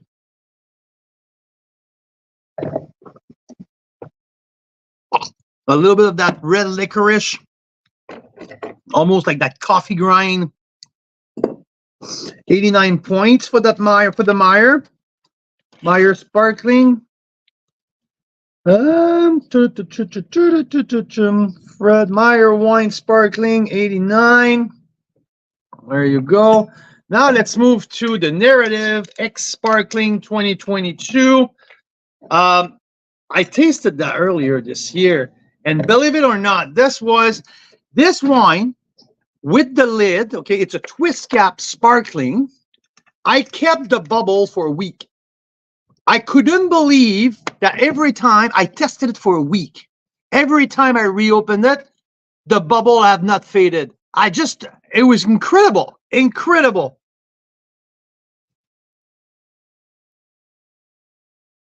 Is this a direct card? Mm-hmm.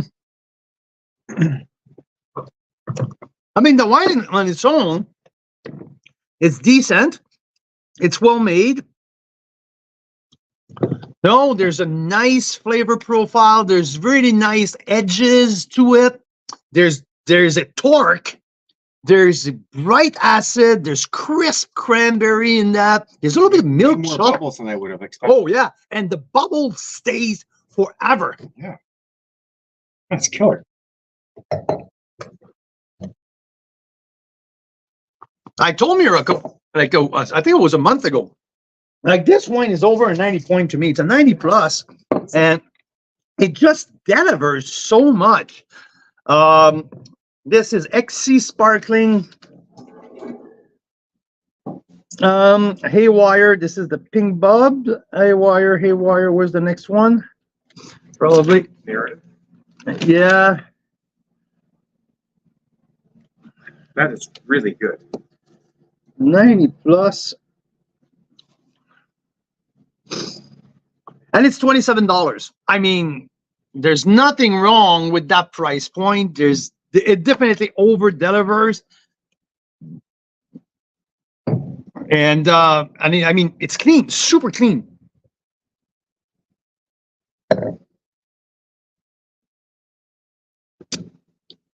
Okay, let's go with the Freeform. So Freeform, it's another brand at the Okanagan Crush Pad. It's more of their natural wine side. So this one is the 2020 Pinot Noir Rosé. So I'm quite curious to see what happened with that wine. I'm skeptical, but let's see. So Freeform Pinot Noir Rosé at $30.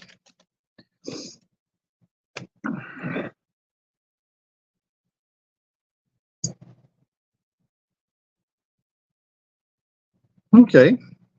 Raspberry, who knows?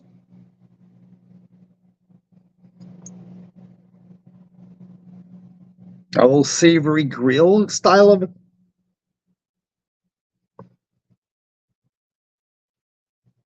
I don't mind the nose at all, though.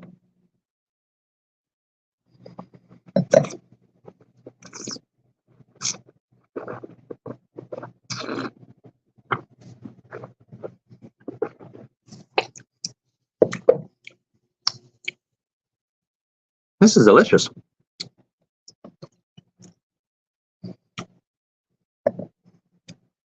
I mean, I was expecting this wine to be on the down slope. I was expecting this wine to be, there's still some acid. That's a little reserve on the nose. That's good. I was curious to see how the acid will show, and the acid still show well. This is 89 plus.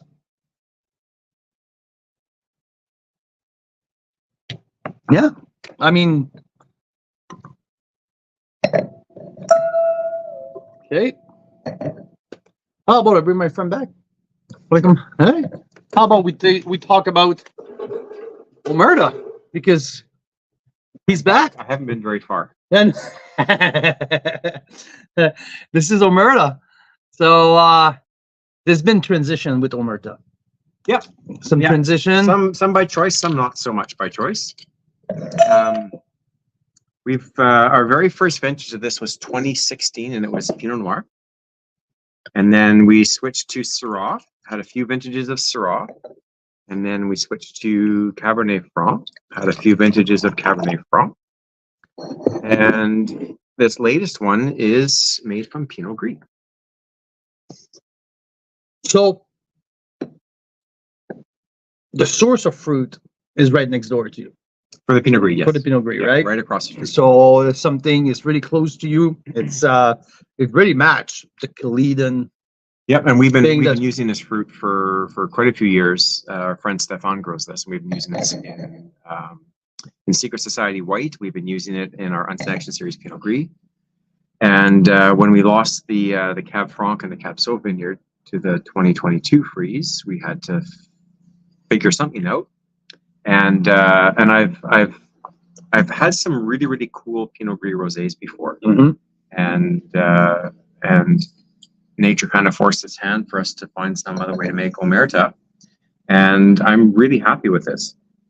So let's backtrack a little bit, okay? So Pinot Gris, for a lot of people, Pinot Gris it's a white wine, right? It's a white wine, but it's a purple grape. It's a purple grape, so that's where we're going with that, right? Yeah. So Yeah. where you get this, so The color on that, that's by definition, you leave the juice on the skin for a little bit. Yep, we did about 20 hours of skin contact. 20 hours. So we okay. crushed, destemmed, let them sit in the press. We gassed the press, so there was no oxygen in there. But we loaded into the press and let them sit there on the skins for close to a day. And once we got the color we were looking for, it's always a balance when you're doing skin contact of any sort. It's a balance between maintaining freshness and not getting tannins out of it, and that was kind of more the drivers, more so that than color.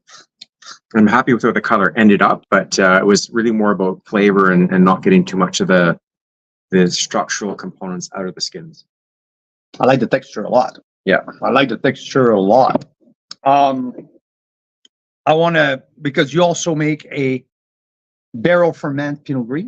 Yes. With the same fruit. Yes. Right? Yeah. So what's the biggest difference, just for our people to understand, when you make your barrel ferment Pinot Gris from the moment of the press till the barrel compared to what you do with the Omerta? Quite a bit, actually. So with when we make the white Pinot Gris, obviously we go straight to the press, whole cluster. We settle to get the gross lees and the big chunks and the bugs and stuff out, and then it goes straight to barrel for ferment. Straight to barrel. Yeah. With the rosé, what we've been doing for quite a few years is a process called stabulation, and it hails from Provence. And what you do in that sense is you press and you get your base wine. So in our case, we had the 20 hours of skin contact. When we used to do direct press, it would be from the press right into the tank. We settle it, and then we don't rack it off the gross lees. Okay. So the concept here is there's flavor and aroma precursors that are in those gross lees that if you rack off right away, you've lost any potential for what resides in those solids. And typically we're talking flavor and aroma. So the process of stabulation involves chilling the wine, so keeping it as close to 0 degrees as you can. And rather than racking off, you actually stir the tank a couple times a day, resuspending those solids so they percolate through the juice. And you do that we typically are about 7 to 10 days, depends on the Okay, vintage. that's long, eh? That long, yeah. Oh. But it's super important to keep that wine chilled. We inoculate with a non-Saccharomyces yeast to bioprotect the wine. So again, we don't use a lot of sulfur at processing. Sulfur is a way to protect your wine on a when you're doing an extended contact like this. So to avoid oxidation. It's to avoid oxidation, but more importantly, it's to avoid natural fermentation. Okay. from spoilage yeast. Not so much the yeast that will convert to alcohol, but more spoilage yeast. So you bioprotect it with this non-Saccharomyces yeast. It dominates the microbial population of the wine or the juice, but it doesn't start alcoholic fermentation. So that makes sense. in the past, you would use sulfur to chemically prohibit that. In this case, we're using microbiology to do it.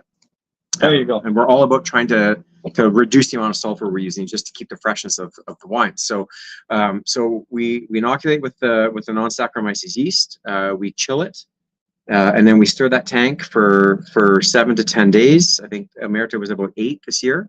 And then once that stabilization period is done, we let the tank settle. We stop stirring it. We rack it off, and then continue making the wine. So that texture. So it's texture, yes, definitely texture. The lees contact, it definitely helps with that, right? But really for us, it's about building depth in terms of flavor and aroma. Layers. Layers. Yeah, that's what I get Yeah. in there. Like it's Yeah. layers, like that cantaloupe, Yeah. that peach, but also that cherry. It comes in waves. So stabulation really started probably with like varietals like Sauvignon Blanc, where they have that high thiol. Yeah. Like that. And I gotta Like say, called the cat pea. yeah. So you're trying to enhance those, and we've done stabulation now on Syrah and Cabernet Franc for a number of vintages, and I gotta say, I think the results are more pronounced with the Pinot Gris than either of those other two varietals. Okay. Yeah, I don't know why. It's just my perception. There's a lot more complexity to this wine than we've had in previous vintages of Omerta. Flavors and aroma. Hypothetically, you found it a great source of Cap Franc. Would you go back to Cap Franc if you if you can keep that source? Are you that happy, or I mean, it's Well, that's a hard one. It's a hard one, eh? Because I'm happy with that. Yeah. Holy jeez. I almost think that I am super happy with that. that would be tough. It'd be tough to go back from this. I mean, wow. This I mean, we have the toolbox we have to play with now with the Pinot Gris is the duration of skin contact. Yeah. The first time doing it, so obviously you learn when you do that. Could we have gone with a little bit less color, perhaps? Maybe it's 18 hours instead of 20. But again, each for me, vintage are different too. It's the taste of that juice pre-stabulation to post-stabulation that I found more definition on the Pinot Gris than I found with Cab Franc and Syrah. To me, it's definitely layered. Yeah, like that's this what for me. So the reason we've been pouring this side by side with the Secret Society Pink is this is a 4 Seasons rosé. Yeah, it's refreshing. It's crisp. There's incredible acidity to this, but there's volume, there's body, there's complexity. The mid palate weight. Yeah. So this is a great food wine. This is a rosé you can drink in January. Oh, there's no doubt about that. This is I would say for the Secret Society Pink, that's much more of a summer wine. Yeah. This is more serious. Yeah. This is much more serious. This is a Christmas, a Thanksgiving type of wine. Yeah. I like that. I'm at 91 points here. Not that I say that I don't like they're really close in score between the Secret Society. Secret Society was just that flirty. Yeah, that flirty girl. It's hedonistic, right? It ticks so many boxes for what should a rosé have? Should be fresh, crisp, good acid. This one's hanging out at the library and she had like little glasses. It's a nerdy wine. It is. And you're I think this one's gonna sneak up on us over the next 6 months. Yeah, I see the potential on that to be like a Christmas wine that is gonna blow your socks off. Turkey. Yeah, like the ham. Please bring it on. So yeah. And so like there's about similar residual sugar. We're talking in the neighborhood of 4 to 5 grams residual, and north of 7 on acidity. Okay. Yeah. So, and alcohol on this one we are just shy of 13, 12. 12.8. So no, I like the balance of all. And what strikes me, it's the layer of flavors. Yeah. We're like absolutely. Yeah. So this this wine has surprised me a lot. I like I said, I'd never made a rosé from Pinot Gris, so my bar was already quite low in terms of expectations, and this wine I learned a lot as I was making it, and I'm feeling very rewarded in terms of how it turned out, because it could have like I said, I could have go sideways. Yeah. Yep. And you're like, now what? And I'm really, really happy. Yeah, it is. Yeah. It is. And yeah, that's that little geek in me was like, there's more to come on that Yeah. one. That's more to come. Yeah. No, 91 points. Well done. I freaking love that. I love that. Thank you. I'm going to move on to our friend Richard De Silva at De Silva Vineyard and Winery on the Naramata bench. This is their Core de Rosa 2022. This is the same vintage Richard's going to bottle. It's 23, probably, I would say, later in the fall or ready for Christmas. And Joanne Benoit says they want some of the Omerta now. So Joanne sent me a note, and you know what? And the good news is we're going to do a feature with Black Market coming up in September. So we sure can accommodate you. No issue with that. That 2022 Core de Rosa was in my top 5 of the rosés last year. And I knew that this wine is a tang. This wine is an earthy, down to earth type of rosé. So I can't wait to see how it is now, a year later. How does it shows?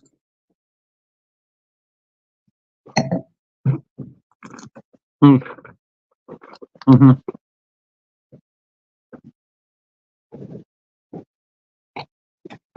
Fuck you, Richard. Did it again. That's, yeah. So when I talk about the tartness on the edges, that, to me, this is that lemon peel tartness who comes at the end. That's where you come and get me. Geez, that's exactly what I remember from that wine. I rated it, I believe, I know if Mira's listening right now, I believe that I rated that wine 92 points last year. If you're able to confirm that to me, but this is 92. This wine has not flinched. Like, this is still straight like an arrow. It's like an iron bar. I knew last year, because of the earthiness and the bright acid, we were going into a long-term thing with that wine, and it's still right there. Oh man. Yeah, again, you did it.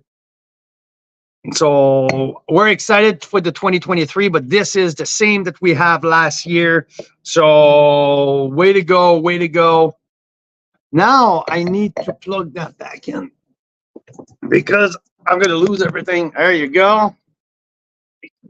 Yeah, so now let's, I think, like, at this point, we are 2/3 of the, so whatever we have on hand, let's, we'll do this, some Ontario here, Featherstone, ADX, okay. So after a BC flight, I'm going to go a full-on Ontario flight where I'm going to do ADX wine, the When Pigs Fly Pinot Noir. This is a project at Collab Wine. The Tragically Hip Flamenco Rosé. I have the new Fancy Farm Girl, not the new, but the 2021 Fancy Farm Girl Pink, and the 2022 Featherstone Rosé. So let's do that to start.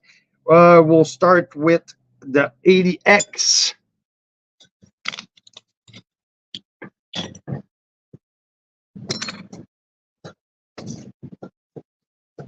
There you go. ADX. This is such a cool project. Their Chardonnay was so freaking amazing. I decided I put it, it was on my top 15 of the 112 Chardonnays, a brand that I did not expect anything from. And I mean, blew my socks off. So now I'm pretty excited to see what the rosé has to offer. 100% Pinot Noir.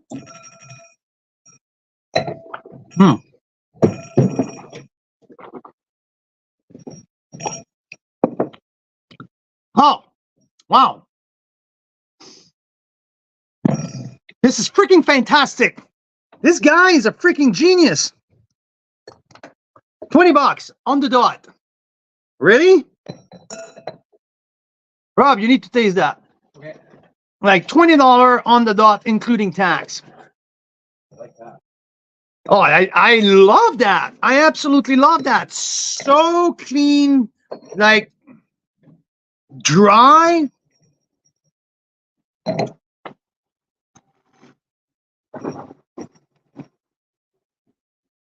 Which one is that? When pig flies. What makes this? ADX wine. It's a project at Collab Wine. They made the wine with Jeff Mood to Divergence. There's all under the Collab umbrella. Yeah. Oh, super floral. I mean, this is really, really cool. Their Chardonnay made it to my top 15. Like I just didn't expect anything, and it was like $24, and this is $20 on the dot. Wow. How freaking clean is that? Yeah. Eh? It tastes pink. Red cherry, raspberry, like a hint of herb. Wow. It is so good. It is so 91 point.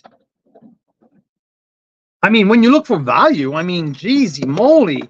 Like, there's no spike of alcohol in there. It's low key. It's bright. It's everything. Everything I'm expecting, I got it there. So I am super thrilled. ADX wine. There's a very cool story with that. Like, I think it's a. Anyway, I need to research it again. I forgot, but two or three guys really getting after their dream. So anyway, long story short, I freaking love that rosé. Let's go with the hips. This is the Tragically Hip rosé. It's called Flamenco. This is the brand new 2023. It's not on the market yet, but yeah, it's homage at the song Flamenco. The hips have the full line of wines. Every year they release 4 or 5 wines. It's made at Stony Ridge Vineyard. Now they are located at the Niagara Custom Crush Studio. Nice color here. I am not sure exactly which grapes it's made from. There was no information regarding that, but $19.99. So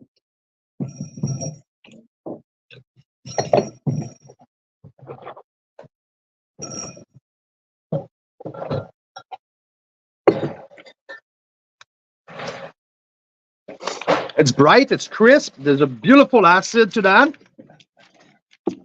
I mean, I have to say, I'm pleasantly surprised. I didn't have really high expectation. I am very pleasantly surprised with that. 89 plus points. Yeah, this is the textbook that I get for my money. I pay $20, I get $20, I'm happy. There's nothing wrong with that. And if the chance come back, I will buy it again. Definitely. $19.99 doesn't over deliver. It's not something like it shows like a $35 wine, but definitely get the price point right. So well done. Nothing wrong with that. Absolutely not. Let's go to our friend Sue Ann Staff, the host of the Pan Canadian Masterclass 2025, the 3rd edition. She is the queen of Riesling, and this is her Fancy Farm Girl. I believe that it's a sparkling, it's a rosé, mostly Riesling with a splash of Cabernet Franc. That is my. Oh, there's definitely. This is so citrus, candied citrus on that. This is the queen of of Riesling. You have about 10 bottles left in the black. 10 bottles there. 5 there. Plus a few there. So in the fridge. Oh. So We're not as close as I thought. yeah. So Fancy Farm Girl, let's go rapid fire here. What do you want next? Just work through this and then we'll bring.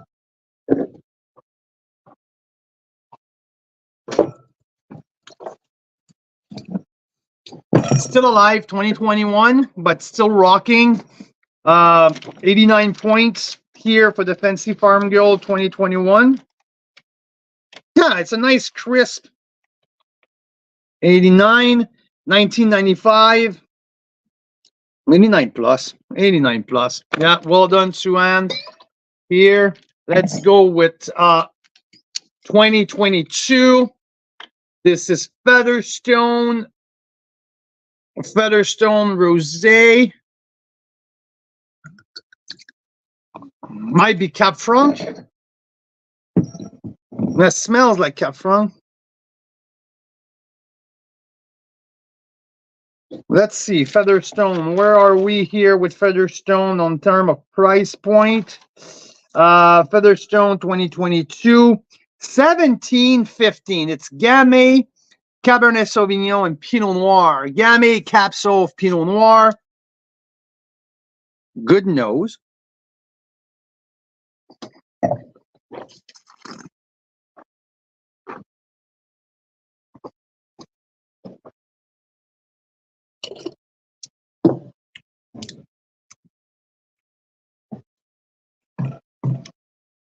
I mean, $17.95, including tax. I mean, you can't expect the world of it.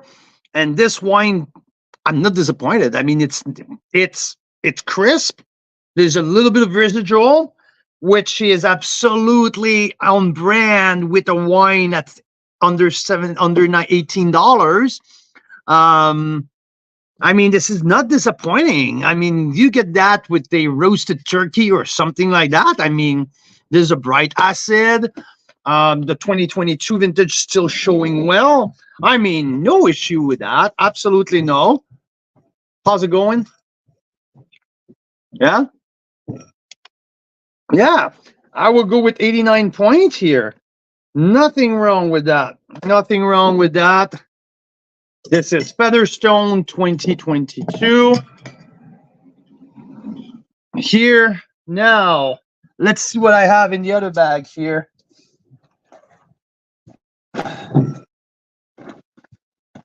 Okay, let's open the other bag. Here I have, Narrative Rosé. We have, Pause. And the last one of the, that's the one I was looking for a while. The Leading Post Rosé.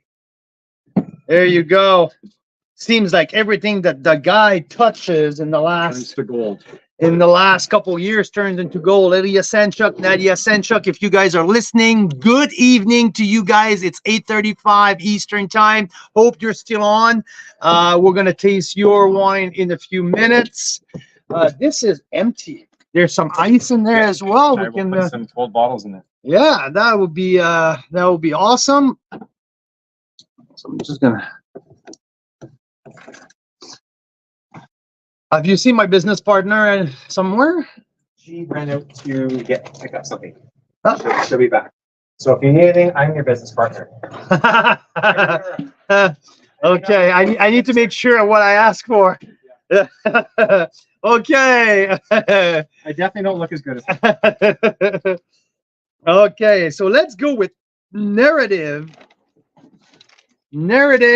from the Okanagan Crush Pad, the 2022, is it?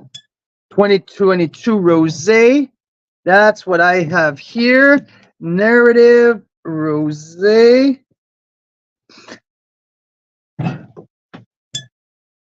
Let's get on this. I would suspect that what we can have here, it's pretty dark. This is something like a Bordeaux blend, like Cab Sauv, Merlot, Cab Franc, something like that. It's not on the label, and usually Narrative,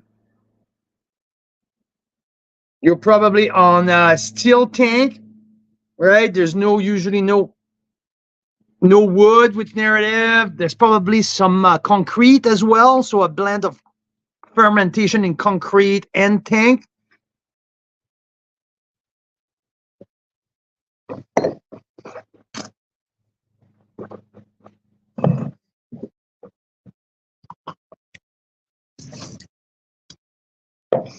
Definitely a full body.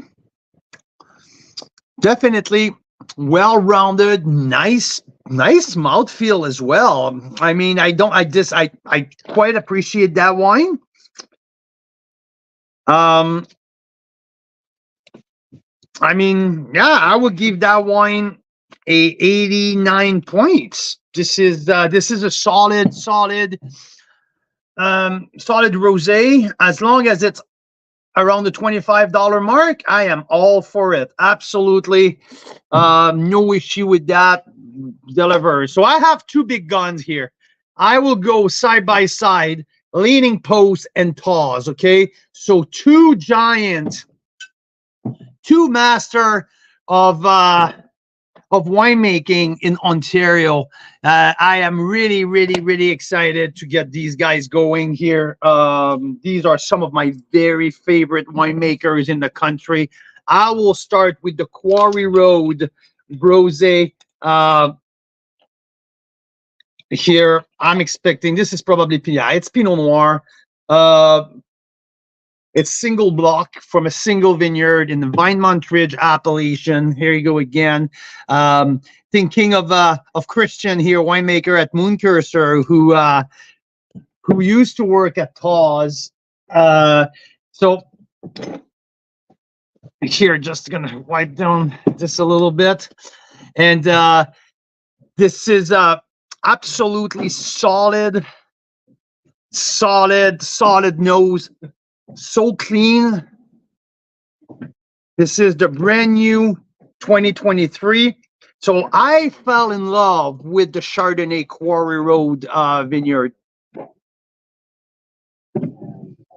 And now the nose is like bang on.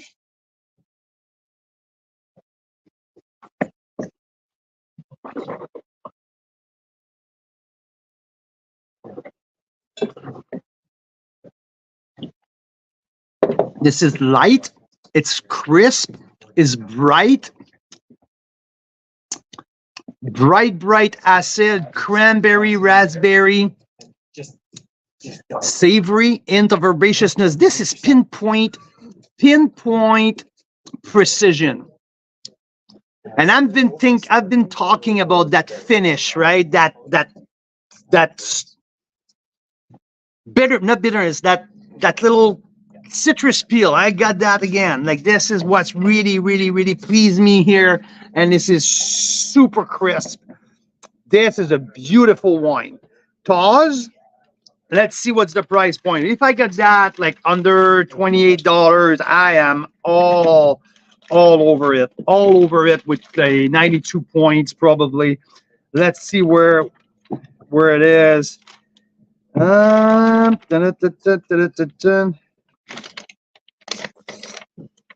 Just trying to find my there you go, Tawes. Yeah, $28 on the dot here.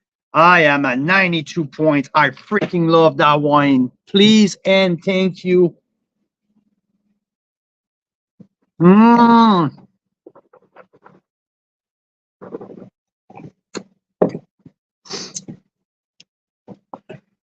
Yeah, that's my style. Absolutely. Let's see what we have with Leaning Post now. So Tawes set the bar with a nice 92. Now, Ilya Sanchuk and Nadia, what do we have here? Did I research which grape varietal we have in there? Leaning Post, 70% Pinot Noir, 30% Cab Franc. Pinot Noir, Cab Franc for one of my very favorite in the country, with Ilya Sanchuk and Leaning Post, the 2022. I know, Joanne, you guys like Leaning Post as much as we do. So, so for everyone who are still listening, give us a thumbs up for Leaning Post if you like their wine. But I mean, everything they do right now touches, like, they turn into gold. We did our Chardonnay marathon a month ago. with 112 Chardonnays. The very, very, very, very best of the 112 was Leaning Post, and it was head and shoulder above everything. It's my highest rated wine of the year so far, with 96 points, the 548 Clone Chardonnay. So now we're talking 2022 rosé.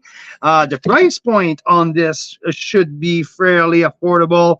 Oh my God, more than fairly affordable. It's freaking $23 in a quarter, including tax. Are you kidding me?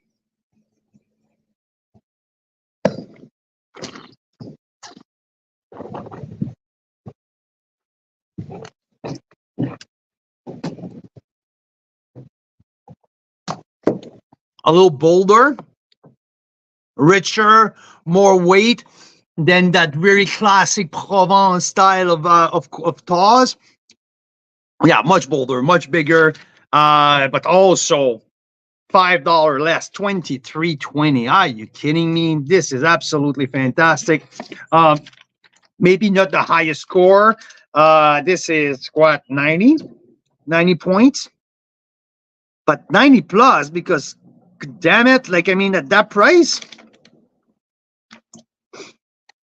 So yeah, let's do 90 plus here.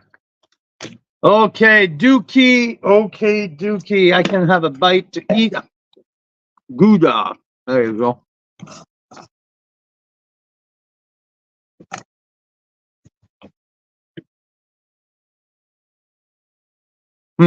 Sorry.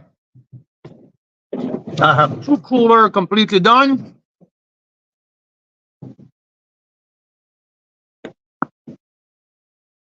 I would go with a little bit more BC, but no.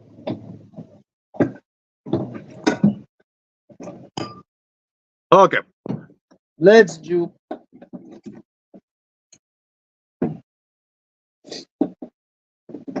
Let's get to a little bit of a value stretch here from a value stretch from Vineland and on the Ontario. Let's see what we get here, okay? Let's see what we get with that. There you go. Let's do this. Hey, Spencer is in the house. How's it going, brother? People start arriving. Nice to see you, Great man. to see you, How are man. you? I'm doing well. I mean, I see this. Yeah. I am, what, 75% done. So, okay. Okay. We're doing a little stretch of value wine here. From Ontario, we have wines under $20. So let's see what we can get. Vineland Estate, a brand's called Fresh Wine. We'll see. You know, never discount. You don't know what you get, right? Until you put it in your mouth and you find out for yourself. So that's what we're gonna do right now. I know for a fact that Vineland Estate produced freaking amazing wines for great value price point. So let's see. Let's start with this fresh wine. Okay, what's in there? I have no clue. What's the price? We'll tell you here. Okay, because that's what matters on that one. Fresh wine, $15.95. Okay, so we'll see what we can get for $15.95, including tax. Including tax. So, there's something like Rieslings in there, I believe. There's a little citrus nose. Oh, there's definitely a Riesling in there. Okay.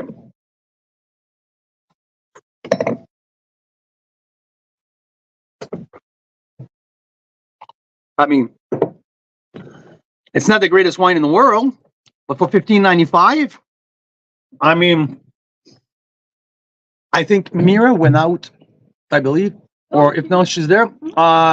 Let's see if she's bringing some glasses, some glassware. Oh, they're all there. Okay. Okay, it's not the deepest wine. Let's say, okay, here, it's honest. Would I buy that wine again? I'm not sure. If someone bring it over, am I gonna go crazy? Maybe not, but it's fine. It's $16. So I challenge my people over here to try it.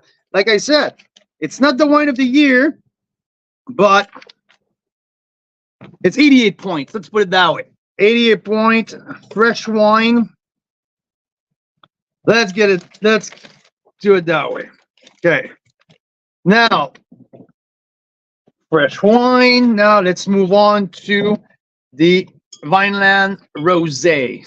2023 Vineland Rosé.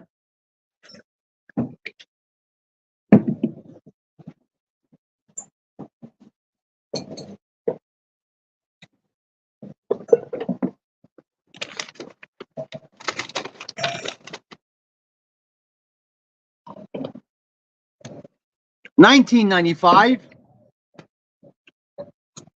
Little tartness in the back end, citrusy, cherry, raspberry, strawberry on the front, bright acid. We have 60% Cab Franc, Merlot, and Pinot Meunier. I mean, this is solid for the price. $420, this is really solid.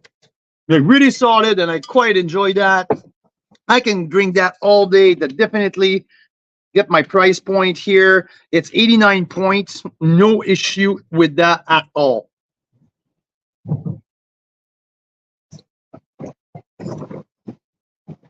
Yeah, that's solid. Thank you, Brian Schmid. Well done. Your team is freaking killing it. This is fantastic. Now, let's move on to the Pinot Noir Rosé from Vineland. A little bit more expensive here. You're at $22. So it's 85% Pinot Noir, 15% Pinot Meunier. A little bit more muted on the nose. A little bit more cranberry. A little bit more herbaceousness.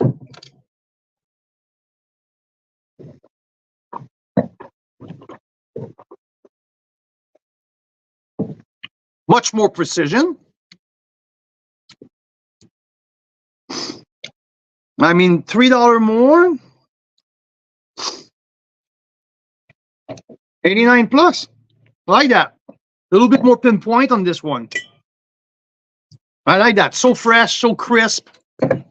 There you go. Brian, crushing it. Proud of you, brother. There you go. All right, guys, I'm starving. Okay. Now, from Pinot Noir to Pinot Noir, let's do Mary Nissen. 2019 Heritage Collection Pinot Noir Rosé. This has a gorgeous color. Gorgeous color. This is the kick with that one. It's barrel fermented. So, Mary Nissen, is it 2021 vintage? Yeah, 2021 vintage, $24.95, but barrel fermented. Yeah, you can feel the wood in there.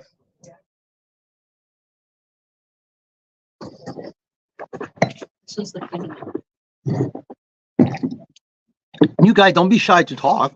I mean, Hi, Carl. yeah, hi guys. Crowd is starting to arrive. I mean, like, that's where the fun start happening, right? Remember last time when we tasted the 548 and we started to like absolutely going crazy? So that's what we're talking about. Mary Nissen, I mean, there's layers into that. This is solid. This is $24.95, including tax. I mean, I like a rosé with a little bit of barrel ferment. I just like it. It just give extra layers, extra oomph. So it's 89 plus. 89 plus. 89 plus is getting clear. I mean, and it's still fresh. 13 streets over. Yeah, it's still fresh. The acid hasn't fallen just yet. I mean, this wine doesn't have less to go than what's. But I mean, yeah, this is solid. Mary Nissen 2021 Pinot Noir barrel age. Let's go to Southbrook, organic and biologic Cabernet Franc rosé.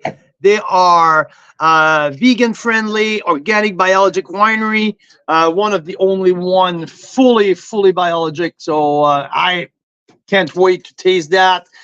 100% Cabernet Franc. Let's see what Saltbrook has to offer here. And let's check on the price point too, because it always matters, right? Saltbrook 2021, $23.75.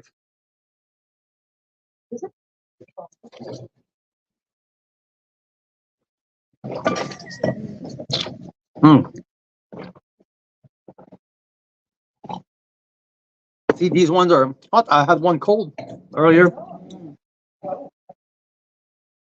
This wine is freaking delicious. Yeah, warm. That's the way to go. All right, they're gooey. Hmm? It's tasty. I got mine at La Cucina. Oh, yeah. But they're cold. Okay, so Saltbrook, it's 2021 vintage. I wish I can taste the same wine from a 23 vintage. I'm not saying that has fell off the cliff, not at all. But just a little hint of much with more acidity would have been a 92 point wine.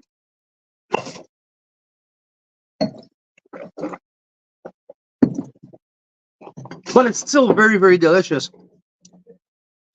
I'm going to give that 90 point. Saltbrook Organic, 2021 Cap Franc. Let's go 90 point. I think it's really, really solid. Oh, there you go. Was there anything left in there? Yep. 1 and 2. Another cooler empty. Ah. Getting there. Getting there. All right, Carl Oh. Boucher. I heard Hey. you're nearly there. I heard. I mean, I'm going to finish Ontario very soon, so... Oh, I need more wine! Your assistant's swag. I could start bringing you stuff from the fridge. Are you ready for that? Hey? Do you want some of the ones from the fridge? Well, Rob is gonna do. I wanted to give you some times to do a prize draw. Perfect. Okay, why don't we do that now? How about that? So- I'm gonna go to the bathroom. I think I have everyone's name. I gotta add Lorna on. And but yeah, guys. So Ross was here. Okay, Riesling, Ross, I'll add your name. Noir, Cap If there's Sol, anyone else from and Cap Instagram Franc that commented. from Prince Edward County. Sorry. Yeah, it's it's crazy. Wow. So sorry. So I'm gonna hit the bathroom for the second time in 4 hours and 46 minutes. Sorry, I'm abusing. Sorry, boss. You're Sorry, abusing boss, your I know it. bathroom privileges. Last time my kids asked a teacher to go to the bathroom twice in 4 hours and 45 minutes, they told them that maybe something was wrong with them. So No.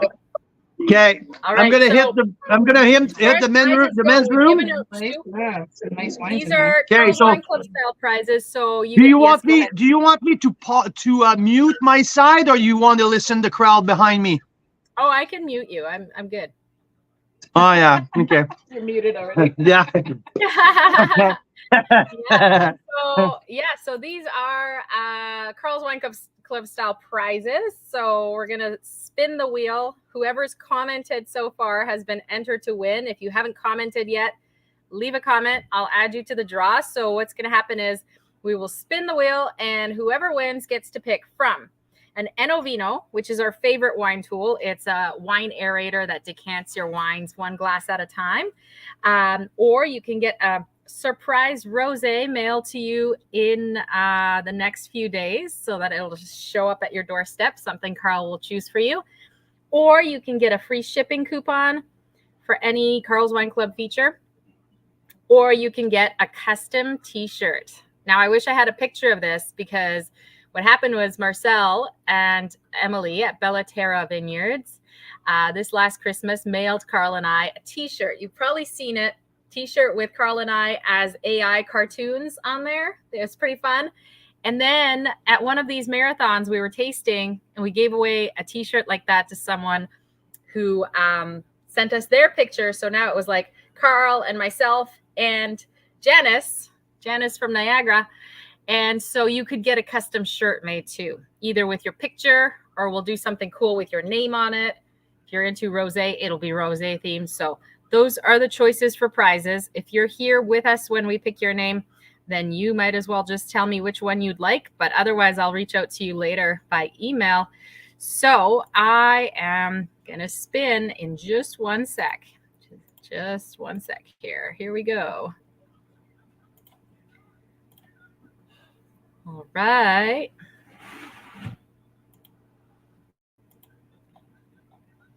Here we go.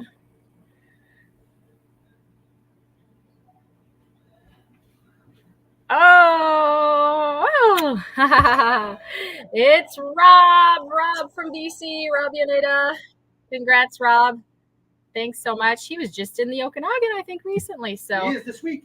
Oh, you are this week. You could pick up your prize while you're here. Funny. All right, Rob. So I'm just marking your name down. So I'll be reaching out to you about which prize you would like to claim. And I think we'll do one more by the end of it. Hey, Carl, one more prize draw. Yep. So stay tuned and leave a comment if you haven't yet. So tell us what rosé you've been enjoying lately. If you've got one open, which ones you have open. Tell us what you think of these rosés, whatever you want. Just put it in the comments and then I'll enter you for the draw. What's that? You need to fill the next 3 minutes. Oh, you do. Carl's taking his time. We might have to either go on a little interview here that's what we'll do. I'll introduce you guys to the members that are here that want to appear on camera. It's kind of fun, and we'll see which one they have enjoyed so far the most here. So give me one sec. We'll see you in just a moment. Oh, yeah. This rose hall run is really good. There's nothing to declare. It's quite tasty. Want me to jump on? Yeah, because I want to chat with you guys. So I'll walk the camera around because I did the Mira joke session earlier. The last time that Carl went to the bathroom, I did the Mira joke session. It was not as fun, guys, right? So I said let's introduce you guys to some of the people that are here. So who's first? Can I introduce Karen? Karen works with Black Market Wine Company. Cheers. Woo, here we are. Cheers. Enjoying the Rose Hall Run. So Rose Hall Run, have you tried that one yet, Karen? This is good. This is delicious. Delicious. So what makes it a rosé you like? Well, Because I feel I'm like a wine slut. Like I like them all, right? So we definitely enjoy them all. I love these bubbles. They're crisp. It's got a slight creaminess to the palate. The bubbles aren't aggressive. yeah, that's a big one for me. It is important for the bubbles to not rip your. And it's got a long finish. Yeah. I find Rose Hall Run is always on the top of my list when it comes to one of these. So they're big Prince wine Edward tastings. County, just like Clausen Shakes, right? Yeah. Can't wait. So we're actually going to be there on Tuesday next week. Going to be driving through to Quebec. So Well, I look forward to seeing your posts. yes. Maybe we'll find a Quebec winery, or maybe we'll stop by Rose Hall Run if we have time. We'll see. Vicky says hi. Hi, Vicky. We miss you. We wish you were here. Yes. You're always in our thoughts. Yes. Thanks, Karen. Who else wants to tell me about their rosé while Carl goes to the washroom? Yes. Oh. So who we've got over here? Michelle, do you want to go on? Oh, that well, one? yeah, well, I'd say hello as well. Miles? Good Is day. that Miles? Cheers. Yeah. Yes. All the way from Winnipeg? Is that right? When the main or street to Kelowna? Kelowna for me. Oh, yeah. for Kelowna. Okay. Originally from one. Oh, Yeah. originally from Winnipeg. I see. So have you guys tried, like, how many rosés have you guys tried so far? I'm about to try my first one, and I don't even know what Rob gave me. Toss. Oh, Taz. I'm Taz. about to try I just Taz. tried that one. I like that one. Taz. I think we have two from Oh, Taz, that's so you'll have to figure out which Which one, one it is? which Leaning varietal. Post, yeah. You got Leaning Post. Post, excellent. Miles, what do you think of the Leaning Post rosé? Phenomenal. Phenomenal, product. hey? Yeah, color's beautiful. Nose is great. I'm not a big wordy guy like that, but Yeah, me neither. it's got a lot of. I like it or I don't. It's refreshing for sure, and it's yeah. That's awesome. It's Thanks, a Miles. beautiful little summer one. Beautiful. Amazing. We love Leading Post, don't we, Michelle? We do love it. Yes. Amazing wines. Not one wine we've been to there that we haven't loved. Well, cheers, Michelle. Cheers. Cheers, guys. Happy roséing. Look at this scene here. This is what it looks like when Carl's been sitting tasting. We're up to what now? 80 wines, Rob, would you say? 87. So we've only got a few left to go. Oh, yeah. No. We ended up finding some more. We're at about 94 total. But how many have you tasted so far? 70? 70? Yeah. Okay. So you're Yeah. almost done. Like 10 more minutes. Yeah. Just what? Michelle, Vicky says hi. Yeah, so you've gotten into the fridge, which tells me that we are on the last little stretch here. Yeah. We're Here we're you're- getting there. We have a full cooler here. Oh, there's another cooler there. Okay. And c'est bon. Yeah. So You're almost there. yeah, 20. Is this 20 minutes. 3 hours. Yeah, that was the jab. that is not cool. Okay. You know, like how I fly, like I feel transported by the crowd when Right. right.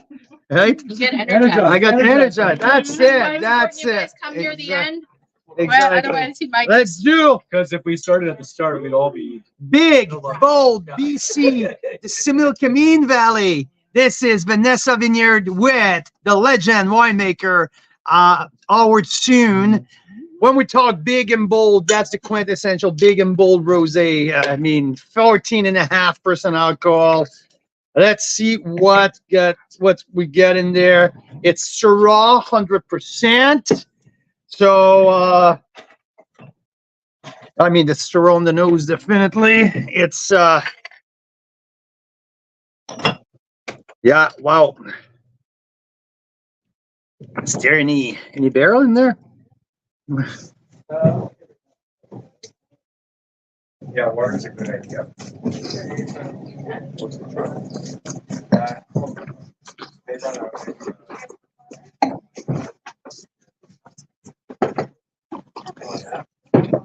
This is definitely bold. This is definitely big. I mean, it's not all of whack though. I mean, there's a place for that. If I put that side by side, let's see, with the Paz Pinot Noir, it's like the opposite of the spectrum, but there's definitely a place for a rosé like that. This it's a welcome at the table, at the dinner table. It can go with fried chicken. It can go with like steamed mussel, but there's a lot you can do with that. It's Syrah Merlot, but I mean, it's well made. I will give that wine personally let's see the price first, okay? If it's $26, let's say, I'm giving that 90 points because it's not necessarily about what's my taste, what I'm like. I have to go with what's in the bottle, and it's well made. It's big, it's bold, definitely, but that's the style of Vanessa. So let's see here. Vanessa, it's $31. Oof. At $31, I will go with 89 points. Okay, so here we are. Let's go from one hand to another. Okay, let's go. We will go to Okanagan Falls with the with Noble Ridge. Noble Ridge specialized in Pinot Noir, Chardonnay. Now here we have a 300 case production of a blend of 55%, 53% Pinot Noir, 47% Cab Sauv. I don't have a freaking clue. Oh yeah, they also grow. They do a Meritage, so they have Cab Sauv. That's true. Blair Gittingham, the winemaker at Noble Ridge. So I'm quite interested and really excited to taste that Pinot Noir here. Tremendous nose. I really love the nose. Clean fruit. Definitely, like I would say, ripe raspberry. There's a hint of peach in there as well. Maybe a line of blueberry. Mhm.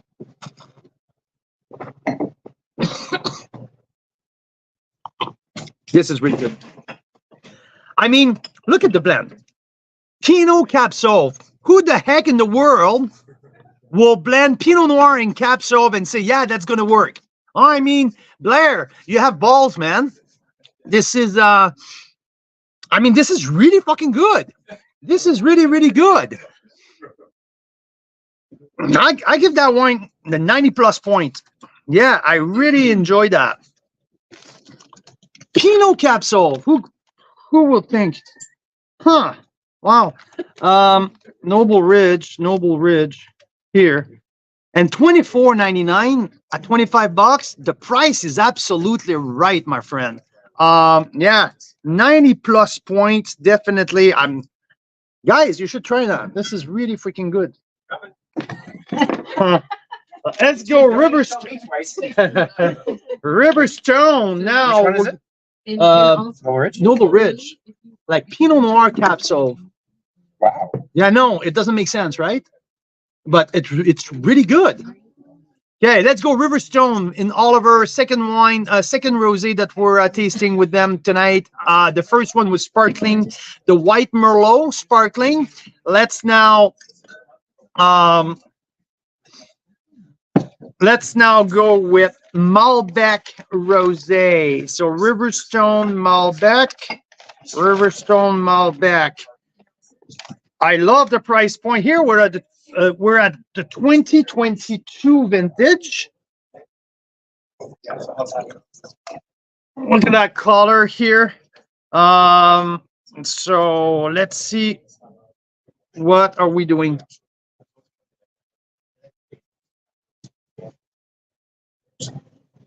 I love the nose. Yeah.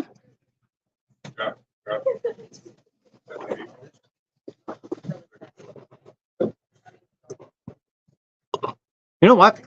This wine is very well managed. It's 12.2% alcohol. It's soft. It's kind of discreet. It's well priced. It's under $25. I mean, this is on its last leg in the sense that it's the last year. Next year's wine, this wine will be past. I feel like the acid will be gone soon, but at this very moment, this Malbec rosé is quite enjoyable. I'm tempted to go with a 90 point with that wine. This is just very well made, very well balanced. There's no there's nothing is wonky, everything fits well, and the price point is absolutely right. So yeah.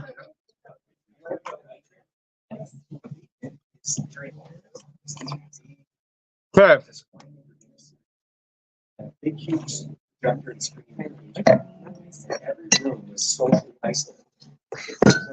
Well, let's go another one. Riverstone. Okay, 3. This is the rosé this time, so it's a blend. Let's see what we have here. Riverstone rosé, 60% Syrah. Let's see. Well, there's oh no, it's a 50-50. It's an even split of Syrah and Cab Franc. I love the color. I really love the color. I love that color a lot. So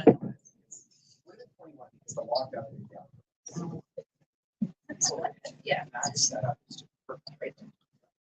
So I was love that.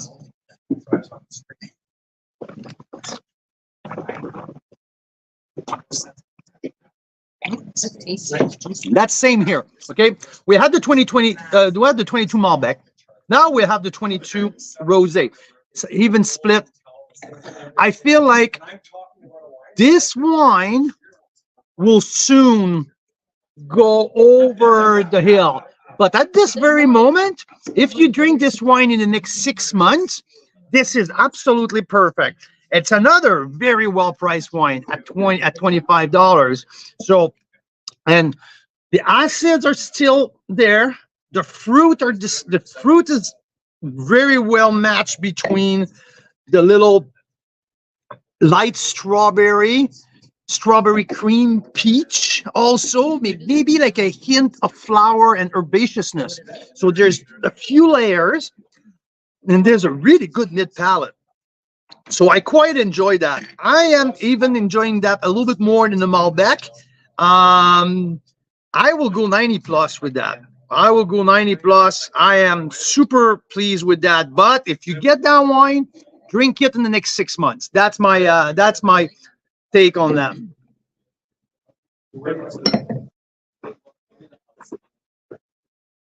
Yeah, 90 plus. Okay.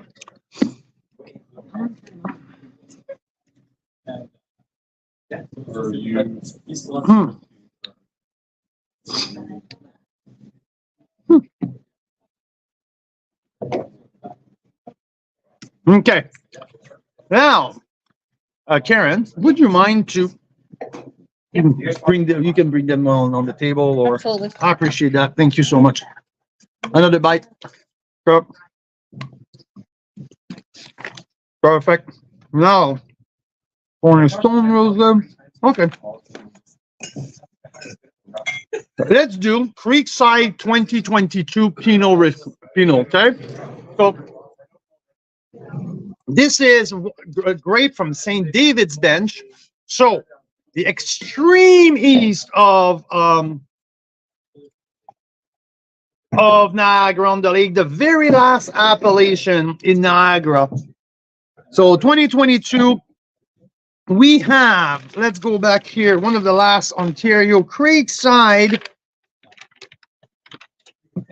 Where are you? Where are you? Creekside Pinot Noir 2022. It's a $30 Pinot on the dot. So let's see what they have here and there. Pretty dark. Very dark, actually. I feel like it's more of a bleed. It's more of a saigné.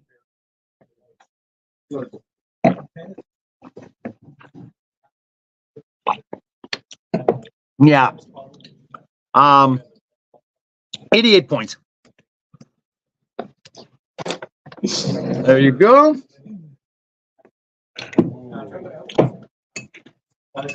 I want to have these bubbles cold, if it's possible. Yeah. Thank you. Want me to throw it under some?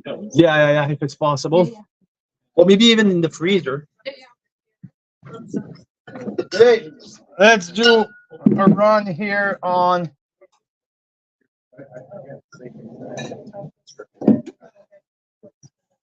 Oh, we're on a run of BC. Okay. Let's do that. A big run on BC. I have Côte Syrah, Priest Creek Cap Franc, Peak Cellar Granite Block Pinot Noir, Stag's Hollow Syrah, and Culmina Saigné. Here, let's Spencer. One thing I'm good at. Find someone to open the only one with a cork. There you go. That's the good thing when you have a crowd. You can dedicate people. Okay, let's go with Code 2022 Côte Syrah. Oh, look at that. Let's show that to people. Oh, I love that glass. Whoops, it's a glass top. So that very little sexy It's a keeper. it sure is a keeper. So I love these glass top. Here, you just pop it. There you go. Culmina, the Saigné. It's a Bordeaux blend, a bleed of each and every single barrel of their blend of their flagship Bordeaux blend. This is usually one of my very favorite Saigné rosé. I'm a big fan of pressed rosé. Sometimes the Saigné rosé are a little bit too concentrated for rosé for me, but Culmina, year in and year out, is usually my favorite Saigné type of rosé. So let's see what we get with the 2023. Beautiful bottle here. And let's see about the price point too, because it's always a very important correlation in the equation. Let's see where we're at. Colmena, it's a $26. I mean, this is not outrageously expensive. $26, very well priced. Golden Miles, all the fruits, estate fruit from the Golden Miles. So let's see.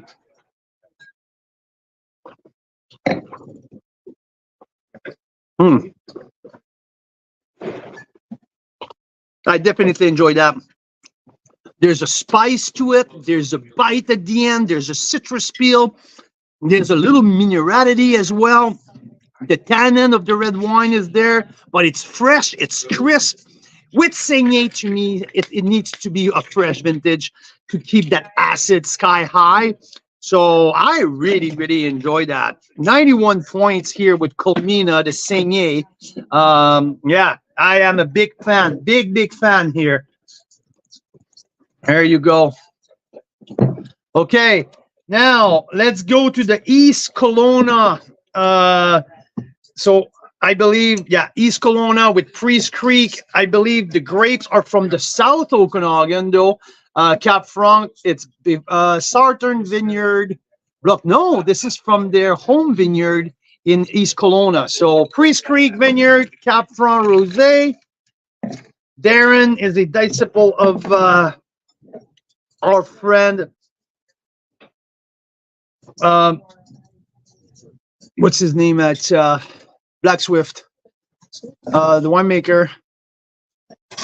Crown and Teeth. Who's the winemaker of Black Swift? Oh, Jason. Jason Park. There you go. So Jason made the wine for Priest Creeks for many years. Now Darren is on his own, but still Jason is consulting for the brand. But here, the nose is fair. Like the nose is crisp. The nose is pretty expressive too. I like that.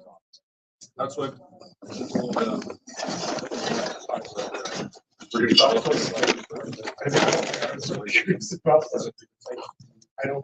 It's full body.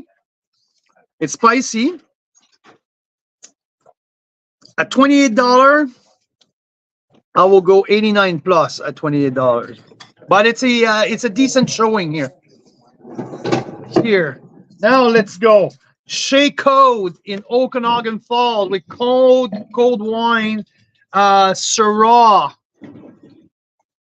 So here you go. I'm a big fan of what Shea's doing in Okanagan Falls. If you haven't heard, there's a big tragedy in his vineyard. The block who survived to the frost burned down in a fire a couple weeks ago, so he lost half of his block of the Syrah. So hopefully we'll be able to see that rosé or Syrah again. But there you go, Vicky. Sorry, the code is back in. I got distracted with another wine before, but here is the code.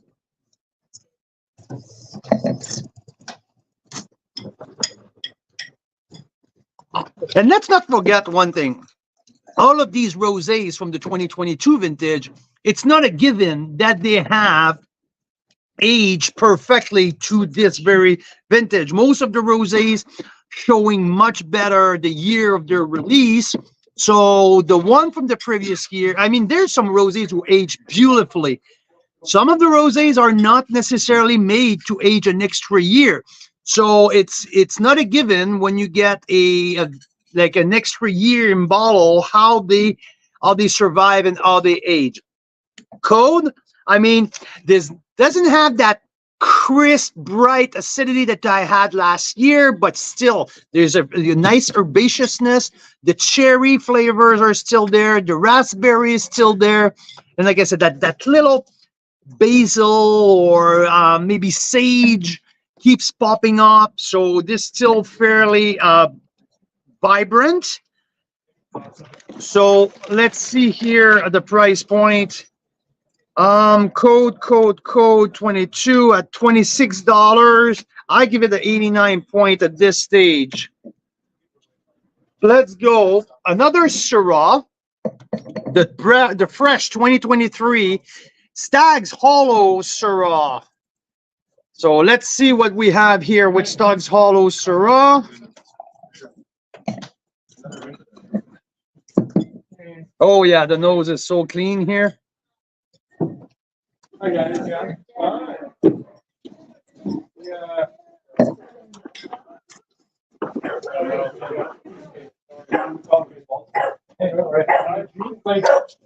That's what I mean with that fresh vintage. That bite, that crunchiness on the mid palate. This is a okay, that's enough you. Yeah, I like the bite. I like the crunchiness on the back palate of that of the Stag's Hollow Syrah. Definitely up there. Maybe well, not one of the top favorite, but one of the very, very good one. So Stag's Hollow here. Let's look at the price point. 2023, $25. This is absolutely bang on. I love the price point. I really love the price point for that wine. I will go 90 plus points here. Very, very, very solid. Let's get to Peak Cellar for their second wine of the lineup. There's two small little parcel of their vineyard in Lake Country, 100% Pinot Noir, but there's a very specific soil, that red granitic soil, at two very specific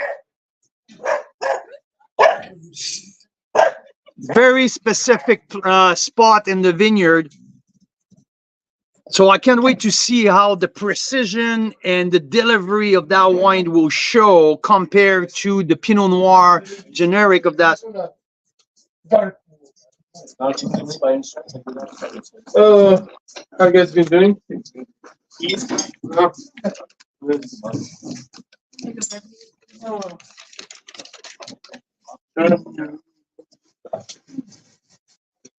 Hey, Brent. There's definitely that bright minerality. Oh, wow. What number are we at? That's what I expect from a single block or two very specific block with same soil. And there's no numbers. Come on, you were in here, so no one organized me. So it's free for all, man. You pick and choose. What's number? Come on. Rob got distracted with wine. Oh no, nothing to Rob. That's not what I'm saying. He got distracted. Okay, this is holy shit. This is the quintessential precision. This is a really serious rosé. Very, very serious, but also very, very, very good. Rob, you need to get your hand on that. Tell me what you think. Is that ice? No, it's peak. Oh, Peak. Yeah, I'm really impressed here. So I gave 92 points to the first one, but was almost half the price. So I'm not sure, but yeah, this is like single block. Yeah, Pinot too. But it's much pricier, but geez, look at the finish of that wine. So yeah, but 85, that's There's a precision. Oh, yeah, 94, Jan, 94. Huh? I don't think there's a wine with that precision in the lineup so far. Yeah, little lighter on the acidity, but yeah, wow. Yeah, it is. Wow.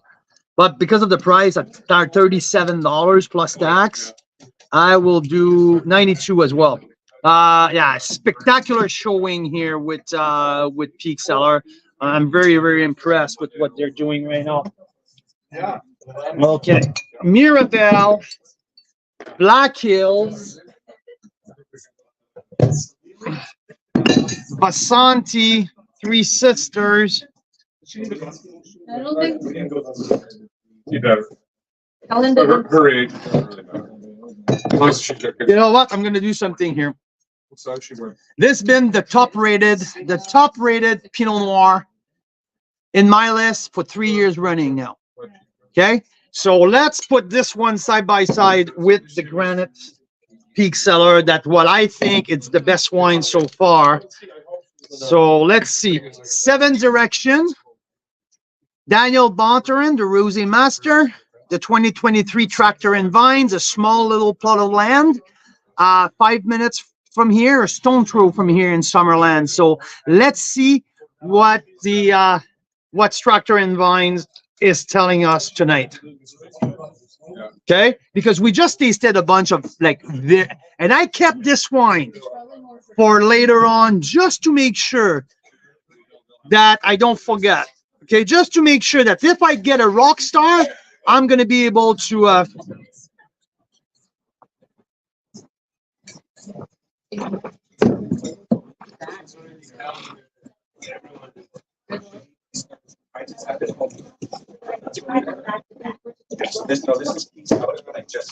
yeah. I mean, yep. I mean, my only 93 points, and this is, yep. Okay.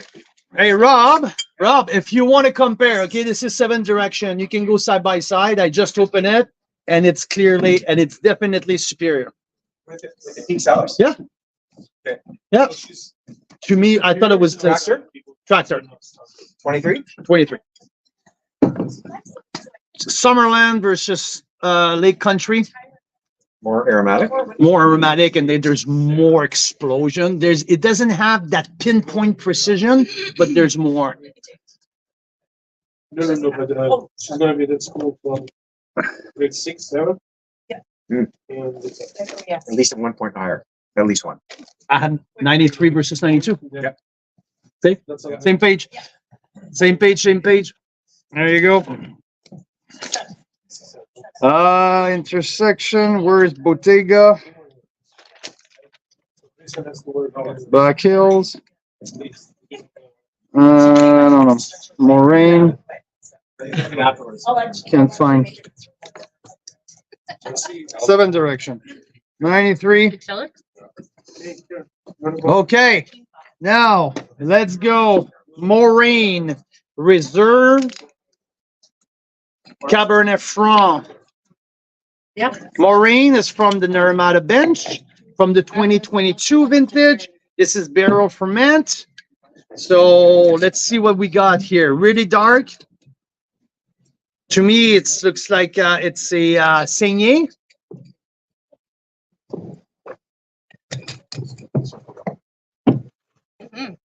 Yeah, yeah.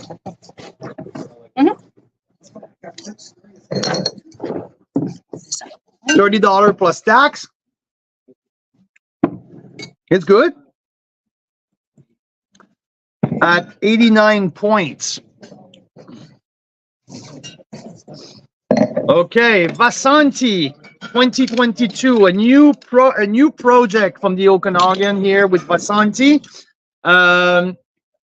Fruit, the Jason Parks is also winemaker there, so the consultant. We have here Cabernet Sauvignon Rosé. I can pick the Cabernet by the color. It's Cabernet Sauvignon, so textbook here. Hey, girl. Hey. I like the nose. I like the nose. Little orange peel. Hmm. Yeah. So the Vasanti. I mean, it's fairly decent. I like that, actually. Let's look at it here. Vasanti, we have it here at $27.99. I mean, this is fair. Yeah, this is good. I would go 90 points for the Vasanti, actually. I'm surprised. Very surprised.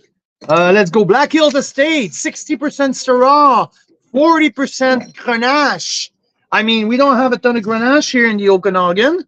So let's see what we got here with Black Hills. Light color, big transition in the winemaking process since Ross Wise, the master of wine, took over in 2018. So really light in color. Here with from where I'm standing with the shade right now, it looks more like a white wine. So really lightly colored. 60 Syrah, 40 Grenache.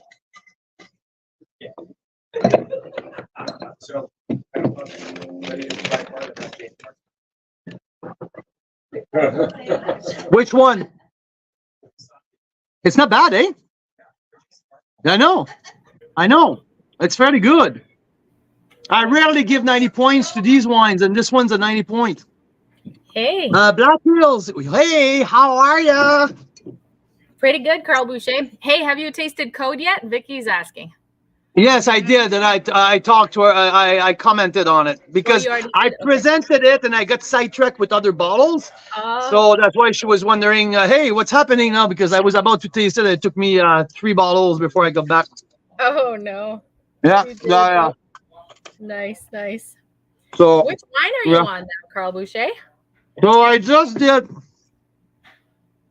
Black Hills. Okay. So this is, to me, this is the example where a wine doesn't translate well the next year. Okay. The 2022, the acid's not there anymore. I remember last year, I really, really enjoyed that wine. It was beautiful. Now it turned, yeah, And it's it possible didn't. too. Did we have a bottle that was No, but I mean, like I was expecting, I was explaining earlier, it's not all wine that the wine transferred to the next year. Like it's not. Some wines are really made to be drinking now. So, so yeah, the Black Hills, I will go with 88. So let's go to Mirabelle now. Mirabelle Pinot Noir. Look at that bottle here. Beautiful bottle, beautiful estate on the east slope of Kelowna. Another glass top. I love these closure. Beautiful, super sexy. So, so yeah, since 2006 here, Mirabelle. That's the brand new 2023 vintage, and we have only 165 cases made. Big bottle, big kick-ass bottle. So let's see what we have here. Oh, gorgeous nose. Absolutely gorgeous nose here. Really Pinot Noir on the nose. There's no doubt about that.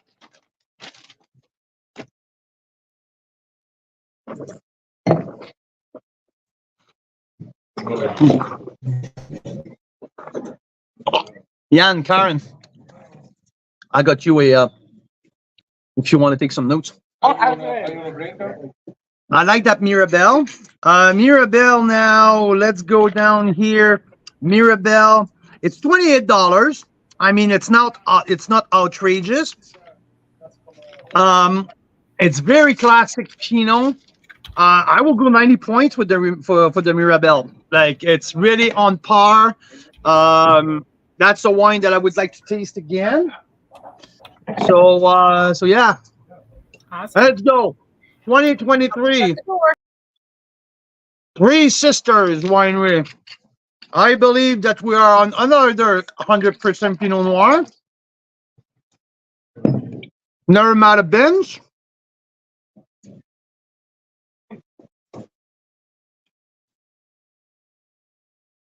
A little muted on the nose. There's not a ton coming out in terms of aromas, but a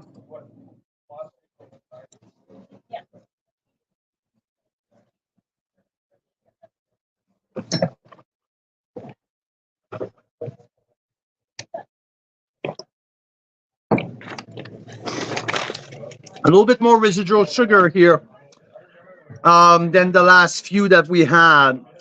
This wine won the gold, yes. Yeah, absolutely. Absolutely. So this one was a gold medal at the recent, where's the Three Sisters? At the recent All Canadian Wine Championship. So it's a very approachable wine, very well priced at $25. I can see the approachability. I can see how the judge will be attracted to that wine. Yeah, I mean, there's nothing wrong with that. I will go with 89 plus with that wine. So tall. Look at you.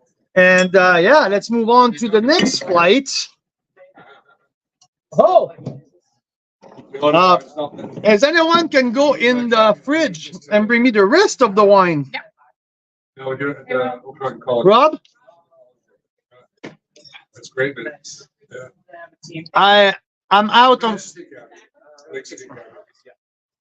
So let's go with Maverick 2023. Maverick, I know Maverick is a favorite of the crowd here. So let's see what we have here from the 2023 vintage.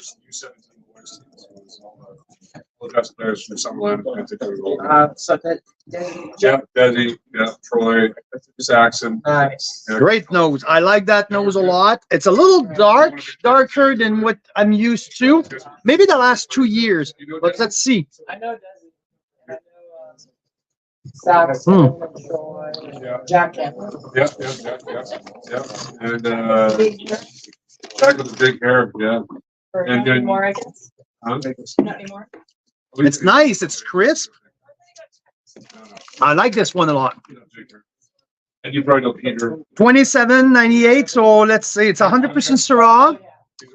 I mean, I like that. I like that. This is a 90 plus points to me with Maverick, the 2023 Syrah. Yeah, bright acid, crisp and crunchy.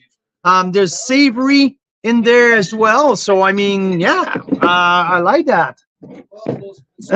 So we're off to the last leg of that tasting, you guys. We are now 5 hours, 30 minutes into it. We have around what?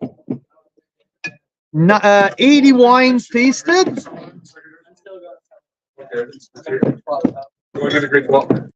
Some of my favorite are coming up, including that 2023 Solvero.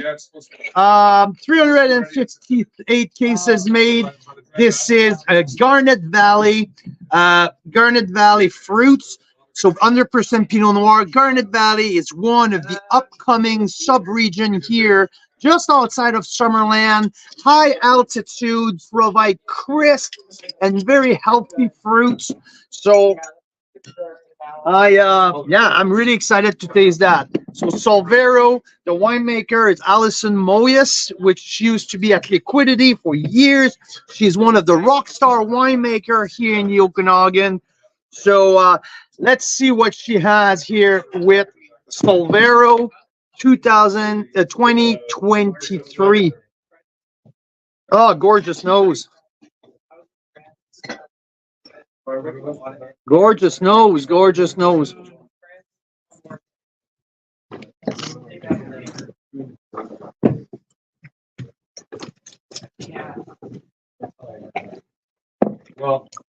This is crisp. This is crunchy. This is low alcohol. It's bright. I mean, I like that. I really like that, how crisp it is. This is fantastic. I mean, this is Alison Moyes in a nutshell. Help yourself. Ben, how's it going? Good. How you doing, Carl? Great to see you, my friend. Yeah, so I love what I'm seeing with the Solvero 2023. Is it at the same level of the 2022? Maybe not, but very, very close. I am at 91 points with Solvero. I love that. It's one of my favorite BC. Let's go here. Solvero 2023, 91 points. Here. Okay, intersection from the Golden Mile Slope 2022, 100% Merlot. So this is definitely a saignée kind of wine. Look at, you see that very pronounced color. So they are a Merlot house on the Golden Miles. And so yeah, here. Also have an ascot.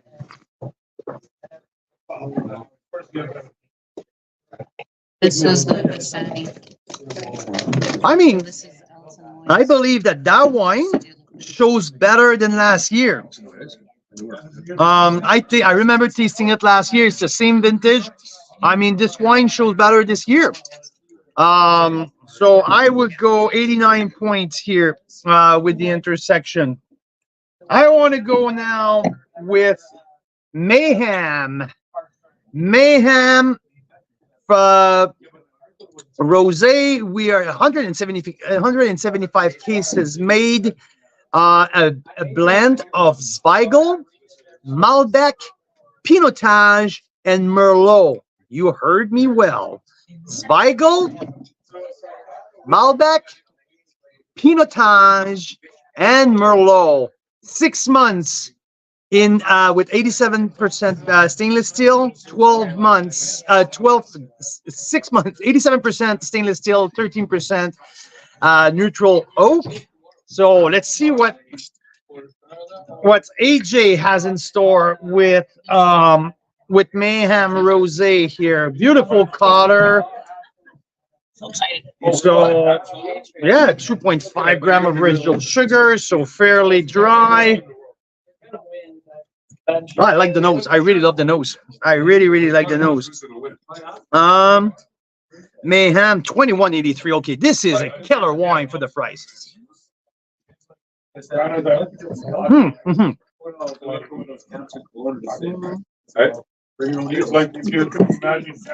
is a killer wine for the price.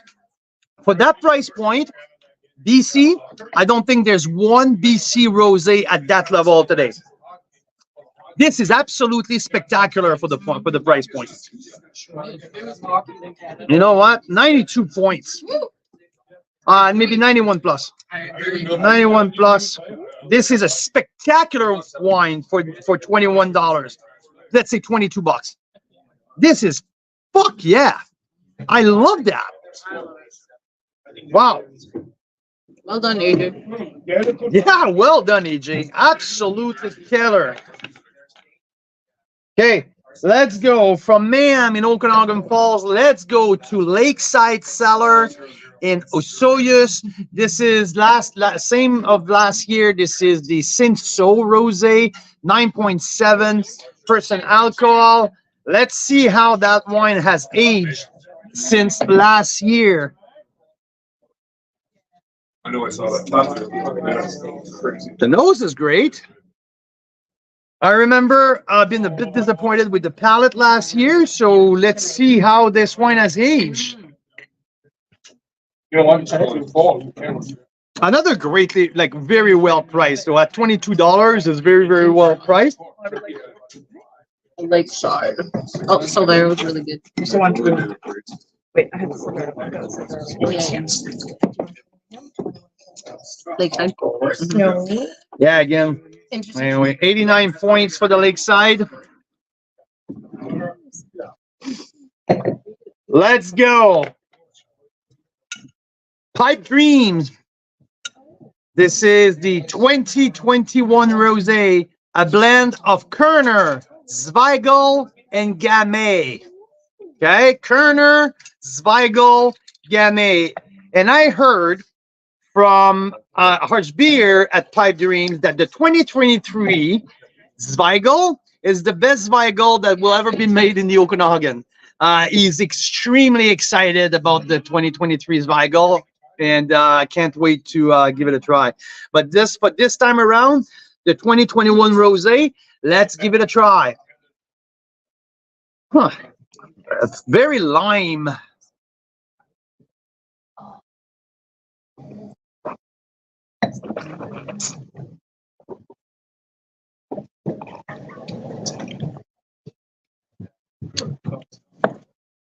So how many cars now you get shipped out? Okay. Let's go with 88 points. You have did BMW? No, I'm a Porsche and a Chevy.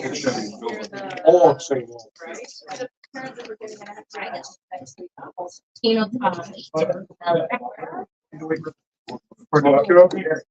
And it's which one? I have And it's here, Mira. We are just about to be done here.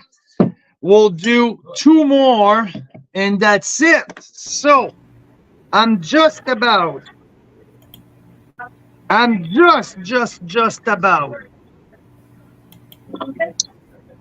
to be done. We have Hester Creek, the Cap Franc, the 2023 Cap Franc. This is their bigger producer here compared to the small amount of 400 cases of the Rosé Noir that we had. Spectacular Rosé Noir that we've tasted earlier. I believe that I rated 91 points. It was one of the very top BC Rosé. Extremely impressed. So that now was the we're one gonna. that won the awards, right? Yeah, exactly. So here we have it's one of their most popular wine. They started at the beginning when they started that Cap Franc Rosé. They were doing 400 cases at the very beginning. Now they're producing 10,000 cases. But just to tell you the growth of that label it's iconic in BC now. I mean, this is a $25 Cap Franc, but one of the most popular and mostly sold BC VQA wine on the market. So it doesn't always have to be exclusive, right? I mean, their Rosé Noir is exclusive. Their Rosé Noir is where the Cap Franc was 10 years ago, 400 cases. So let's give it a try on this one.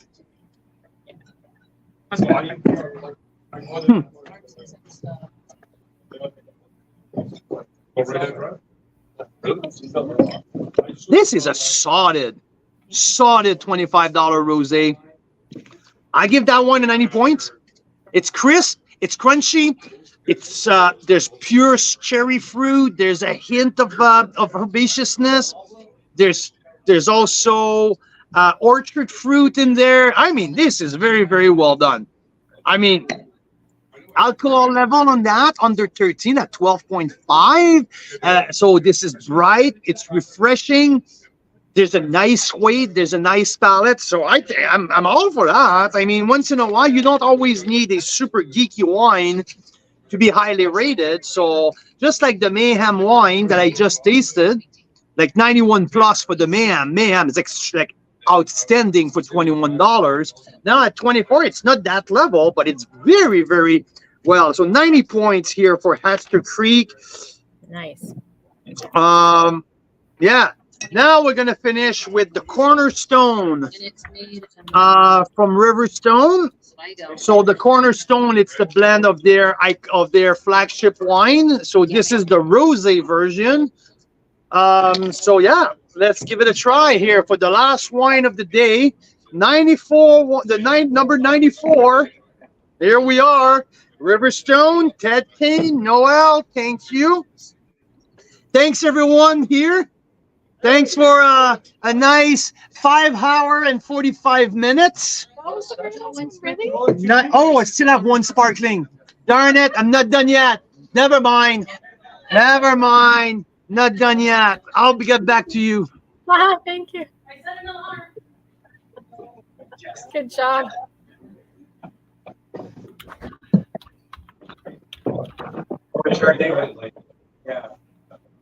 Which one? This one?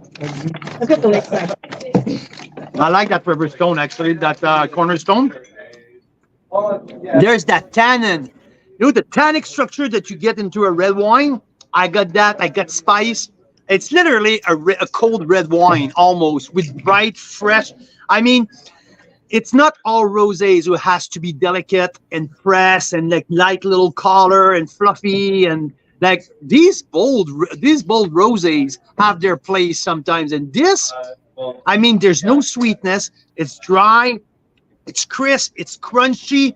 I mean, I really, really, really enjoy that. So, and the price point is absolutely right. $25. I mean, this is absolutely right. I will go 90 plus points here. I really enjoy that. Well done, Karen. Thank you. And we're going to close that off, everyone. So, hey, attention, please. We're going to close the show with a cheers, please, okay? We're going to pass that bottle around. Yeah. We have, for the last pour of the night, this is Cave Spring Vineyard, one of the very original vineyard in Canada, out of the Beamsville Bench of Ontario. This is their Brut Estate Rosé, made of Cap Franc or Pinot Noir. Either, I don't care. But I want to do a cheers with everyone here. I would like to thank the 75 wineries or so who provided samples. I would like to thank my buddy Rob, who came to help for half the show. I would like to thank you, Mira Boucher, for running a tight ship all afternoon. Thank you very much. Like to thank you, Carl Boucher, for tirelessly. What do you mean tirelessly? I'm going to put everyone to bed here. Enthusiastically and tirelessly promoting Canadian wine. And first and foremost, I would like to thank all of the members who have listened today. All of them that are regular members or VIP Unlimited members, the new people who are starting to follow us. So thanks, everyone. That was 94 rosés from across the country. So live here from Summerland, Okanagan Valley, British Columbia. Thanks to everyone. And a big cheers to all of you guys with Cave Spring Cellars. Grab your camera and let's do a big cheers and hello. Let's do a big cheers. Yes, boss. So there's my camera and there is everybody here. There you go. Happy cheers rosé. to summer. Happy rosé. Yeah, enjoy, you guys. Let's do the quick prize draw. We said we'd do one last one. Everyone who's left a comment today and hasn't won yet, this is your chance. Oh, thank you, Karen. Karen just brought me some wine. I need a score for that one, guys. You need a what? Now, bullshit. All right, so this is a pick your own prize kind of prize. You can have an Enovino, which is our favorite wine tool to decant wines one glass at a time. A surprise rosé curated for you and shipped to your doorstep next week. You can choose a free shipping coupon to Carl's Wine Club featured wineries, or a custom-made t-shirt with Carl's Wine Club and your name or even your cartoonized picture on it if you want. So you get to choose. I will email you after if you're not live with us still. So here we go.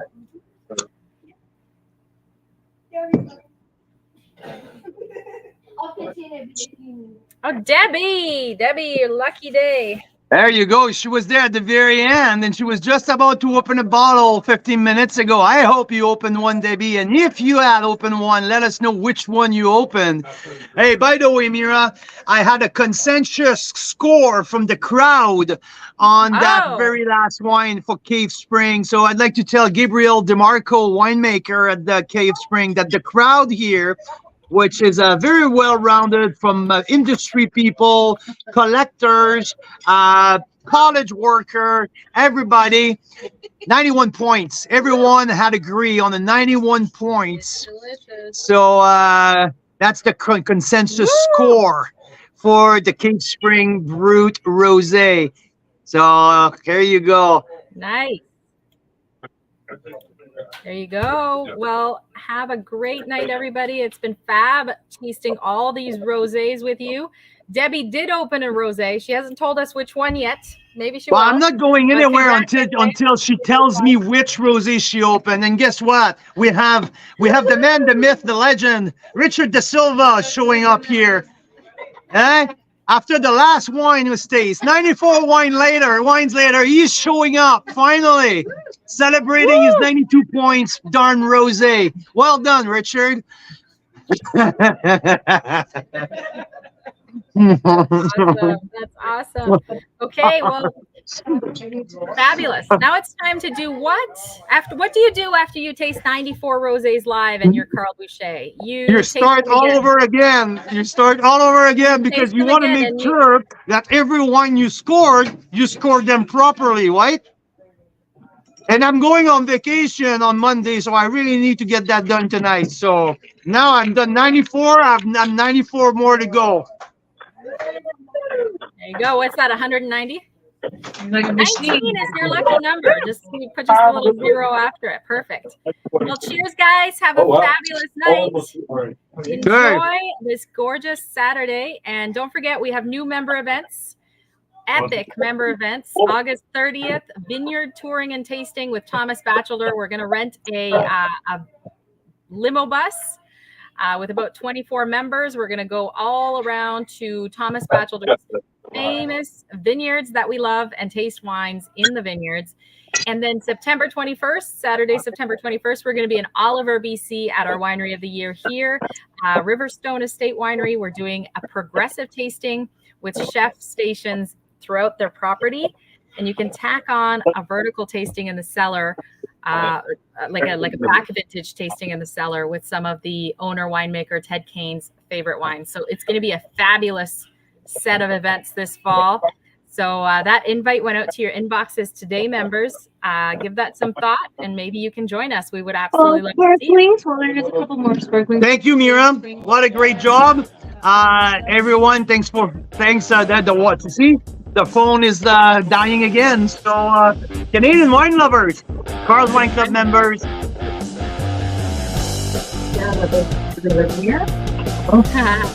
Cheers, guys. Hey, next time you throw a piece of bread at me, can you throw me a piece of